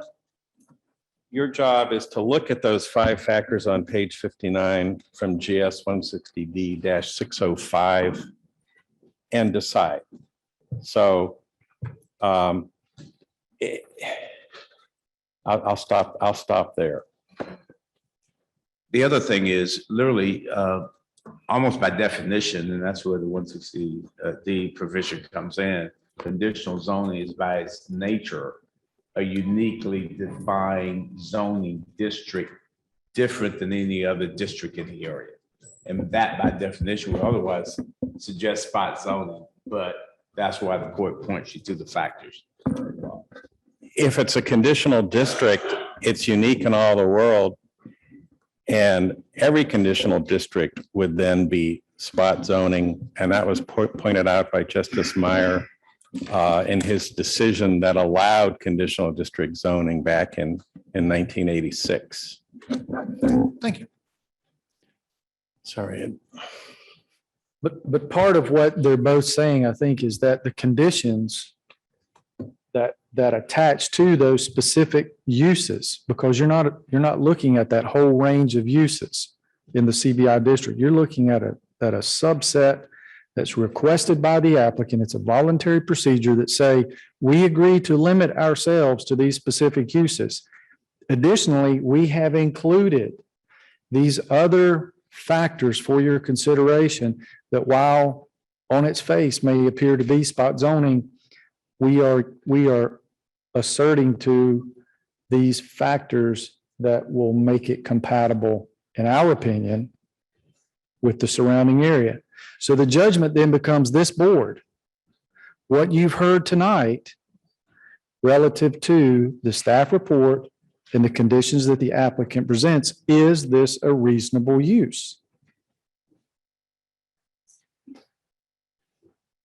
I want to add one or two other things that probably thoroughly confuse you. One of which is related to the private security.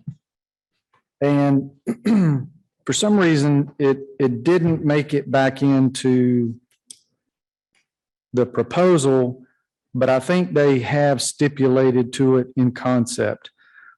The sheriff, during our internal staff review, suggested that the private security that's used will need to be North Carolina Private Protective Services Board certified. This ensures that the deputies are able to work in tandem with them. These cannot just be anybody that has a gun that provides security services. And I'm not really sure about this, but asked the chief deputy and he seemed to confirm that designation. We're getting security and not bouncers. Correct. But they still don't have the same powers as far as arresting and those things that the deputies do. My issue is with what's going on outside of his facility. He's had one incident there, but the issue in the community is the traffic, the drunks in the yards and people parking where they shouldn't be parking. I think that's the issue, that we need officers that can bring tow trucks in. We've got officers that can make arrests if somebody's drunk out there driving a vehicle. So I'm not as concerned on his premises as what's being attracted in the community. And if we get private, whatever you call them, with all the initials, they do not have arrest authority, or they can't bring tow trucks in, can? I don't think so. And I'm not sure, and I hate to put you on the spot, but do the deputies, would they call tow trucks and enforce that on parking on the right of way? Okay.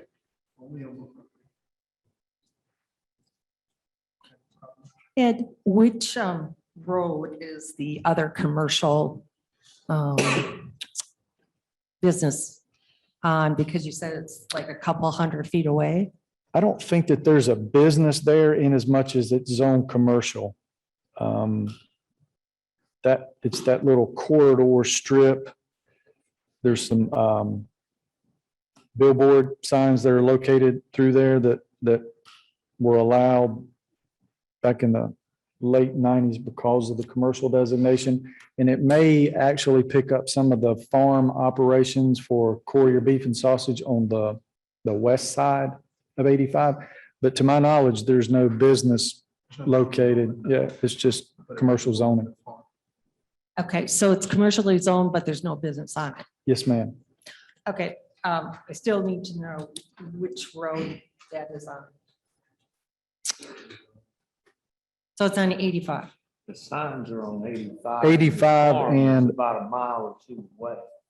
According to sausage folks up there. They're back up off of Artery Road. Okay, okay, now I get it. Okay, so it's, yeah. Frontage, basically frontage. It road fronts zoning part to of have- Darty as well as, I think, Yeah, okay. gets a portion of Old Lynn as well. Okay, thanks. All right, Ed, if, another question. So it seems to be a lot of concern about the entrance off Old Lynn. Do we have the ability to require a turn lane to be put in, or is that a DOT issue? I think that would be a DOT issue. I think we could require it, but I think the applicant would have to agree to it to be a binding commitment. So if it was a condition of approval, I'm not exactly sure how that would work. And I would caution you at this point, we really don't have the data to suggest that one would be warranted. And I'm not sure what their threshold is for traffic movements to require one. And I guess that kind of leads to my next point is that, or my next question is that, so right now he doesn't have a conditional use permit.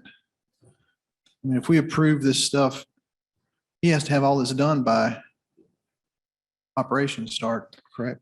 And that's a really good question. And that was a sort of a closing point that we would have as staff. If the application is approved, is the stipulation from the board that all these things have to be in place before he begins operating?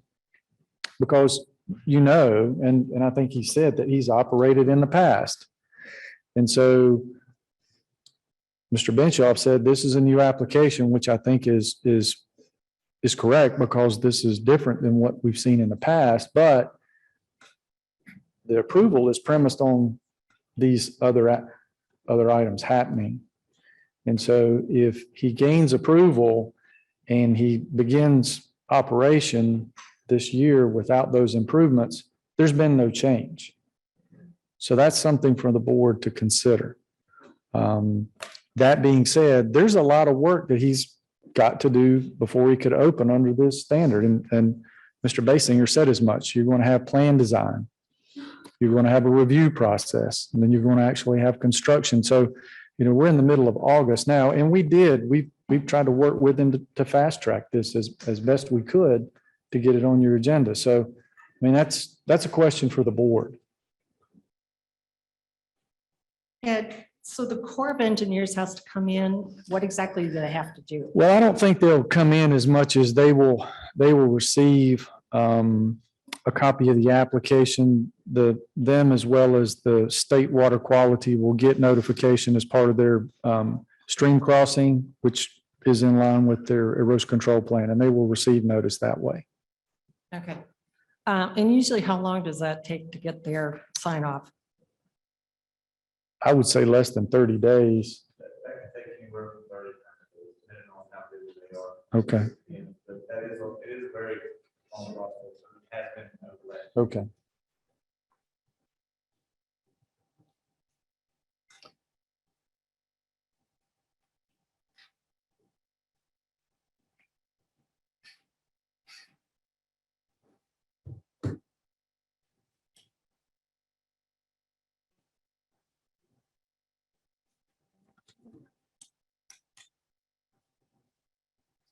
I'm good. I'm good. All right, Ed.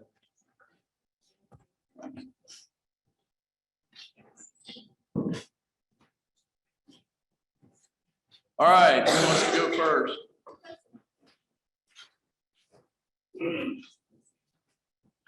Mr. Chairman, I'll go first. First of all, I don't want to see this business close. I would like to see it operate a little more friendly to the surroundings, whatever that takes. but I don't think closing the business is the answer here. I think they're doing a lot of good in the neighborhood, just maybe not for everybody.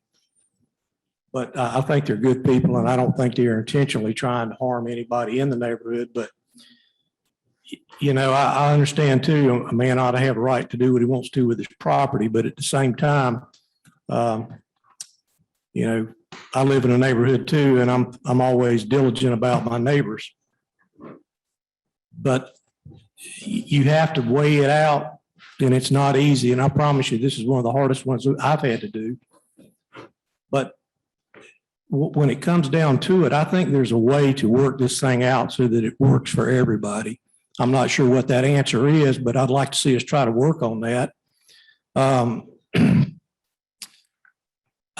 would feel a lot better if I knew that there weren't going to be any more expansions of the current facility, because I think that's kind of where this thing has gone. It started off as just a haunted house, and it progressed into other things, which I'm not saying are detrimental, but I think that's what really drew the bigger crowds and more people paying attention to it. So for me, these people have invested a lot of time and money.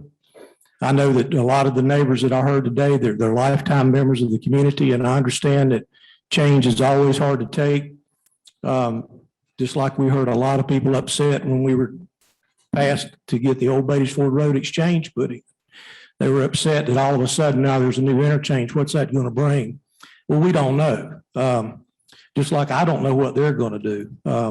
But I would hope that they have listened to their neighbors and out of the goodness of their heart will try to do the right thing moving forward. I don't think they have any intentions of being detrimental, but at the same time, it is their property. So it's hard for me to tell them, don't do what you want to with your property. You know, you bought it, you paid for it. Just be conscious that your neighbors are concerned and try to do what you can to alleviate those issues. And maybe going down the road, some of these things can change. I don't know about this Old Lynn Road. I know it's a narrow road. And I'm sure that that's probably not the best solution, but it's probably the only solution right now. So I'm going to move in favor to do the zoning change, because I really feel like moving forward, it can be handled properly. But I will say that if we have complaints come back in front of this board, I'm not going to be real happy about it, and we'll have to work something out. But for me, it's a hard decision. I mean, this place has been around for a long time, and you know, y'all came in front of us. Ever since you came in front of us, I've been on this board, and I've never turned you down. And I just feel like we ask you to do this so that we could not have you come every year in front of us asking for another conditional use permit. So we've asked you to do this, and now you've done it. Now all of a sudden we're not supposed to give you what you asked for. So for me, you know, I'm looking at you're trying to be compliant with what we've requested, and it'd be kind of foolish for us to ask you to come do this and then say, oh, no, we're not going to do this for you. So, and I understand the neighbors too. I understand their concerns, and I heard those concerns. And I'm just asking you, as time moves forward, if you can't do a little better job to keep the people out of their yards and keep the drunks. I mean, you can't control people that want to come out and do detrimental things to you. You just can't. But if we can work out a situation whereby even if we need to hire some people on the outside of the perimeter of your property to make sure that people aren't walking up and down the roads and getting in people's yards, maybe that's a solution. And I don't think you got to have a deputy to do that. Because if you have a security guard, he identifies a problem, he can go get the deputy to come over and take care of it. So that's where I'm at. I'm going to vote for the change. I might be the only one, but I feel like it's the right thing to do. So, Craig, you're saying that you would vote for it, but you're going to add some additional conditions?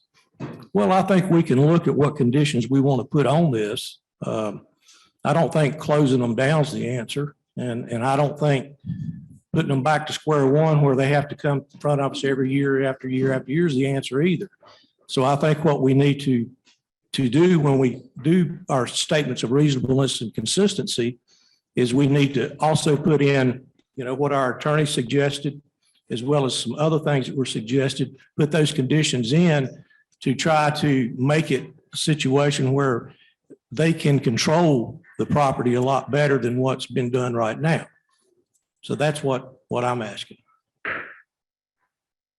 Commissioner Pierce. Yes. So when you say control, what is your idea of controlling the whole property? Because the way I see it now, there's a proposed fence that is, at the back of the property. But it only goes a very short distance compared to, the parking and, there's the whole other, 10 acres on the agricultural zoning yet. So, I mean, even if you put a fence from the Poston acreage down to the parking area, it just seems to me that anybody can walk onto the property and I guess that's my concern. Well, to answer your question, Commissioner Klusman, if somebody wants to get on your property, they're going to get on it, something that size. I mean, there's always going to be a way to get in.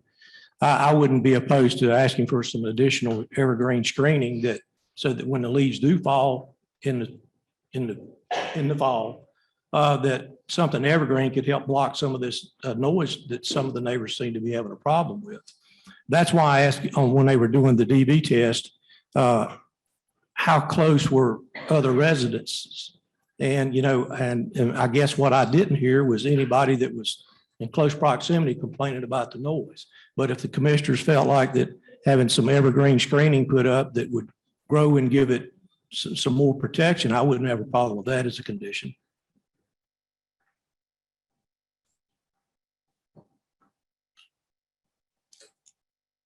And to answer your question, that would also give it a little more of a barrier for people that just wanted to walk on into the property.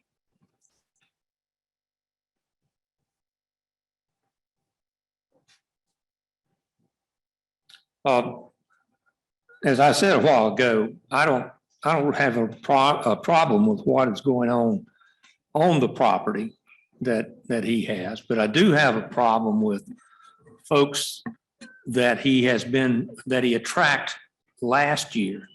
And I'm not sure if that's a 1 out of 8 years or if that is what's going to be consistent from now on. But I would like it for us to put some teeth into this as far as we may have to do it with private security. If you cannot get officers in there to patrol around the neighborhood, just drive around to let folks know that there's a Rowan County Police car there. But when we come to making adjustments on that, I like the screening. If we could get that done in the back so that when the leaves fall, that there would not be as much of a noise problem. But 90% of what he's doing on the facility, I'm happy with.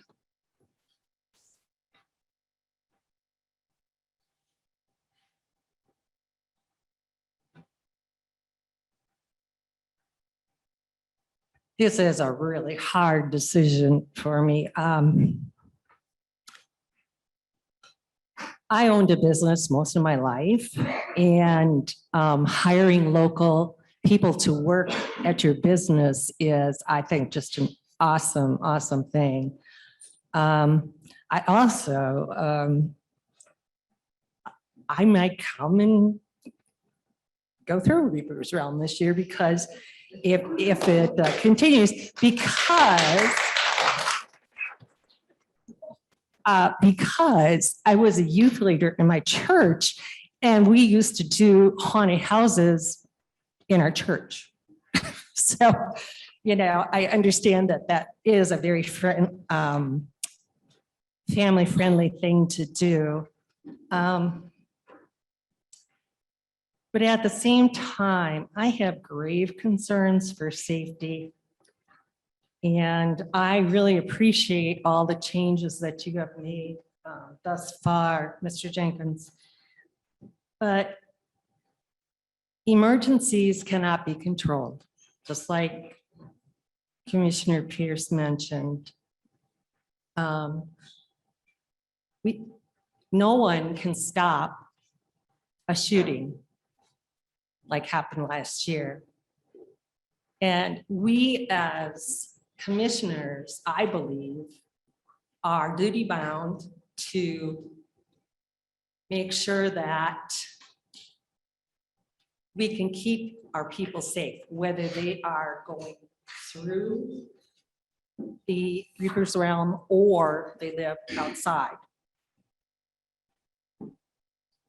And so that's, safety is my biggest concern, but I also have a couple other ones.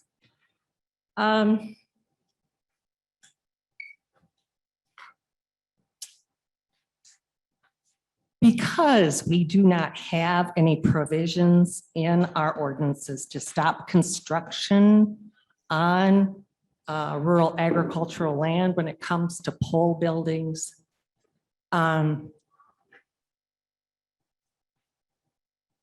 I think that it's easy to say today that you're not going to put up more buildings over in the agricultural area, but things change.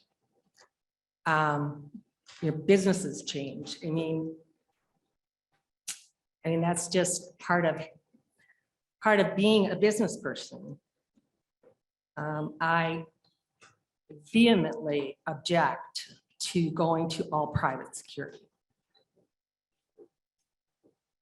That when you do not have the ability to arrest and detain, and you've got people, I know that you keep them out of on your property, but if they are being detrimental to your neighbors, I think that is a huge issue. And if we're dealing with private security, for instance, while the customer area is very controlled, and I mean, I like that, it's excellent, but the parking area, the checks only happen there after people get out of their cars.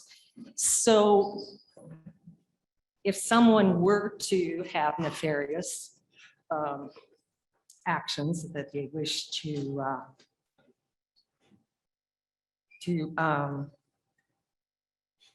do, there's nothing that would stop them from getting into the parking areas. And like last year, we had a shooting outside of the property, but there's nothing to stop that from happening when you drive into the parking area. And unless you would go all the way back to Old Lynn Road and start wanding people, I don't know how you keep out weapons from the parking area. And parking areas, I mean, quite frankly, after dark, you go to malls, I mean, it's not exactly the safest place because a lot of things can happen. And as far as the evergreens being a barrier to people getting on your property, I'm sorry, I just have to disagree with my fellow commissioners. You know, being on a farm, I've had many people trespassing. And unless you've got a really high fence, you're going to have issues with people being able to gain access to your property. So noting all of those things, Mr. Chairman, I cannot support this change in zoning at this time.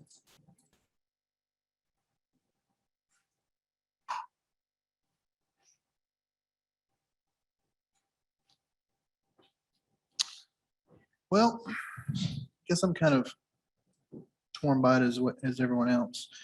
I know there's a lot of changes that have been proposed.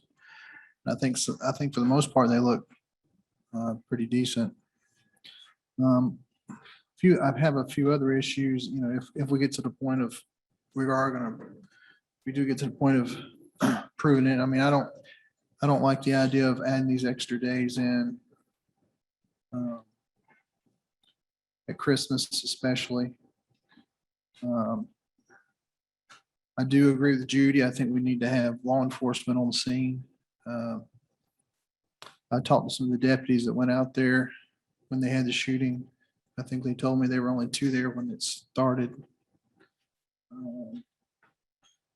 I agree with Jim that, you know, we need to have something on the outside to help the neighbors out there. I can agree with Craig that we need more shrubbery, probably for some sound for when the trees open up. I mean, I can be persuaded to vote for it, but my issue, or one of my issues is that I know this is a new application, but I have to look at the past. And I don't know that I'm in favor of voting for anything or allow any operations until these conditions are met. I mean, we could be here 3 years from now still waiting for the road to get built, or because we know there's been operations in the past without permits. So, like I said, I know that they put a lot of money into it, and I know that there's a lot of folks that work there, and it seems to have some people that rely on it more for not just income, but a family, for their family, as they say. But also I understand that you know, the people on the outside are having issues, you know, and that's I'm not against it, and I don't have a problem at being there. I just think we need to find a way, if we're going to approve it, is to make sure that we can satisfy as much as we can of both sides of the aisle. So, like I said, I'm not against it. I don't know that I'm in favor of approving anything, letting them do anything until they make these updates, whatever these updates might be. Like I said, I'm still open at this very moment to figure out what we want to do. All right, well, I've got 3 pages of notes, so let me just review with you some of my conflicting thoughts. Okay, ready? Let me talk about TJ for a second. Let me tell you what you told us about TJ, about this business. I trust TJ with my kids. It's a good thing. I call it kid test. If you can trust someone with your kids, then that says a lot about someone. I apply the same test myself at times, so I appreciate that. Families and youth groups, they're safe and they have fun when they're there. That's a good thing. It teaches responsibility to kids. We heard a lot of testimony about either knowing kids or your own kids. Some who may have been shy, some may have challenges themselves, who have learned responsibility at this place. Given so many teens a place to go, brings the community together. We can't look past these things. These are important and they have tremendous value. So then, why not just let it breeze through? I agree with everyone here has said this is a tough one. We've sat through some tough ones before. Some that have gone to court. But why is this so tough? It's tough because we see a good guy doing something for the community. We see the community who appreciates a good God doing things for their community, for their children, and for their families. We see neighbors who we believe, and you probably do too, have a right to live peaceably in homes that they live in. And so I hope that as we have these discussions over the next few minutes that it's not just one or the other. It's not just, well, this is a cool place to go, so don't take it away. Or I grew up here and I don't want any change. It's somewhere in the middle. In Rowan County, I've said this at least once before in one of these situations. We need to get ready, because if you read the Salisbury Post recently, it talked about significant growth that has happened over the past, Josh, how many years was it? Past 10 years? So we've looked at our growth. I've been here 25 years and it's been stagnant for decades. And now all of a sudden we have significant growth. And I would say, get ready, because we haven't seen anything yet, because the growth is coming from the north and from the south. And so we're going to have these rubs that continue to come to us, and we're going to have to make decisions on what is in the best interest of everybody. We can't be not in my backyard. We can't be I don't want that here. We can't be well, I want anything I want to have because I want it and it's cool. So this is something that we as a community are going to have to wrestle with and decide in some difficult cases. And they will be case by case. What is the best in this case? And this one's right.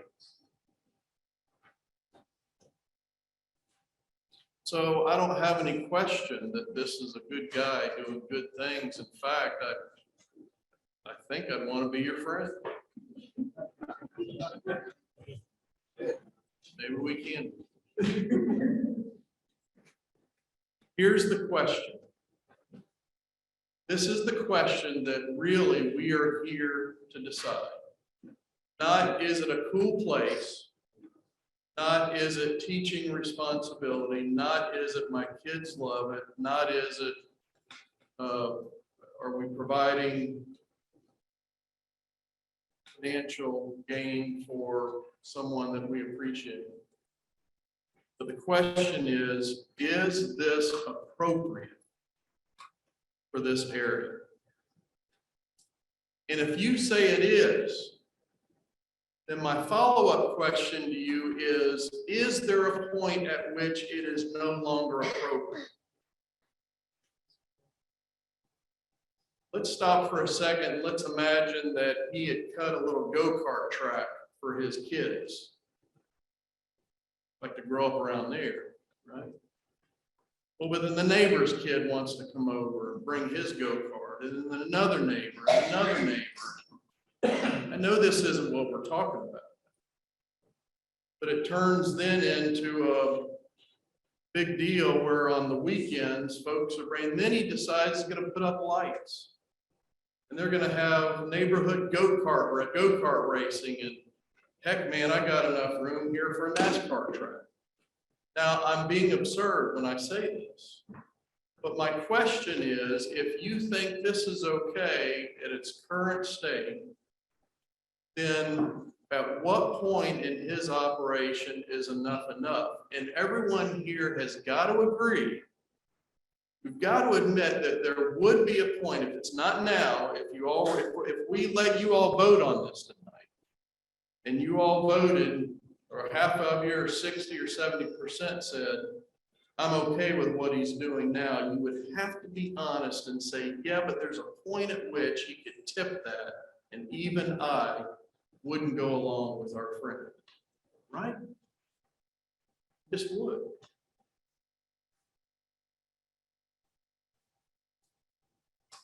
So I want to read you just some phrases that I wrote down that were being discussed, and ask yourself, when we're discussing these things, are these things that you want discussed about your community, your neighborhood that you live in? There will be a command post for a sheriff, EMS, fire. People are going to be wanding. We'll have a security area where we can gather 150 people. That's one of the most concerning things I have, frankly. Everything else we've talked about, 150 people in a security area. We read the news, I mean, it just doesn't seem like we can have a party these days without a gunfight breaking out, right? I'm not, listen, let's address the gun issue. That happened, that's the least on my mind. If someone is determined to mess with a good thing, they're gonna do it. So I don't blame TJ, I don't blame this venue, and we can put all of the safeguards in place. If someone wants to come in there and cause trouble, you know it, everybody knows that they're gonna do it. We can only do our best, right? We're counting cars.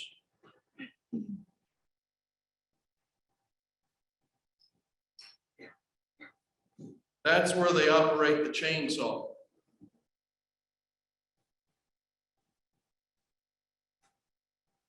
I'm not sold on the sound study because, well, I'm just not. I appreciate you doing it. I think we asked you to do it. All the leaves are on the trees right now. They won't be in the fall. And there's just no way to replicate, I think, what reality will be.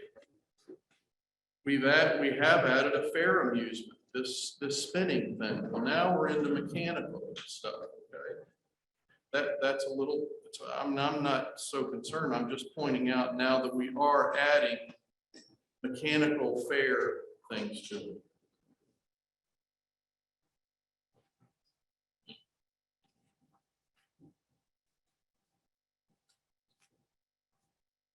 So in our notes, I mean, here's our notes for tonight. So I've got some items tabbed just to let you know what we are faced with.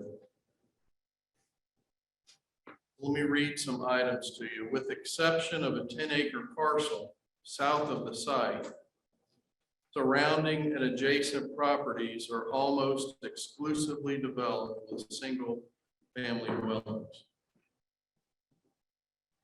Consequently, zoning in the area is comprised of the rural agriculture district and impacts to the residents immediately adjacent to the site will likely experience the greatest impact with regard to noise and traffic. We know that. Regard to operations, the application has requested the venue dates be extended beyond the previous year's Halloween season and include dates around Valentine's Day, St. Patrick's Day, Halloween, and Christmas. Hours of operations will be Sunday through Thursday, 6:30 to 10, Friday through Saturday, 6:30 to 12:30.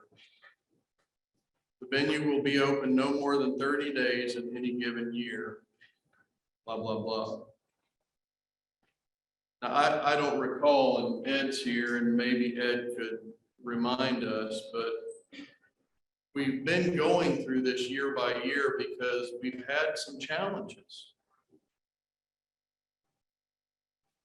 But it seems to me at some point we said, okay, we'll do Friday and Saturday night. Didn't we limit the number of nights? And now we're 7 days.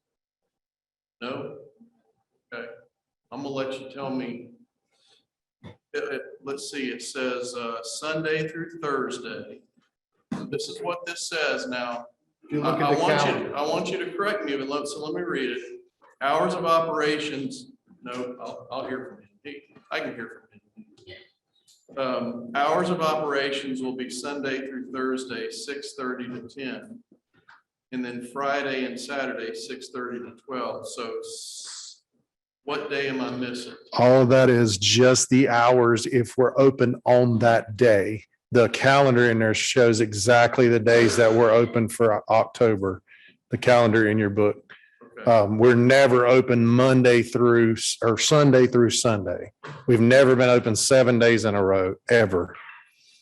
It was just, we're open. Well, it doesn't add up. We asked for 20 days in October. There's 31 days in October.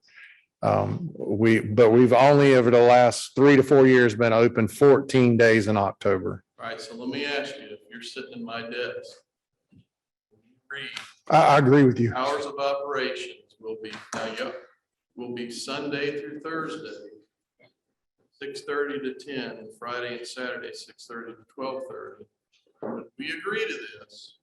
We're agreeing to those times. There needs to be a stipulation of it can't be open but so many days in a week. But no, me and the fire marshal had that exact same conversation because she said the same thing. That's the way she read it. All right, I'm good. Under that is security, and this is under one of those, man, are we talking about this with residential? Applicant has proposed citing a centralized command post for use by local EMS, sheriff, et cetera, in case of emergency. Good. We ought to. We forced you. I mean, not for, we've said so much that you've said, well, I'll show them, I'll do a command post. But then I turn around and I say, man, is this, so you almost can't win, can you? But my point is, in a residential neighborhood, we're citing a command post. In determining whether an application satisfies amending the county zoning map, the commission must determine whether the proposed change advances the public health, safety, or welfare, whether it advances public health, safety, or welfare, as well as the intent and spirit of ordinance. In assessing the impact of this change, the board shall not regard as controlling any advantages or disadvantages to the individual requesting the change, but shall consider the impact of the proposed zoning change on the public at large.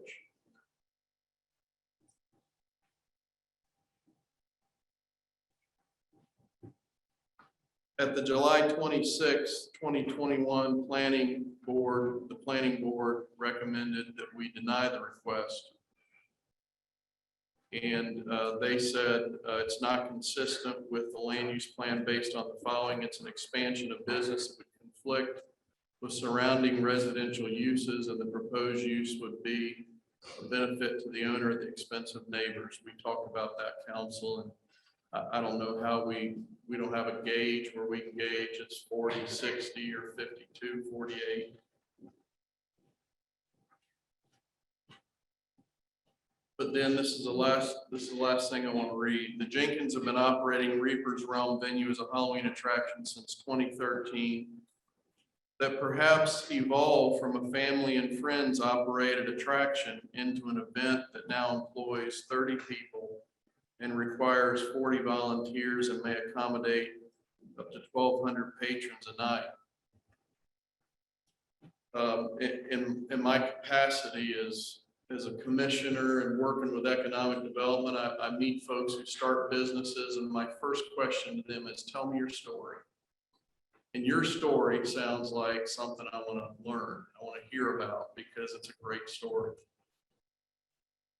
As popularity of this venue may increase, so do the impacts that adjoining property owners experience, not only at Halloween, but also during other seasonal events potentially. Some of the complaints related to noise and traffic can be attributed to the fact that there have been no conditions or standards for operating the venue, and that's what we're here to try to mitigate. And so I want to talk just for, and I'm about done, but I want folks who are here, who are supporting him, to understand another thing. And I'm not going through this to impugn TJ, but to say that we've got some experience with this venue that is, it certainly makes us careful with what we do at this point, where what we're doing is being asked to give basically with conditions, this conditional use, and that'll kind of be it. So I know that the business started in 2013. I don't have information about when it first came to us. We don't think about that stuff, and it probably did start off as something fun for the family and neighbors and friends, but it got to a certain point. But in 2017, it had to come before us because we had fire marshals that, I don't know exactly what the issue, it came to the county's attention that a building was being built. We talked about stop work permits. I don't know what the full issue is there, it doesn't matter. But in 2017, it came before this board, and we were concerned about kind of where it had come from.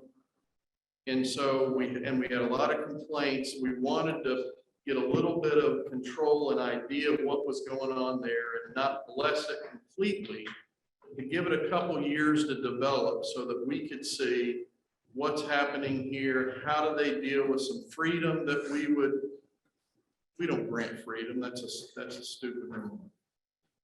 But how would this operate and help with the thought in mind of having neighbors and making sure everybody's neighborly?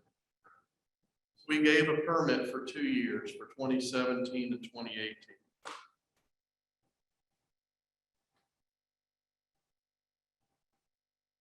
Well, to our understanding, it still operated in 2019 without a permit. I'm gonna let you speak. We want to give you every opportunity. I'll own that 100%. I thought the permit was good for 5 years. Me and Jamie Basingers have that conversation. I thought it was a 5-year. I knew it was temporary, but I didn't think it was 2 years. I own it. It was all me. Then that's It was all me. the answer I'm willing to accept. I appreciate it. We got a couple buildings that went up again. I know we've been talking about what requires permits and what doesn't, but it just seems like a whole lot of past history trying to get us up to now. And so now we're asking for, let's agree to do this kind of full time.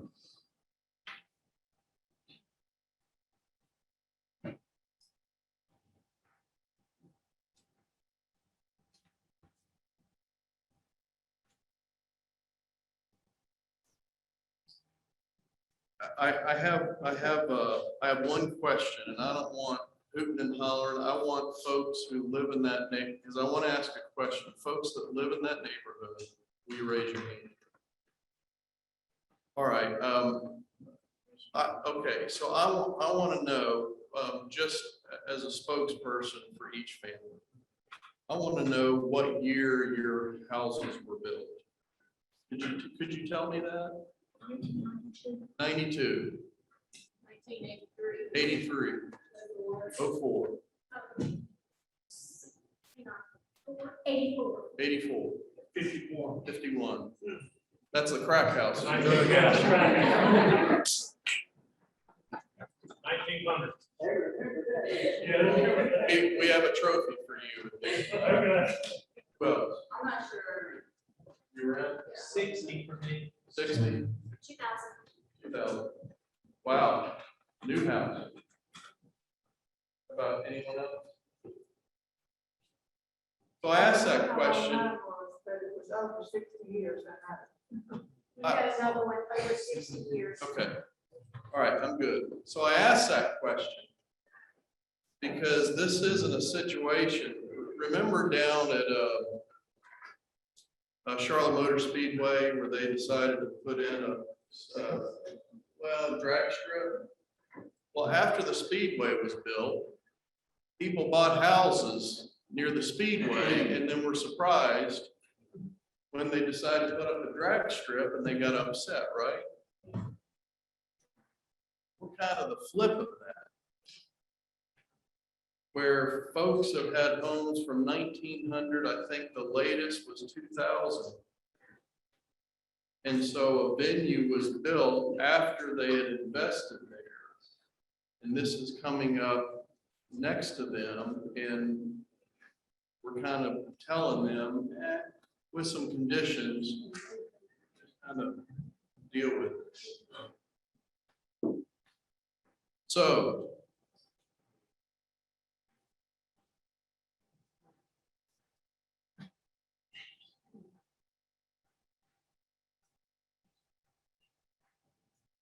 I'm always the long-winded one, and I go on longer than I should, but I want you guys who are passionate for this guy, not because of his business, I think so much as him as a person. And I want you guys to know that this is not easy. This guy's invested a lot of money in this. This isn't, I'm going to cut down a couple of peach trees and replant them somewhere else. This guy's invested a bunch of money. Should that be the standard? I'm asking, is that the standard? Is the standard based on how much money the person invests? What if they, you know, I grew up in Central Florida. They built Disney World. They didn't build it in a neighborhood. They built it out in the middle of nowhere and stuff grew to it. They spent billions of dollars on Disney World. Should that be the deciding factor? How much is spent? I don't think any of us would agree to that because some of you live in probably neighborhoods, subdivisions, and if someone bought land in there and decided to spend a lot of money on something that was harsh for the community, you wouldn't think that the money that was spent was the standard. So I've said all that, and I don't know where we are on this. I hate to devastate a guy that is doing something for the community, a guy that has spent his own money in a place that folks like to come to. I'll say one last thing, and I promise. I was talking with Jim sometime, and I don't know if it's about this case or what. I don't think it was, but it was similar to something like this. You know, I'm an insurance agent. Jim is as well, and I remember when I first started, I had to alert my company about a home-based business here in Rowan County that I knew was trouble for just a homeowner's policy. It presented risk that was so far above what you pay for your homeowner's policy that I knew that if my company knew it, they would no longer offer insurance to this family. It was a home-based business. And I had to let them know. And that individual canceled all their insurance and they went somewhere, tried to go somewhere else, did go somewhere else. But what ended up happening is this guy came to me a couple of years later and he said, I kind of owe you. And I said, what do you owe me for? He said, well, I thought it was just your company that would insure me. So I went out and found out that no one would. Because I had this risky business. It was a risky business at my home and no one would insure me. And so it forced me to move my business to a piece of land across the street. And my business has multiplied over and over and over and over since. So what was a short time source of anger for him, and I was scared to death of him, became a situation where in the end, it was what was best for him. Can I promise that's what will happen here? Absolutely. What I do know from the neighbor's standpoint, if I was a neighbor, is while we can put conditions on this, if this business continues to grow, have this pressure constantly of, well, this isn't what we thought we were going to get, and where, at what point do we just say enough's enough? How much more will he invest? How much bigger does the business grow, and how much more will the neighbors have to decide that they'll put up with? And I don't know if we have the answer to that. I don't have an answer. We could approve it for this year, keep doing this.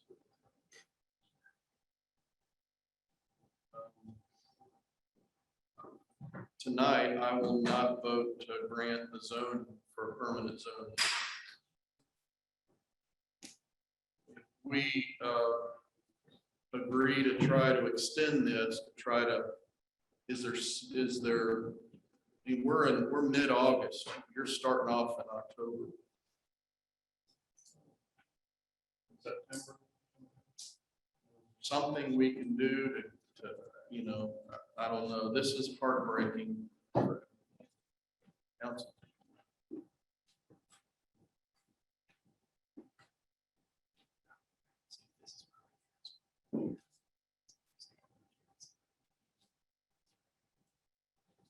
Mr. Chairman, can we move back to allowing him to have a conditional use permit and give him till next year to comply with the changes?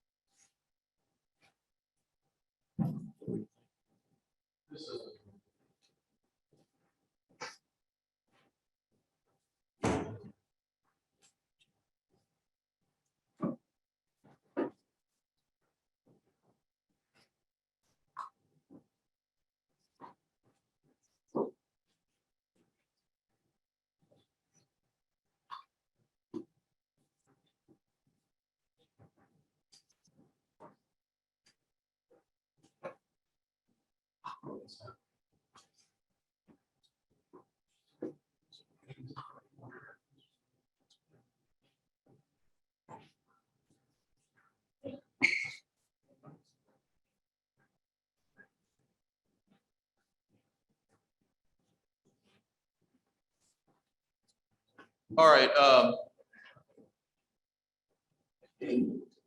We've never had anything like, we're here chatting amongst ourselves. We probably, I don't like that. Do you have a motion you want to make? Let's do this in the open. And you have a motion? Yeah, I'll make a motion that we approve a conditional use permit for 1 year and give us time to come back with what the board feels like is going to be compatible for a zoning change with what requirements that the attorney has come up with tonight that we haven't seen, as well as what we need from Mr. Jenkins as far as the changes that he's proposed, as well as what the fire marshal has said that they need, and see if we can't come up with a condition or, excuse me, conditions that will allow him to have a permanent zoning situation, provided he hits the benchmarks that we require. Mr. Chairman, I'd like to second that motion because I think if we continue this thing and we drag it out, he's got to have a road built. He's got other issues that's coming on. He's not going to be able to open, in my opinion, this year. And I would much rather give him a conditional for one more year and start this process in January rather than in August before he needs it. So here's the downside to that is if I'm sitting in his chair, are we still going to require that he do all this stuff, build a road, invest all this money? And with the potential of us coming back next year and saying, we just put it off a year and now the answer is no. If I'm sitting in his chair, I'm not doing that. Well, like Mr. Green said, if we start this process in January instead of starting here in August, then it'll give him time to complete those changes for the zone. So Commissioner, are you saying that he can go ahead under this one-year conditional use permit We put conditions. and not adhere to all the conditions that have been presented tonight? You can The add whatever you conditions want that to. were presented were for total zoning change. No, okay. But within that request, there's all of the things that, if we were to go ahead and give them the zoning change, would be required. My question is if, Are we So- just letting him operate yes. thank this you. year like last year? And let him start this process 6 months sooner. Let me ask Ed a question. I mean, Ed, can we do that? Well, if I may add, I'm a little confused, but I think what I hear is a conditional use permit. What he previously had was a temporary use permit, so maybe. Same thing. You're correct, so the motion is really to grant what you granted In the past. in the past to the applicant, which is a temporary use permit with a term of 1 year, 2 years, 1 year, 1 year. What I also hear in that, though, is the expectation that the applicant would proceed with trying to get in place the conditions for the conditional use, the conditional zone. And that the conditional zoning will not be granted.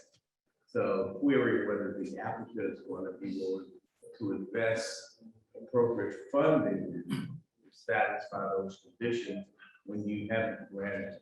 No, that's not what I asked for. What I said was for him to start this process in January to give us time to put the conditions together, which will give us time to also work with the neighbors to see what it is that we can compromise to require the conditions. And it also gives us another year to see that he's not going to add on anything else and that he is going to get permits for anything that he does. It will give us a trial period to evaluate just exactly where this is moving. So what I hear Commissioner Pierce is saying is the motion is to grant a temporary use permit as this board has done in the past for 1 year. Well, 1 year, but with the caveat that the applicant submit a rezoning, a conditional zoning application in January, well in advance of an October date. To give him time, if we do pass it, to be able to meet the requirements and the conditions that will be in that request. But there would not be an approval of the conditional zoning as a result of this motion. That would come back to this board as another. Yes. Yes, we don't know that he even qualifies for the items that you brought up tonight under state statutes. And so we're going to have to study that to see if we wanted to approve it tonight, that he met those requirements. So But the argument there is if that statute applies, who's got an obligation, and had an obligation to meet those requirements, would require a pre-opening kind of assessment by the appropriate state authorities. Well, at this point, I don't even know what to ask him to see whether he qualifies or not. Well, I would hope that we don't do this because it does not address the safety concerns that I talked about. And I think that our emergency personnel that answered questions earlier talked about the issue of roads that are currently there. So if we're not going to upgrade the roads and give them a conditional use permit for this year, that does not address at all getting emergency vehicles in and out. I think the other thing is that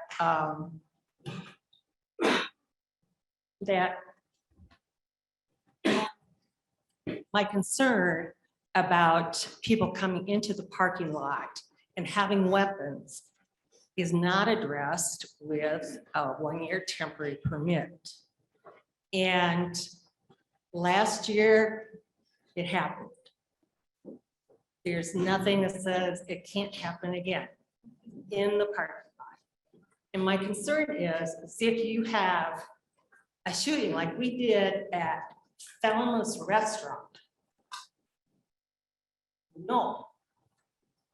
But you're gonna have to have multiple emergency vehicles there. I mean, it's not gonna be just one EMS buggy. It's gonna be the fire, the EMS, the rescue squad. I mean, and then all your patrol cars, the investigators. And so that is really my concern about safety. And TJ, like I said, I'm a family business person and this just is so hard. It really, really is. But at the same time, as a business person, you know that if someone walked onto my farm and they hurt themselves, that I would be liable for their injury. Yes, I do. Okay, Same here. so yes, exactly. So, these are the things that I'm looking at, and I don't think a one-year temporary use permit can address those things, and we don't know what's going to happen.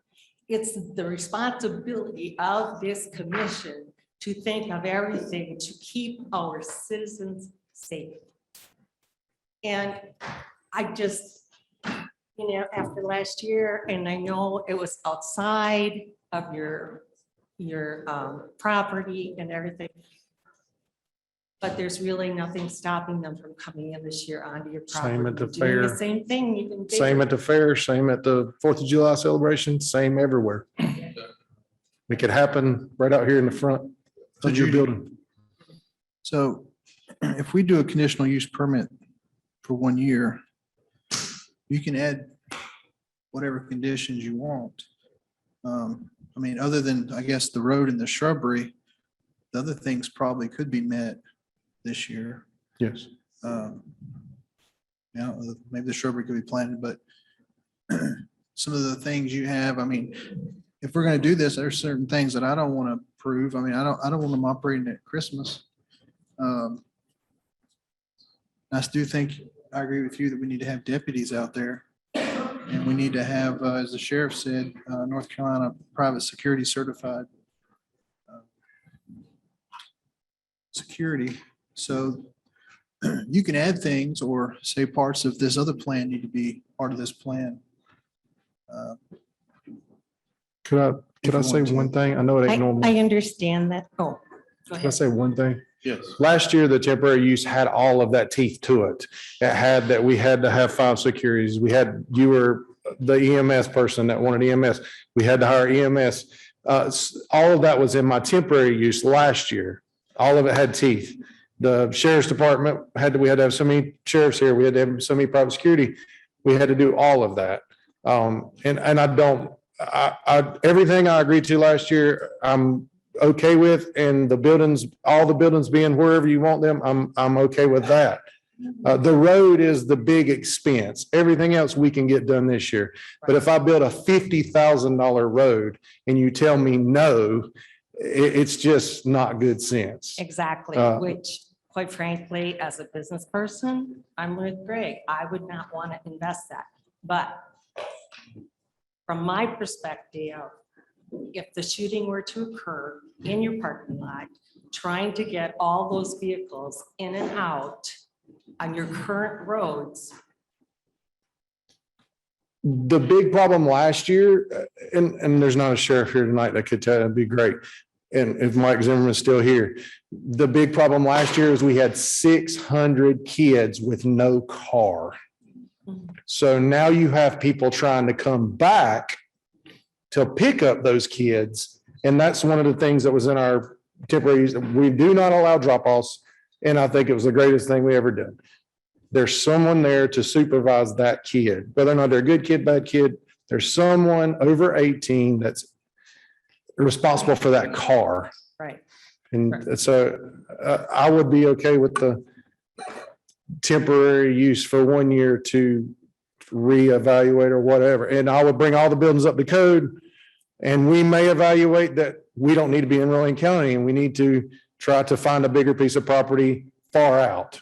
I mean, or not Rowan County, but in China Grove. Right. But we may find that we don't need to be in China Grove. We need to be in a big area. I'm going to go back to my question about if you don't have the 5 officers, are you going to close? If that's in my temporary use, I'll have to. Because the officers last year reported back to JDs every night. Mr. Fox and, If I may, yeah, I think where you are now, I think you have several options on the table. Mr. Pierce has made a motion that's been seconded with regards to granting a temporary use permit for some 1 year. And that's an item we have on as an agenda item, the approval of the conditional zoning application and the granting of the temporary use permit. Quite frankly, this board has authority under your ordinance to grant a temporary use. That does not require a public hearing.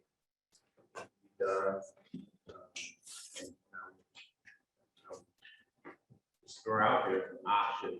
administratively. If you were inclined to grant a temporary use permit, perhaps table that to your next meeting to such that you can have, because you have the ability to adopt reasonable conditions, to attach reasonable conditions to the issuance of a temporary use permit.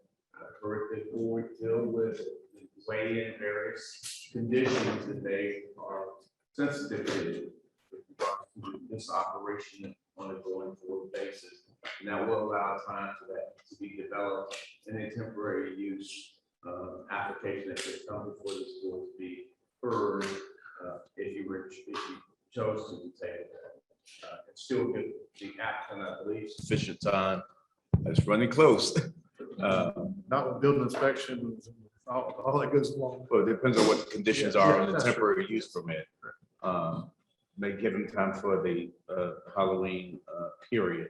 I will say though, your ordinance does, while it grants you the authority, it grants you the ability to attach reasonable conditions to a temporary use permit.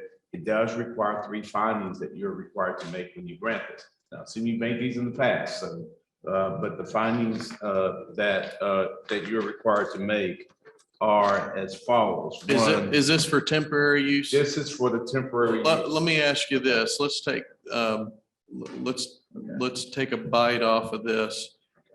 Could we have a motion in a second. Could we vote that down? And then vote to table this with the intention of working with staff over the next couple of weeks to develop conditions that would be acceptable to this board, would not put him out. You understand what I'm saying? Yeah, that's true. Well, then they could just withdraw their motion. Yeah, I'll go down. yeah, just withdraw.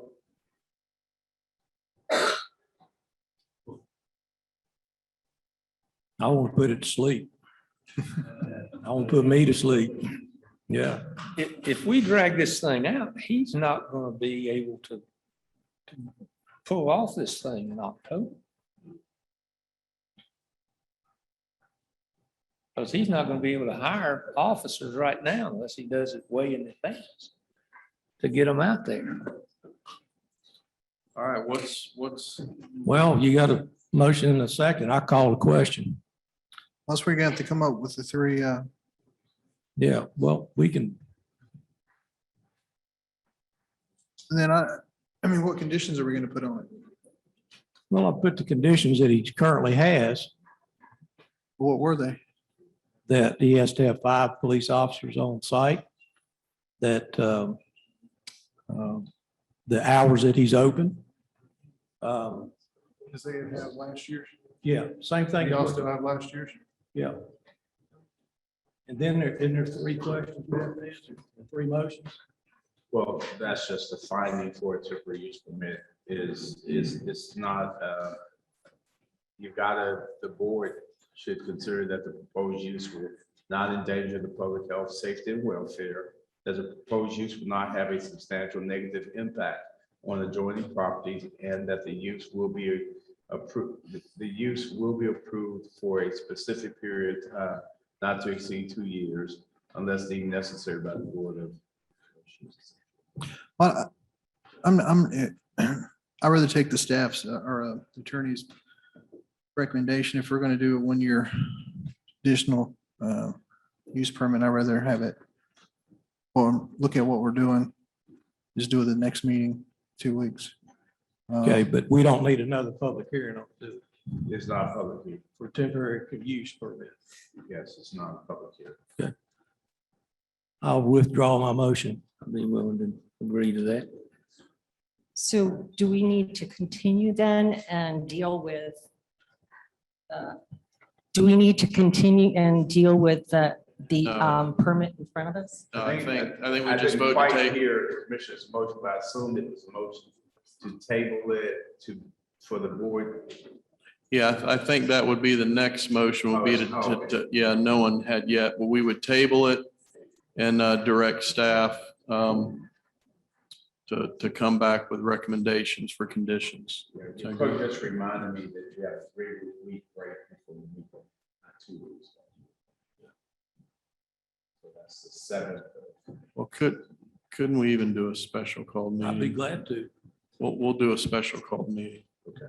In fact, we can do that before 2 weeks is out. We would do that. Or you could recess this meeting. We still ain't finished. Yeah. We got 10 more items. Jay said you were gonna leave after this. so Joke's on you. Yes. All right, then I make a motion that we table this item and ask staff to work with the applicant and commissioners on acceptable conditions to both parties. And then will we need to set up, we can set a special meeting date later, right? Okay, all right, we got a second. All in favor, say aye. Aye. TJ, you hold the record for time. And No, I hold the record. all right. I was ready to say, let's just push the rest of the agenda, but man, we got folks that have been waiting now for 6 hours. If I said, let's not do that, they'd have a hard time. Shane, is Shane got the next one? Yeah. Shane, Real short and sweet. take us home. Here's an SNIA permit application for WOB properties on lot 49 in Mooresville Motorsports. Sounds good. Second.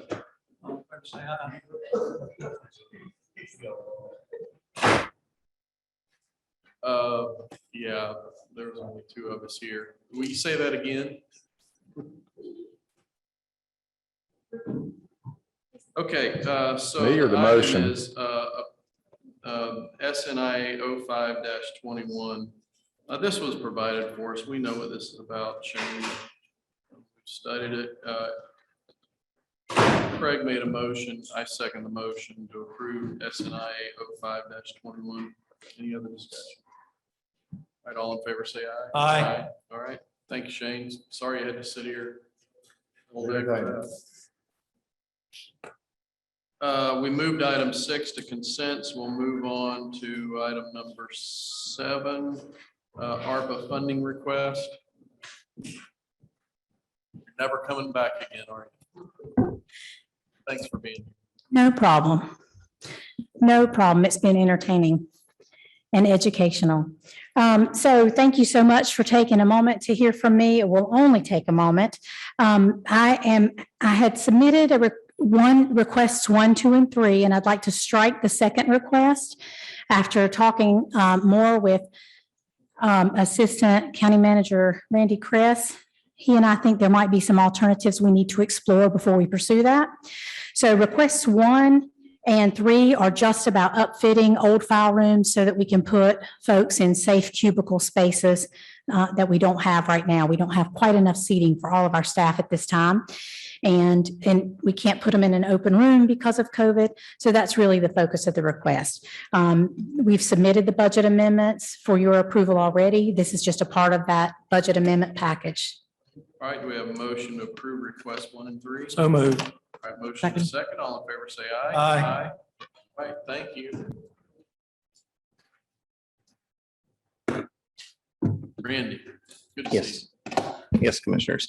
I was going to give my presentation prior with the broadband update. I can still do that, or I can defer to allowing open broadband to go first, and whichever you'd prefer. We can ask you questions. That'll be If we fine. leave anything out, we just want to know where we are. Okay, yeah, because I had a few other updates as well, but I'll go ahead and pull up their presentation, allow them to speak. So with that, pass it over to open broadband. I'll let y'all introduce yourself. Good morning, everyone.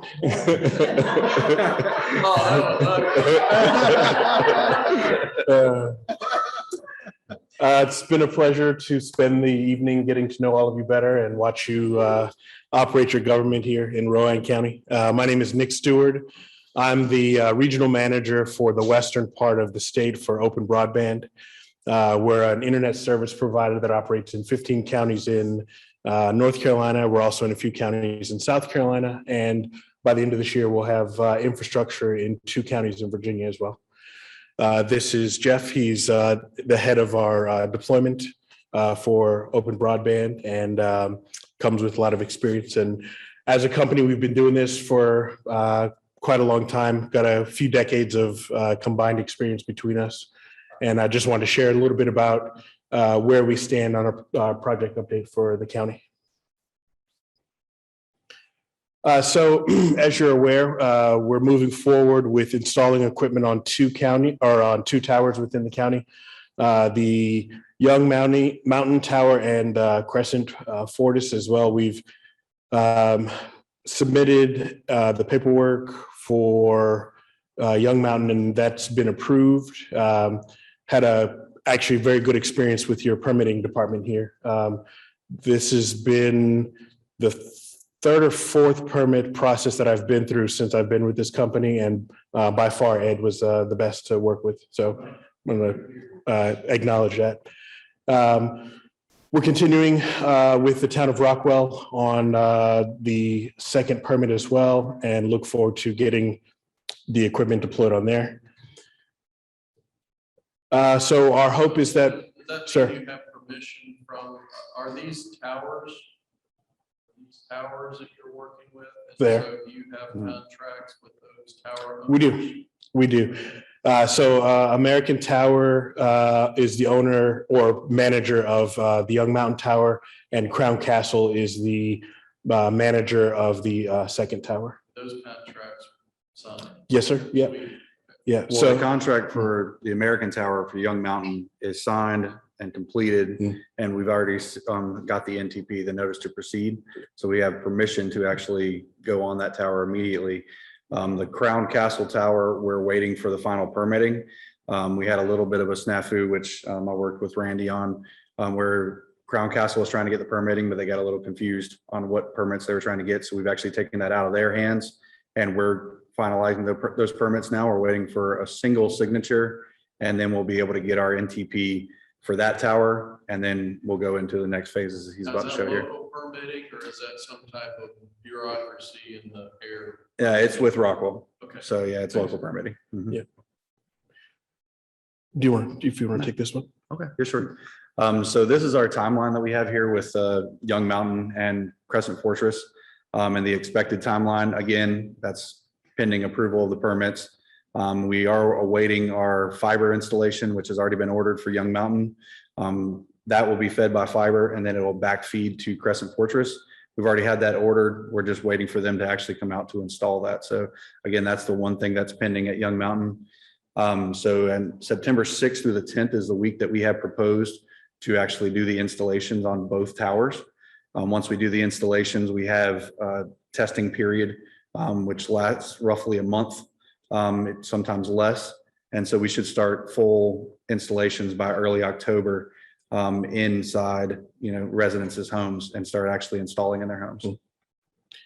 These two towers that we've been discussing will allow us to provide high-speed broadband service to the two areas that you can see on the map provided here. The reason for the, let's see, yes, sir.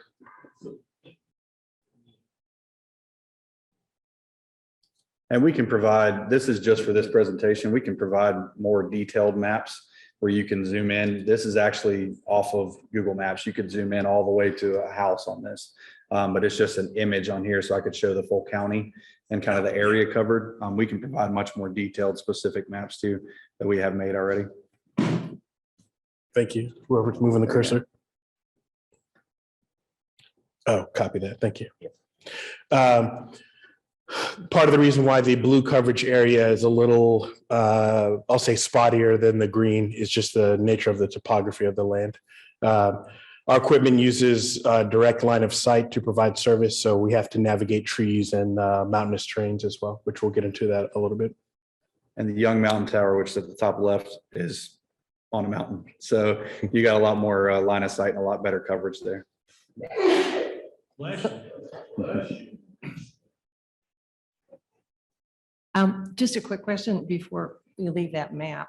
The very top corner, I assume that's. I hate Max, by the way. But I'm just curious as to if there's another community up there that then will be able to be served. Yeah. Just outside, above it. Up in the very northwest corner. I can actually. Okay, that's all I wanted to know. Commissioner, I can actually answer that for you as well. So I'll get to that in one moment, but just to give you an idea of how your residents and citizens can communicate with us to sign up for our service and communicate that they're interested in it. One is by going to our website, which is openbb.net. They'll be able to select their state and their county and join the waiting list. Option number 2 is by sending us an email to info@openbb.net. And there'll be a few pieces of information that we'll need from that, your name, your address, your phone number, and your email address, and then someone will respond to you.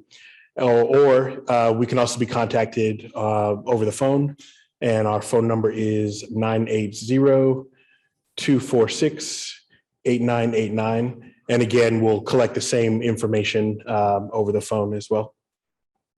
Mr. Stewart, Yes, ma'am. if you could go back. Yes, ma'am. Slide. Okay, so these are all great as far as, getting signed up, but my question is how are you going to communicate that to the residents so they know that they can sign up? So in addition to doing press releases, we also will work with the local newspaper, and the majority of our signups come through word of mouth, especially once we start getting customers connected. Because we're serving folks in areas where they haven't had good internet options before, it starts to catch on like wildfire over the course of time. Sorry. Chainsaw. After we receive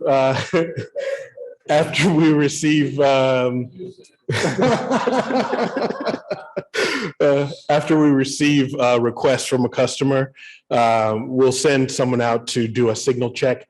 And essentially, we're using a setup similar to the one that I brought here to check and see how strong is a signal to your house from the equipment that we've placed on a tower. Once we answer that question, we schedule the installation, and then one of our technicians installs the equipment.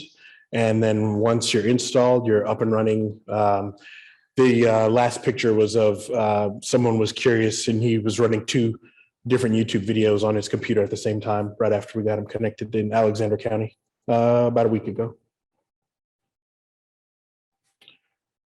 When we come out to connect a site visit, the residents aren't required to be home. We're just in your yard or on your roof.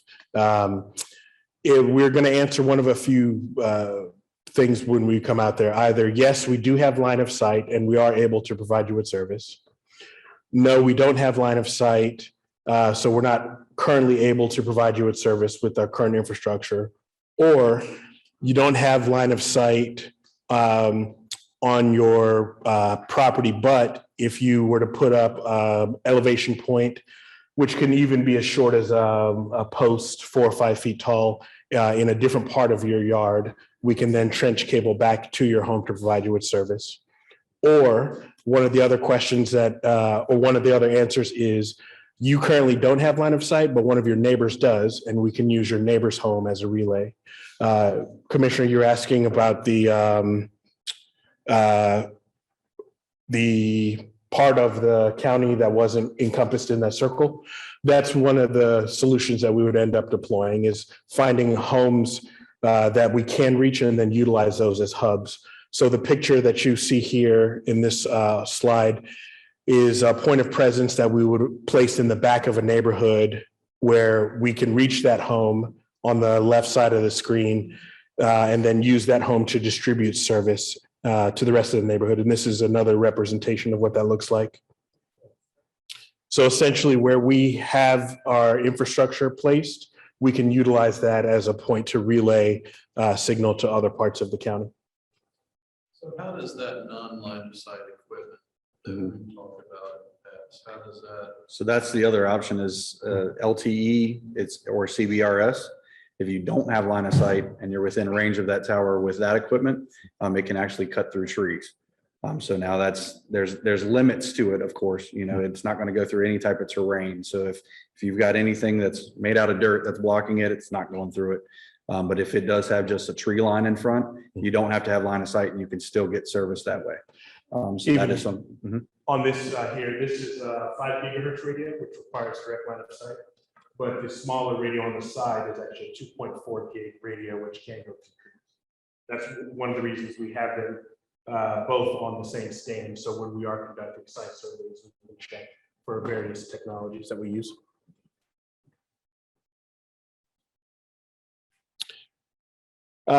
People can go to our website and look for our frequently asked questions.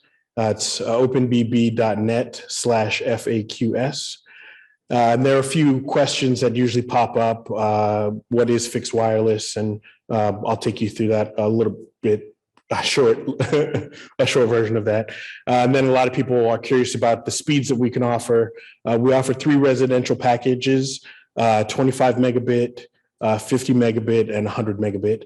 And megabit per second refers to the amount of data that's being transmitted to your home and your end router. A lot of people are also curious about how we mount equipment on people's homes. And again, it's the same identical equipment that we have here on the stand, but we never, ever mount on people's roofs. We're not open to assuming the liability of leaks and whatnot. So we'll be on the face of your house or post or the side of a garage in the picture on the left there. Mr. Stewart, before you go on. Ma'am. Okay, 25, 50, 100. Is Yes, that ma'am. both down and back up? Yes, ma'am. Good. Yes, ma'am. Yeah. Our links are close to symmetrical. There may be a 10%-ish, 15%-ish variance, but a lot better than coax cable where it's like a 10-to-1 asymmetrical link. And if the only place to mount is a roof, we can actually put non-penetrating roof mounts on peaks of roofs where it'll actually hold it in place. It'll never penetrate the roof. Correct. And that's it. Yeah. You're welcome. Any other questions? No, so there's light at the end of the tunnel then. I know we've been talking about this for a long time, but I think October will be putting equipment in people's homes. Yes, sir. We're very excited. We're actually going to hire some additional staff to make sure that we have enough crew members to accommodate the county's needs. So. Got the Salisbury Post there and you'll be. Yes, sir. Yeah. All those folks, so. Social media? Yes, ma'am. Okay. Yeah, so, April. Ideas of all the avenues we have. Wonderful. Thank you for your time. Thank you. So Randy, question to you would be, so we've got two areas, it looks like. So outside of that, what do we need and what's our next move? So if you. Yeah. And I can go through some of my presentation, but I'll just skip to the main points for your questions. Awesome. It's a lot different watching April do this than doing it myself. So a couple things, and I'll make sure, but this is more level setting for commissioners and understanding what I'm looking at and trying to understand federal, state, and local.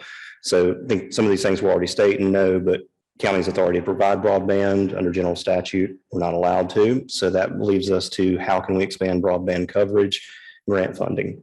That is allowed, and you just heard from Open Broadband, that's one of the open projects that we have right now. So with that, we'll look at some of the federal and state and see what else is going on. So earlier, a few months ago, we heard about from Spectrum about the RDOF, or the Digital Opportunity Fund. Just to put that in perspective, at a federal level, that was $20 billion. Ultimately, what that means for Rowan County, and I'll show that on the map on the next page, is there were two bidders, Charter Spectrum and Starlink. So Starlink is Elon Musk's company that's providing the satellites that are going up. And that's ubiquitous broadband in an entire region. So that's going to be available everywhere. That's under a 6-year rollout plan. As Mike Tank had mentioned, they have a certain amount they have to deploy within that 6 years to show and to continue receiving funding. So that's one thing that's going on right now. Quick thing on American Rescue Plan Act. School of Government has stated that it's not allowable. We do have our allocation. It really ties back to the restricted funding and the county's authority to do broadband. So with ARPA funds and the restrictions, and I've got an asterisk because I'll kind of get into what the state's doing. And just for general knowledge, and I've talked with Micah. Micah's still here. I've talked with Mike about it, but there is for citizens that have areas with broadband, there is an emergency broadband benefit that was under COVID. It looks like there's several programs that's keeping that going, but it's a significant discount, $50 a month for qualifying households. So I've put the link in here and I can share the slides with the post and put that online as well. But that's also if you've had a furlough from a job as well. So thought it was worth noting that those that might have difficulty with broadband, that it may be available, that's an option. So here is Rowan County's map for RDOF. And this one's really important because this is our unserved, underserved, and the areas that are highlighted in green and red. Green is where Charter Spectrum won bids for to provide coverage. So that is area that Charter will be expanding out their fiber and coax broadband solution. And that's a mandate from the federal. I mean, they've taken money, this is what they have to deploy, and they've shown us the large map, but this is what impacts Rowan County. The red for Starlink, they just happen to win that one. When they provide coverage, it's going to be anyone in Rowan County. I mean, wherever the satellites are flying over, you'll be able to have it. But this presents an interesting challenge because a lot of the federal money that's passed through, and when you're talking about these billions of dollars, is how you can get grants. And so if it's based on unserved, underserved. So at this point, with these allocations, we're pretty much in every census block is being covered by a grant. Randy. Yes, ma'am. Federal grants. Yes. It's my understanding that AT&T had a rural internet broadband, whatever, grant. And I've heard from constituents that, you know, it's the up-down problem. I don't understand all this technical stuff, but you know, Yes. that they bring it in at 100, but it go back up like in 10. That was under Connect America, and that was an earlier update I remember doing for them, and that was along this area here where they're providing cellular-like coverage. At that time, I think all they had to do was 25/3, and so it did get a very odd. So Spectrum's talking about coax now with this new project? Well, I imagine it's going to be coax to the homes. I mean, it won't be fiber out. I mean, it'll be a fiber build out like they have, but they may indeed run coax. I don't know exactly what it will be, but it'll be cable modem based broadband. Yeah. The main thing to understand about this though, is it is based on census block. And if you look at the census blocks, a lot of them follow roads. And so if you think about the path of getting infrastructure, if you're hitting everybody on this side and you run a line down the road, you're also going to provide service to the other side of the road too. So there's a lot that could be not accounted for, but the way the grants are awarded.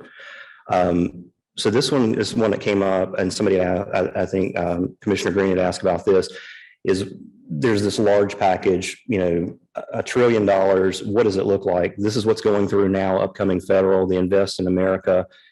Here's bottom line on it. It's 42 billion that ultimately gives 100 million to each state. And from there, the grant program gives top consideration to unserved, underserved. Again, from a Rowan County perspective, if that goes to the state and then they're charged with doling it out from probably with a great 2.0 grant program. I'll show a map of that in a second, but unserved, underserved is definitely going to be areas that probably aren't hitting a lot in Rowan County. And then they're also pushing a lot of money to keep the emergency broadband benefit. So that temporary through COVID pandemic seems to be extended even longer. So going to the state, and then I'm pretty much good, is this was the great grant program as it existed to begin with when the state first started offering grants. As you can see, they were hitting far east and then, you know, your high mountain ranges. That's who was awarded the grants in the first round.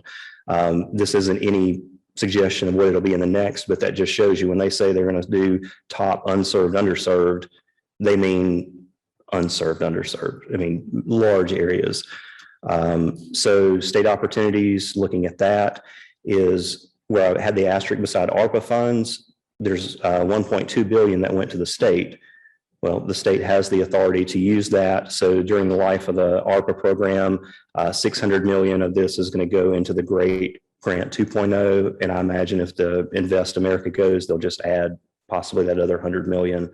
And again, that's to target unserved areas. So this is what Great 1.0 looked like and who they were awarding to. And keep in mind, these are all public-private partnerships. We do have 2 electric co-ops that cover some of Rowan County. Neither one of those were grant awardees. I don't even know if they were grant requesters. But maybe if there's more money that goes into it, those rural cooperatives will look at applying as well. Or we might have some of our prior partners with Open Broadband look to build out more coverage. So that's kind of what we're looking at now and where the money's coming from, federal/state, as it goes through. And also the state had a plan in to also extend EBB benefits with some of the money that they had. So, and that was where I was going to pass it over to Open Broadband. So, but just want to let everybody know what's coming through, what we're up against, but it is a public-private partnership. Maybe we can talk later, Randy. What I'm interested in is the what next. Mm-hmm. Is the circle that they're covering those two areas. Outside of that, what is still unserved? Right. Knowing that, then how does Rowan County propose to serve those areas? Will it be through this large federal deal that AT&T? They're using Invest America or the Invest in America. It's infrastructure. Yeah. Anyway. Yeah. Right. We feel like we got way out ahead of this years ago, right? Yeah. We kind of started the broadband study, and now I feel like we're kind of behind the eight ball and trying to catch up. Talking about what's next outside of what they're going to provide, and can they help provide the next step? Or Right. And I will say it's designed and architected with theirs not to be just a two system. I mean, it's scalable as well. So definitely got in a good position with that. all right, thank Thank you you. guys. Thank you all for hanging in there with us, and good morning. Jim, Yes, sir. go. All right, the first graph is fiscal year. Have y'all reviewed these already? Yeah. Any questions? I've looked, I've No? looked at it. Thank you, sir. Good job, Jim. Thank you, Jim. Micah, that's how you do it. Do we have a motion to approve budget amendments? In favor, say aye. Aye.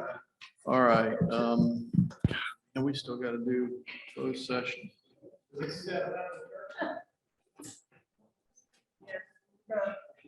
Yes, yes, she is. Okay, the board, going to enter into closed session in accordance with North Carolina General Statute 143-318-1183 for attorney-client privilege communication, best workers' compensation claim.